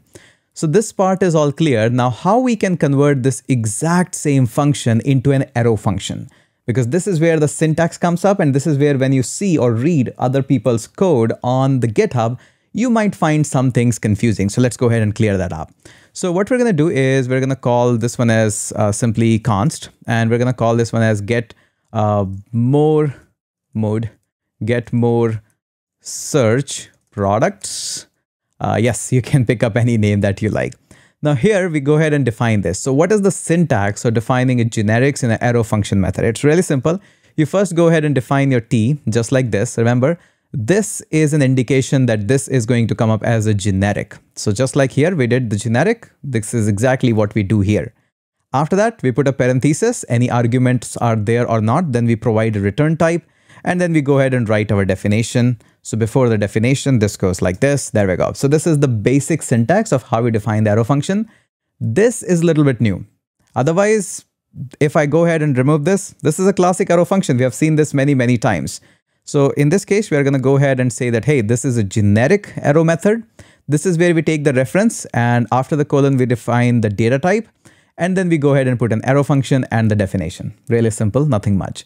So here also we want to define exactly same. So we're going to go ahead and say, hey, products, and we want to take products as an array. So this can be of any type of array, and the return type is going to be t. It could be number, but in this case, I want to replicate the exact example. So we go ahead and do that. We go ahead and say, do some database operations.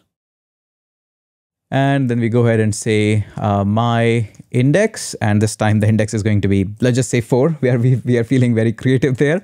And we go ahead and say return, and then we go ahead and say, hey, products. This time we're going to be returning my index again. So you get the idea. This is easier, but you have to look through the big picture up here. So again, if I go ahead and remove this one, this is a regular function. It could take numbers. So I can go ahead and say, hey, this is a numbers array, and I'm going to return a number. Obviously, I have to tweak the definition according to that. But you get the point that how this is being done. So really simple. You have to look through the generics as like, yes, this is also a data type. And this, which is a strange looking thing, is a syntactical sugar. Okay, so this is the basics, what they have tried to define. And once you're taking the input as an array, then obviously through the arguments, you can use the array properties, which are available to them, like length and all these things. So further down, we have generic types as well. So they also walk you through that, how you can create generic types, which we've already seen and all of that. So we'll talk about that a little bit later, but this is the most important thing. Now, one last thing before we close this video, you're going to see a lot of code bases like this, and this is not going to produce any error. Now this comma is there to mention that this is not an ordinary tag like h1 tag or a p tag. This is a generic. And this is a common syntax. You're going to find this a lot, especially people who are working with React. They like to use these generics, and they put this a comma here to mention that this is not a JSX syntax, but rather a syntax for generics. So keep that in mind. You'll see this comma quite a lot in the code bases if you're reading other people's code. So that's it for this video. If you're enjoying this series, hit that subscribe, share the series. This is really important when the value content comes up. We need motivation that people are sharing the entire playlist and series so that we can come up with more. That's it for this one. Let's catch up in next one. Hey there everyone, Hitesh here, back again with another video, and this is one more video in the generics topic. Now yes, generic is a bit longer of a topic, as well as it is being used a lot and kind of a new for a lot of JavaScript developers. That's why I'm taking my time to explain this all in depth, and we can find out all the nuisance that it can probably create while understanding it. If you're watching this video directly, go ahead and watch last 2 videos because that are foundational base of the generics. This video will not make much more sense if you haven't watched them. So moving further. So we have a small topic remaining up, which is definitely one of the major one is classes that we are going to cover in this video, but we'll cover more over the syntax part of it and some of the use cases of it. but rather one more part that is being shown up here. Let me walk you through with the documentation. It says using the type parameters in generic constraint. This is something really important. You need to understand the mindset behind this instead of just focusing on the syntax or memorizing it or something. Just understand why does it actually belong here on the very first place. So let's try to understand the confusing documentation first, and then I'll give you a simpler and easier example onto this one. So it says you can declare a type parameter that is constrained by another type parameter. Okay, got it. For example, we'd like to get a property from an object given its name. We like to ensure that we are not accidentally grabbing a property that doesn't exist on object. So this time, the developer is a little bit panicked that I really want to have objects and nothing which looks like object or is not an actual object. So here we say is get property, and it's having a type, and the key extends to the key of type. So what this is doing. So we can actually use an extends keyword, and you can make sure the extends allows you to have a specific type of this one as this data as well. Now, yes, there could be a question that if we are that much panic, why can't we just say that this value that is coming up, we can mention the type as object? Yeah, actually you can do that. There are a lot of ways of doing the things, and this is what makes people a lot of confusing. So instead of going through with the confusing documentation, let me take you onto the code screen and show you that how this could be achieved. So coming back onto our first example that we discussed, that we want to create something like this, where there is a function which takes two values. That could be any values, Boolean, number, or anything. We don't want to use this syntax. So that's where generics actually helps us. So let's go ahead and say that this is another function. Feel free to name it anything, much better than what I'm trying to do up here, but we want to create a generic. This time we'll take two inputs. So you guessed it right. This can be T and this could be U. So U, V, N number of values that you can provide as many as you wish to have. Now further this is my type where I'll take the parameter, and this is my return type. So I'll say that what return type? We want to have a return type of maybe an object. So I'll just say an object just like this. So right now I'm not returning any object. That is fine. But important part is what I'm taking as an input. So this is my T as a generic, and I'll take just U. So right now I'm not doing anything, and all I'm doing here is I want to return this. So how I'm returning this, I'm going ahead to say that this is going to be my value 1. So I'm going to go ahead and say val1, which is of type T. And I'm also going to go ahead and say val2, which is going to be of type U. And at the time of return, I'm returning this object. Don't know why, but I'm actually returning them, both of them. So value 1 separated by comma and value 2. So this is something which is a syntax you have learned new, that there could be T, there could be U, there could be V, as many as you would like to take as an input. This is fine. But there is something in this that, let's just say, for example, you want to use this method. So I'll just say that this is a function, another function, sorry. This is another function, and in the another function, I want to say that, hey, this could be 3 and this could be 4, but in a string format. This is now expecting the values, and it is taking them whiley. That's why the generic values exist. But there could be a situation where you can go ahead and say, hey, this is going to be extends, and we're going to go ahead and extend the number. Now it gives us a problem that, hey, strings are not allowed. This could be a number or any type of number. If I go ahead and say that, hey, this could be 3 or this could be 4.6, yes, this is allowed because this is a number. But again, this defeats the point of having the generic. Yes, you agree. I would agree on that part. But where this could be used, first, I hope you got this much, and then I'll show you a real world use case scenario where this extends actually matters a lot. So I go ahead back onto the documentation, and I see that, yes, this is what exactly they're trying to do with the help of extends keyword. But this is a bit of a complex example, so it's not easier to understand. So this is exactly. I hope now by looking at this one, you see that, yeah, this is making a little bit sense. Not much maybe, but this is making a little bit sense. Okay, let's go back onto the code part and show you something more interesting. Now, let's just say this method is defined and there is an interface. So let's define an interface. Let's call this one as database. And this is a database interface. There is a connection string into it, which is a type of string. And string, if I can write that. And there is also a username, which is also a string. There is also a password that is also a string. So maybe you're defining a custom method in which you want to take that you could be anything, but it should be a type of database. So in that case, you can actually rely that, hey, anything could come up here, or I want to define a generic, which actually go ahead and say extends database.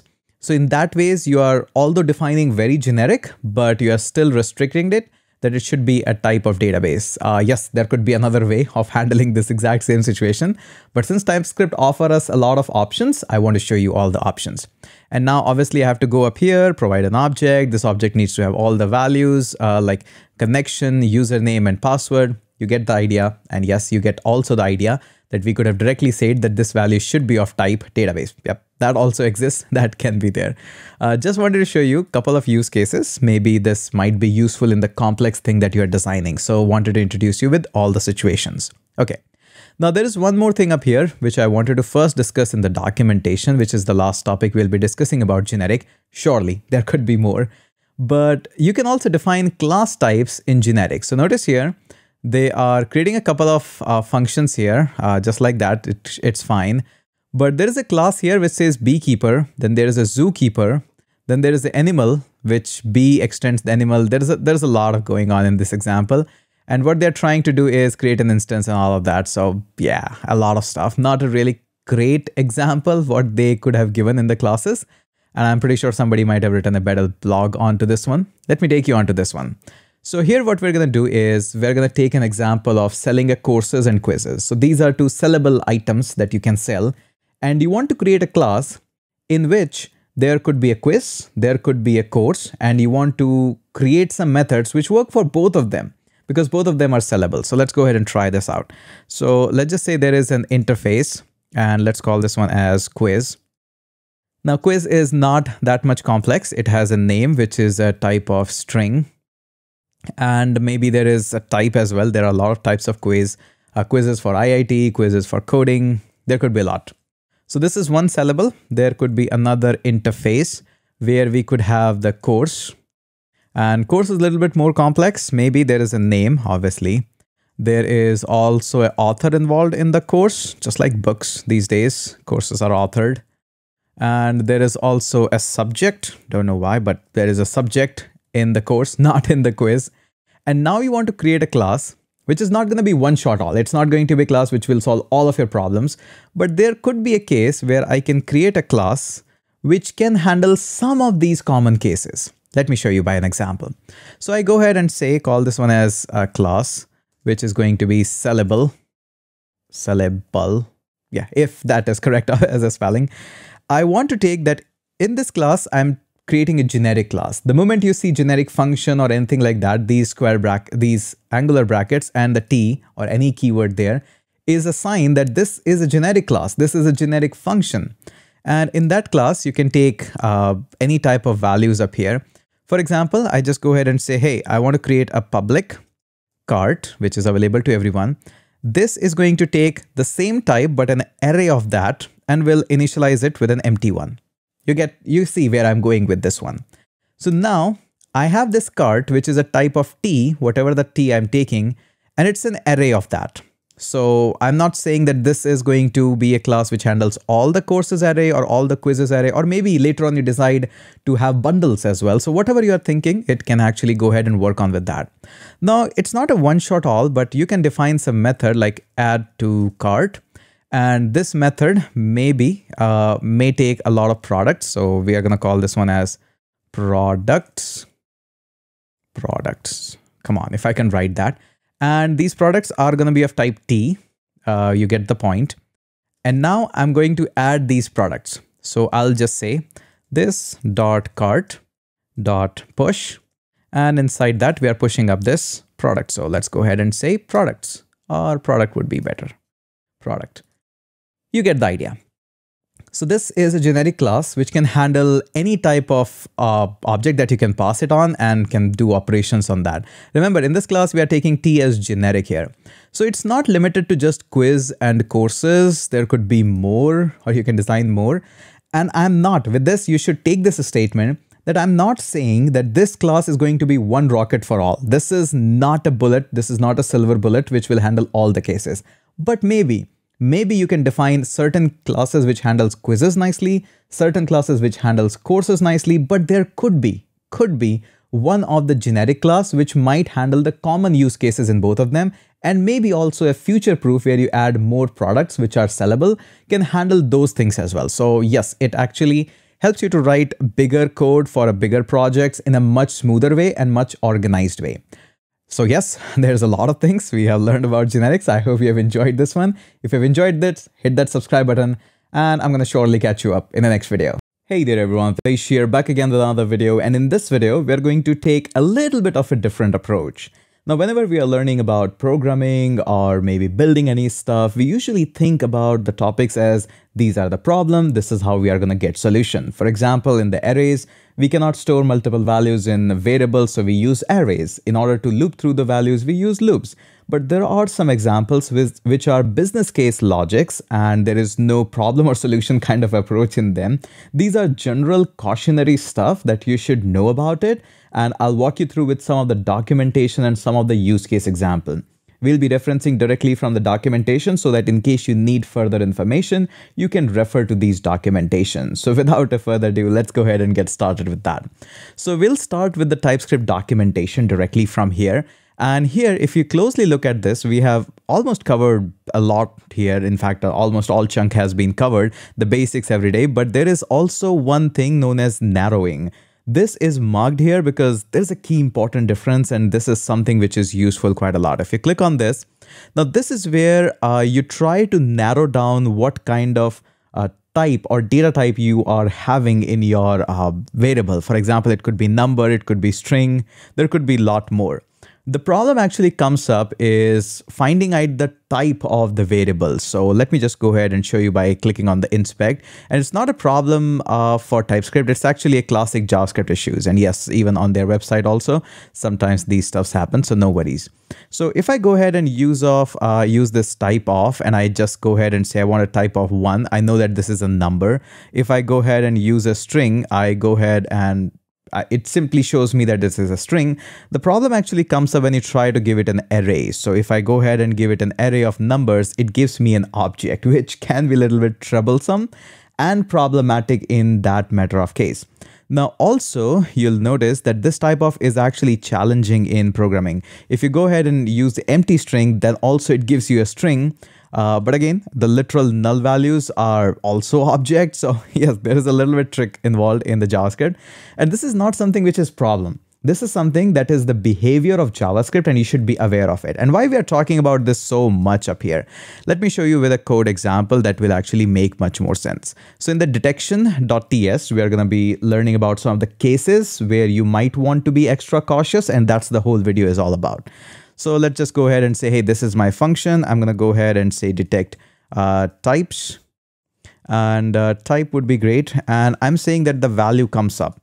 Now this value could be a number or it could be a string. Now based on this, if I go ahead and say, hey, I want to return the val dot to lowercase, I'm not allowed to do so because right now there is no mechanism to 100% guarantee that this is an actual string where I can use this method. This could be any right now because it could be a number, it could be a string. So right now the val is in kind of a state where it could be anything. But again, we can go ahead and write cases. In fact, we have learned about these cases that I can go ahead and use the statement that if the type of val is actually a number, then I can go ahead, or maybe let's just say we are going to go ahead and stick with the same example. If it is a string, then I can go ahead and say val dot to lowercase. So this is the value I want to use. In this case, there is no problem. The problem actually starts to come that you have checked the type, and you have also checked, you have said that, hey, this is going to return, let's just say val dot value of, there is not too much of the number. So, but I can go ahead and say a plus 3. So this is also totally valid. So right now cannot be applied to a string because if it is here, it should be number, but still this is saying that, hey, we haven't checked it. So probably want to check it out. We have to make a similar case, and we can go ahead and say return. And then we can go ahead and say, if this comes up here, we can go ahead and say val plus 3. This should be all good. Now it is returning, so it will reach to this point of code only and only the case when it is 100% sure it is number. But there could be more things. There could be more things. You have checked for this one. But what about the case where it could be a number array? So that is where the problem actually comes to start. So I'll just not do it here. But this is not something where you have to keep on checking for each one of them. You have to be very cautious in writing the business case that there could be a number of arrays, but we cannot go ahead and check that as an array. We have to check that as an object. So this is the most important case. Now there is also a similar case. I'll just create another function. And again, these are all cautionary tales. So make sure you pay attention on the caution, not what could be the solution. There could be a lot of business solution. So for example, this is a common case where we say provide ID. Provide ID. Why are you having issues? Implementation is missing. Okay, no problem. Where somebody gives you an ID and that ID is a type of string. And we go ahead and write the definition and we go ahead and say that if the ID is there or not. So this is a common example where we want to find certain elements from the database and maybe there is no ID being provided in that method. So in that case, this could be a string, but this could also be a null.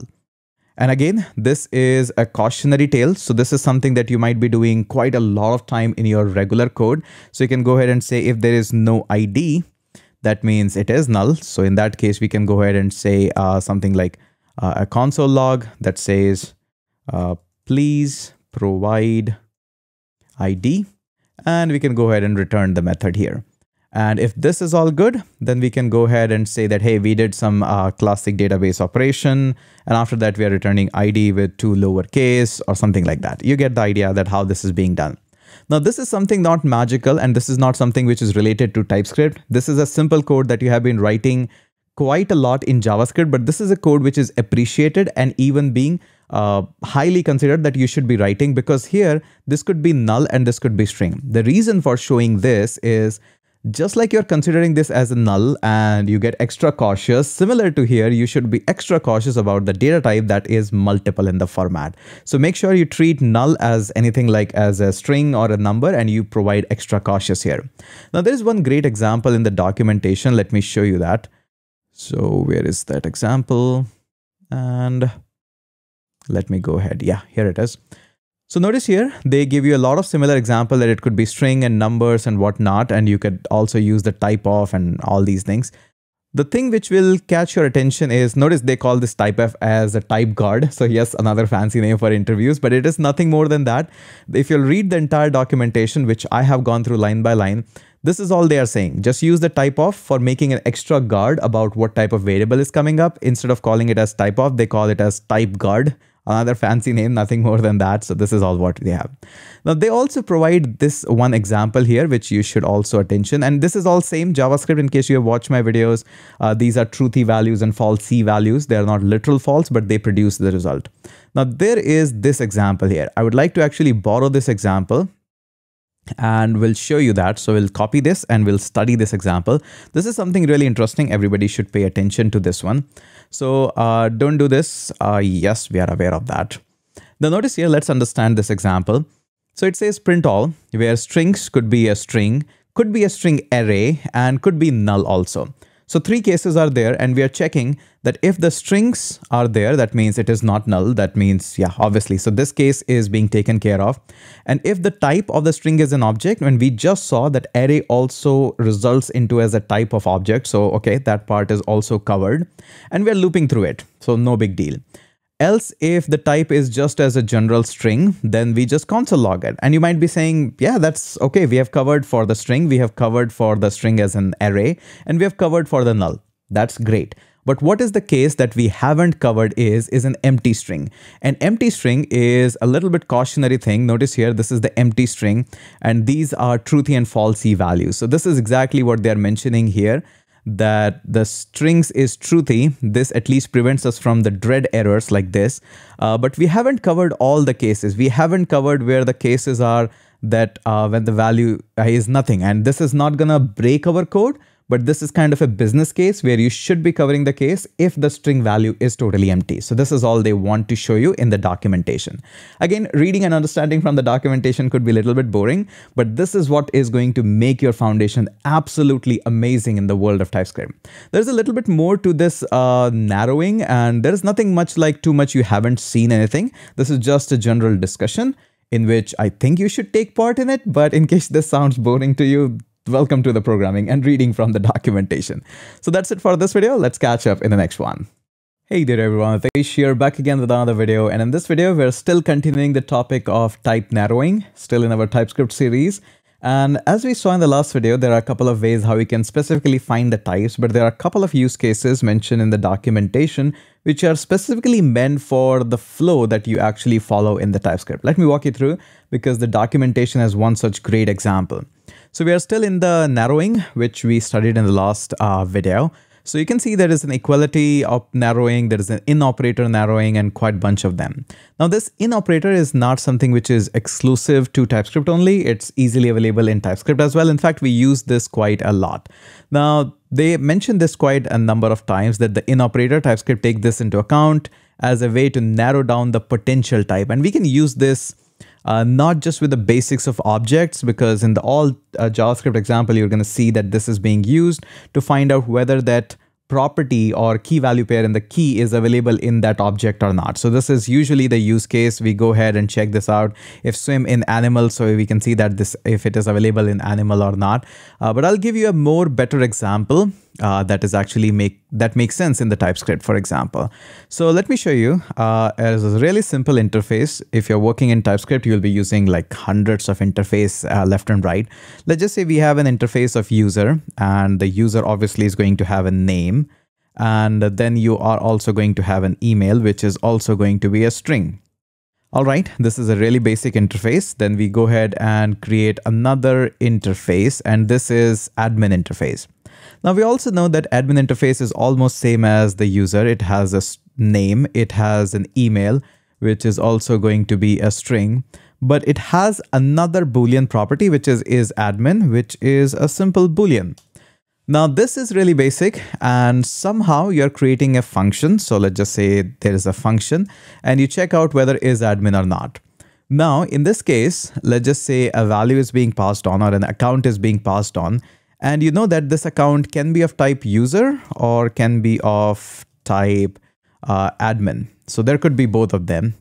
And now all you got to do is check this, whether this is admin or not. Now this is something really, really tricky as of now, because I cannot go ahead and say that, hey, this account, if it is having a property of dot is admin, it's not going to allow me to return this. I cannot go ahead and say, hey, return this, because right now it says, hey, property is admin doesn't exist on user. It only exists on admin. So I have to make sure that 100% this is admin. And if this is admin, I can actually verify that using pretty easily by the same operator we studied here. So let me walk you through. So notice here the in operator, it actually helps you to narrow down which interface it is. It could be used for the regular objects as well, but in the world of TypeScript, you're going to see that this is more use case scenario for such interface. Let me walk you through with the code. Remaining the code, I'm pretty sure you have already walked through with that, which is really simple. So I can go ahead and check whether this is admin, which is a property only available in that. So I can just go ahead and say in, and I can check whether is the same is admin is available in the admin. So I'm going to go ahead and say admin is in account. So there we go. If this property exists in this account, then only we are going to go ahead and say return. And we're going to go ahead and say is admin. So this is going to return us the property if it is true or not and all of that. And we can actually go ahead and append that account.isAdmin. That would be better. Okay.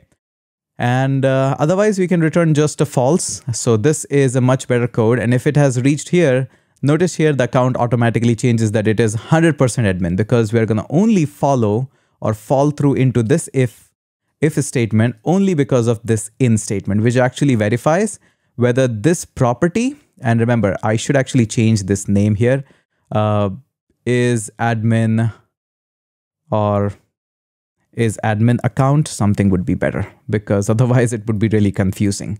Okay, so this is a function which says is admin account, and the account comes up as an interface, and this could be any type of interface, can be a user, could be an admin. And we are narrowing it using the in property, and there is nothing too much to discuss there. And if we are 100% narrowing it, then we are making sure, because this property is admin only exists if the interface type is of admin. So this actually validates and further boils down and narrows down the things onto that. So let me walk you through. So this is exactly what the examples are saying up. The example that we have taken up is much more precise and clear. But that's it. That's all it is there to discuss about the in operator narrowing. Let's catch up in the next video. Hey there everyone, Hitesh here, back again with another video. And in this video, we're going to be talking about the two more topics, which are again belongs to the same category of type narrowing. And the first one is easy. The second one takes a couple of minutes to actually adjust, but it's also easy. Not to worry, I'm here. Everything is going to be easy. So not to worry on that part. I hope you're enjoying the series. If yes, do share it up with all of your friends and hit that subscribe in case you want to.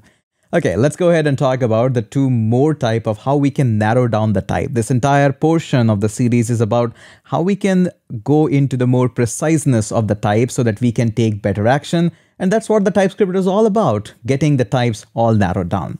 So let me walk you through with the documentation again, and these all examples that we'll be talking through. Some portion of these examples come from the documentation, but I've modified them a little bit for the easier understanding. But yes, the source is always documentation. So the next in the line is the instance of. So this is how further down you can narrow down the things. And they, yes, do mention the prototype and all of that. But the idea is the focus of your attention should be on anything that is or that can be constructed with the new keyword. That's where this instance of actually comes into the picture. So this is a common keyword. It's something that is obviously there. So you can just go ahead and check out anything is X is an instant of date. So anything, just you can use new keyword, like we create a lot of classes. We can also create arrays with the new keyword. We can create objects with the new keyword. All of that can be found out. I'll just borrow this code into the code editor so I can just show you a little bit more. So we have gone through with this one. So this is an instance of. Now again, in the value they says, hey, this is a parameter and all of that. We'll just get rid of that because we don't need this. Parameter, we don't need this part. Let's adjust this code a little bit so that it's easier to understand. And there we go. All right, so what this function is doing, it's a log value. Now notice here, this X can be a date or can be a string. So how can we find a date? Because remember, date can be easily created. Any type of variable can be created just by saying new, and then we create a date just like that. A new date is being created. Similar to that, you can actually go ahead and create an array like this. So anything that uses this new keyword is there, and this keyword instance of is almost like, not literally, but almost like type of. Type of checks you for the default types. Instance of check you whether this object was an instance of some class or maybe some something like that. So here we checked whether the X is an instance of date. So it just returns a true. If that returns a true, we are able to further narrow it down. Now notice here, if I come up here, we are 100% sure that X is going to be a date in this case, and in the other case, it's going to be a string. So yes, this is also a valuable keyword where the type of doesn't really cut through. There you can check whether this is instance of. And again, remember from the docs, it can only be used where there is a new keyword, that there is a potential of having a new keyword. So this is the easy part. Now coming up into the part which is a little bit tricky, which is the type predicates. Okay, this is where TypeScript has nothing to do. It's a bit of a logical flaw. Not flaw, I wouldn't say, but a logical kind of a flow that goes through and which sometimes matches, and it introduces a new set of keyword. Let me show you. And again, we're going to be using the same example that is given up here, pet fish and all of that. So we'll just going to literally line by line write this keyword, but then we're only going to write this much, and then to understand it, we are going to use our own functions, okay? But first, let's go ahead and use this one. So we're going to go ahead and say function. And this function, there we go. In this function, we're going to say get food. There we go. And before we actually go ahead and define this get food and stuff, we need to actually have a fish. So again, this is all coming up from the documentation, not making anything up. So there we go. So this is a fish, and we're defining a type of it, which is going to be like this. And we're going to say that, hey, you are going to have a method of swim. And this is going to be a method like that. This is not going to return anything. So we're going to go ahead and say void. So this is really simple. We're going to go ahead and put a semicolon, duplicate that. This is not a fish. This is a bird. And bird don't swim. They actually fly. So we're going to have a fly method. Now we have two types. Just like we had interface, we could have type. Again, both the same values. And based on this, now we can use an example that was given to us in documentation. So we're going to go ahead and create a method which says isFish. So obviously, just like we had method like isAdmin, this is a method which is going to validate whether the input value was given is a fish or not. Really simple. It could be any variable, well, whatever you want to say.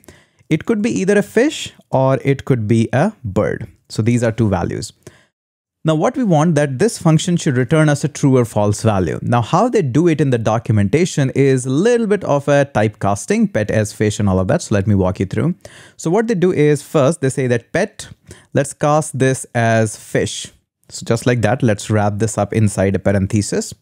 Once you actually do this, then they try to check the method. So fish has a method of .swim. And if that method exists, that means it cannot be unidentified. So we're going to say if that is not equal to undefined. Did I say it unidentified? I mean to say undefined. Okay. So what we're going to do is we're going to simply go ahead and say return there. All right, so really simple, yet a little bit more of the code that is involved. But here we are saying pet is a fish. If it has a method of .swim that is not undefined, then true, it is a fish. So that is exactly what they are doing, and they are exactly saying like this. But things actually change a little bit. So let's try to use this much. So far we have got the code from the documentation, but let's try to implement that. So further down the road, I try to get some food for the fish. So let's go ahead and get some food for the fish. And I know that the food is different for fish and for birds. So pet is going to be type of either fish that might come, or it could be a bird. All right. Now, since I have the access of this method, which is isFish, I can use an if and else condition here. I can go ahead and simply say isFish, which is a method available to me, and I can pass on this pet here. Okay, so far no problem. And if that is the case, then here, if I go on to line 66, I'm 100% sure that whatever the value of the pet comes up, that has already been identified for true for the fish case. Now let's go ahead and say that if this is the case, then we are going to return as fish food. And if not, then obviously it is a bird. So we're going to go ahead and return. This is a bird food. I don't know what to call fish in, but I'll also say this pet here. Now in theory, if we have defined it so well, and we have done this so much, this is coming up directly from the documentation, by the time we reach line 66, the pet should be identified as truly as fish. And on the line 69, it should be identified truly as bird, but that is not the case. If I hover over this pet, it is still confused. TypeScript is still confused whether this is a fish or a bird. Here also goes same, that it is a fish or a bird. So still, the value or the type of the value is not being identified. Although it is not giving us any error, it will still work as it is fine. But this method is truly not behaving, because what this method is returning is a true and false value, which is a Boolean in the case. So returning a Boolean, that is fine. Notice here, it is returning a Boolean. It is not returning me a type of fish or a bird. Okay, so what does the documentation says? Documentation says that you can use pet is fish. So you can, instead of returning a Boolean, you can use the syntax of pet is fish. That means you are typecasting it as a particular type. For example, I can come up here. Since here on the line number 60, I'm 100% sure that if this returns as true, then I'm sure the return type is fish. And again, you have to use a colon here. My bad. There we go. So this is a bit of a new syntax, but now you get the idea. The true value returning Boolean is not going to cut through in this special case. But if you go ahead and return the type, which could be fish or anything else in your case, is now a guarantee that we are returning truly not as true, but actually as a fish. When I come here, now we are identifying that we are returning a fish or we are returning a bird. Yes, this is a little bit of a weird syntax, but this is fantastic how they have implemented it. Mind-boggling. But really, I absolutely love that, how they have defined it. Yes, the documentation is also almost like that, but I have just tried to break it down. This one is not so great explanatory. I've just modified this example, but again, everything is coming from the documentation. We don't learn anything from elsewhere. It's just documentation. So I hope you have enjoyed this one. I'm super happy that you are. Hit that subscribe button and let's catch up in the next one. Hey there everyone, Hitesh here, back again with another video, and in this video we're going to talk about the final steps of the type narrowing. Now this final step is broken down into two steps. The first one, which is absolutely bad. I don't like it, I don't appreciate it. The second one is really something that makes sense. So we're going to refer through the documentation. We will be using the code example from the documentation, but I have modified them again a little bit because it's easier when I am actually modifying them. The code that is written here, it's making sense, it's great, but I can make it a little bit easier, so why not? Why do wait for it? So let me walk you through that how this actually works. So the two we are going to talk about, actually they are mentioned as three in the documentation, but these are actually just the two topics. The first one is discriminated unions, really mouthful. And the second one is actually in a mix, the never type and exhaustive checkness. They actually kind of make sense when you talk about them together. Talking about them separately is not going to make sense. So let's first see what is this discriminated union. So they're making a lot of examples. So notice here, only thing you should mention or notice here is that they are using shapes, circles, and square. We are also going to use that, but not like this. I have made a better example, and then we are going to go through with that. I will take you back onto this never type. In case you remember, I briefly touched about the types when we were discussing that yes, there is a never type as well. You never want to use that. This is the place where you want to use it, but never want to be available to you in any code. So this is the point where we actually talk about them, and then this exhaustive checking. We will come on to this exact same example, almost same example up here. So let's start with discriminated union. Just forget about it even exists. I'll show you the concept that is actually much better. And let me open up VS Code. Here it is. All right, so this is all. We can actually just talk about this in the detection only. So we're going to go ahead and get started. So what this first discriminated union, really bad word, what they are talking about is, let's just say we have an interface. We call this one as circle. And we actually kind of find out that in order to use any other way, we have to actually know these interfaces well in advance. For example, in this interface, I have to know all the properties to find out whether it's a user or not. I also need to be well aware of the properties available in admin, that there is an isAdmin, so that I can check whether is in or instance of or something like that. So what they are saying in the documentation is you can mention a property as the name as kind, and you can name this as literal circle, just like that. And similarly, you can have an interface and we can have a square. And here also you can mention the exact same property and you can mention this as a square. You get that where this is going on. So have the property, exact same name in all of your interface, and then you can check that whether this is dot kind of square or dot kind of circle. So not a big fan, kind of a hacky way. This could be a best practice at the best, but having them in the documentation, nah, doesn't feel really good. So let's continue with this one. So let's just say we are having this circle. So obviously circle will have a radius or radii, whatever you like to call that. That will be a number. But in the case of a square, it will have a side, which will be a number. Now with this, I would also like to declare another interface, which will be, let's just call this one as rectangle. There we go. Okay, in the rectangle, obviously they mentioned that, hey, this is a good practice. If you mention a kind of rectangle, there would be. And rectangle will have two sides. So let's call this one as length, which will be a number, and will also have width, which will also be a number. So far so good, no problem at all. And yes, we kind of get it that we can have a mention of kind in each one of them. By the way, it's not really compulsory that you say it kind. You can say that a property finder, whatever makes sense to you. And that is it. That is it, my friend. That is it, your discriminated unions. They say that, hey, use the kind here. The example here is actually a little bit shaky in this, but you get the idea. With my example, I think it's much more easier that you can have a kind for all of them. So yeah, that's basically it. That's your first topic, yes. And let's try to use this. Otherwise, it will not make much sense. So let's just say we are having, first let's have a type here. Otherwise, what we are going to check along. So we're going to say that, hey, I am creating a shape. That shape is going to be either a circle or is going to be a square. There we go. Now we can create a function. We're going to call this one as getTrueShape. Any arbitrary name is a good one here. Okay. In this one, we're going to say that, hey, a shape is going to come in, which is going to be of type shape, just like that. And we can evaluate. So the way how the first method says that you should be evaluating is by simply taking this shape. And we know that each of this shape is going to have a value of kind, and we can match it for anything. For example, I can match it for circle. Notice how well the auto suggestion now comes up because of this kind, which is kind of a good. We can go ahead and return a math.py. So pi r square is the formula. So we can go ahead and say shape.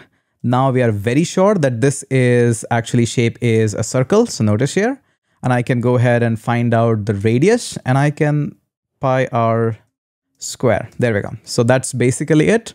And if this is not the case, then I'm sure that if I move to line number 97, then it is a square. So I can go ahead and return simply shape.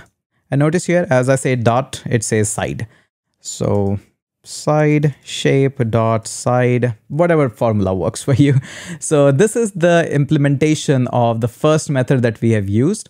But there's also one more thing. If you read the documentation, this never type and exhaustive check. So what does it do and how does it work? So the basic idea is, let's just say you are creating a function, and this one is going to be get area. And this also takes a shape, which will be of type shape. There we go. Now, the idea is you do an exhaustive switch and case check for this one. So you can use a statement of switch. Yes, that's available.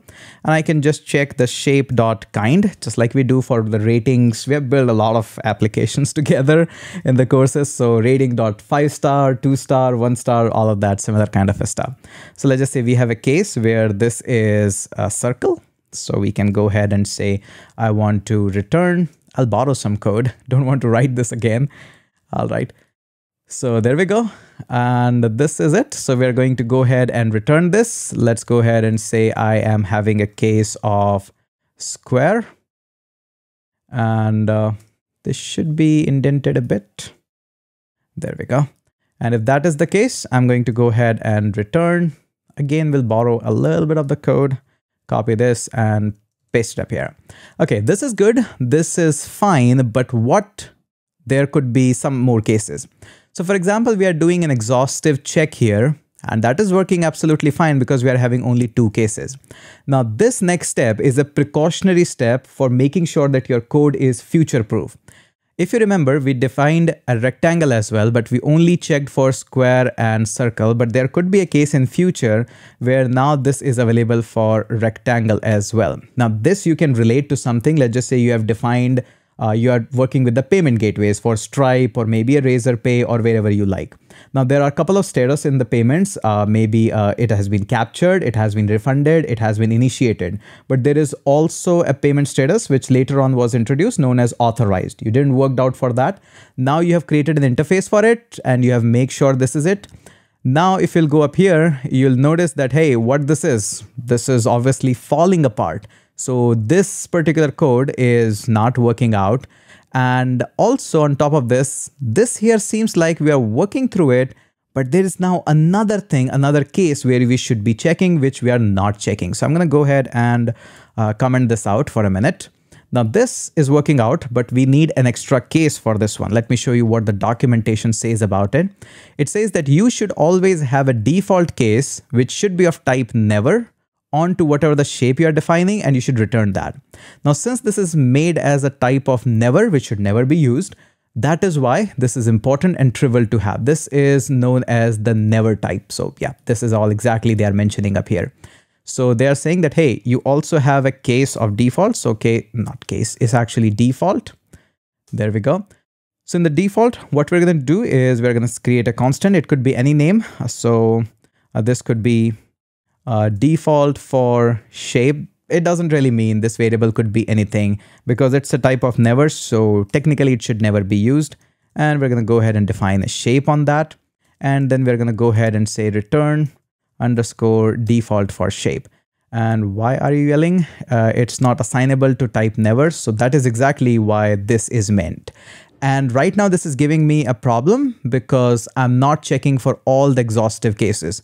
And this is exactly what you want, because if a new type or interface is being defined and that is also being used, you want your code to yell at you that, hey, you're doing something wrong. There should be something where you should be checking. So for example, if I come up here and if I go ahead and do a check of the case, now notice here I check for a rectangle case and I return shape dot length multiplied by shape dot width. And notice here, now this code is not running, not acting. And that is why the type never is never going to be assigned as a shape. So that is why it is all happy. And yes, this is all a good practice. So this is what I liked. The discriminator type, yeah, okay-ish. But this never type is a really good check. I can directly see the use cases, not just for the payment gateway, but for a lot of variety of checks, because code always keeps on evolving. You have new types keeps on coming, new situations keep on coming. And this makes me always happy that there is a default method which should never supposed to be running, instead of just relying, hey, it will never run. This is a nice checker. I like this much. So this is the end of all the values, all the narrowing down that we can have. So all the important ones I have discussed more. You have now learned that how we can read from documentation. So you can go ahead and do it. So hit that subscribe button, and that's it for this one. Let's go ahead and catch up in next one. Hey there everyone, Hitesh here, back again with another video, and welcome to the final official end of the TypeScript series. It is very important that you start a series, but it is equally important that you end up a series as well. Start of the journey is important, so is the end. Otherwise, it's all just a tutorial hell. Now you have enough knowledge with yourself with this TypeScript series that you can go ahead and implement TypeScript in any production grade application, or can start playing around with that in React, Angular, or anything like that. If you have reached so far, I'm pretty sure you have learned this, that TypeScript is not associated with Angular or React or anything else. It just is a strong sense of writing production grade JavaScript, which is probably less error prone and give you more strong types so that the chances of creating the errors are minimized. That's all the TypeScript is. Now, apart from this, let me walk you through. I have also added the GitHub repository here on this so that anybody who is watching can actually go ahead and just learn this one. And this is the official page, TypeScript YouTube 22. So this is entirely it. Probably I mistyped it. Let me just go ahead and correct that. So this is, no, it's all correct. It was just showing me half of that. So this is all the link that you should have. Otherwise, just go on to my GitHub repository and you can just find it pretty easily. It's super easy. Just go onto the repos and you can search for it and you'll find it at the top. All the source code are mentioned up here. Now with this, let me also mention this, that there are probably a couple of topics that I might not have covered, might have slipped out here and there in the crack. But the most important part is, if you have watched the concept of this entire series, it was not just to teach about the TypeScript, but also to introduce you how to learn from the documentation. I have explicitly chosen those examples which are from the documentation so that you get an idea and sense of how to read from documentation. So that if some topic is missing, you can directly go ahead and read from there. Otherwise, just let me know on my Instagram, and I'm super active there, and I'll try my best to add those topics into this series if they are sounding a little tough for you. But how long you're going to keep on asking for the videos? Go ahead and try it out on the documentation first. And if it doesn't work out, let me know. I'm always here to help you out with that. Now go ahead and build some amazing stuff. That is the most important part of brushing up your TypeScript. I'll try my best in the future so that I can come up with some projects that include TypeScript, and together we can brush up some of our knowledge, as well as I can teach you some of the production grade stuff of how to use TypeScript. This was all. It was an amazing ride. I learned so much about the TypeScript, as well as a bit more about the foundation of teaching, as well as creating better thumbnails. That's the one thing I learned from the entirety of the series. Now, one small request from my side, that please go ahead, if possible, share the series. The tutorial series where we teach something don't get that much of attention. We don't get that much of the views. And again, it takes a little bit stress on the channel as well, that we are pushing the series which are not taking much views. So your small share, or from your colleague, from your college friends, in your WhatsApp group, in your Discord channel, in your Telegram channel, would be super helpful. if that is possible from your side. Otherwise, fantastic series. I learned a lot about it. I hope you have enjoyed a lot in that. Keep on supporting me. I'll try to push more series like this. And yes, this was really fun. Thank you so much. And we're going to surely catch up in another such series.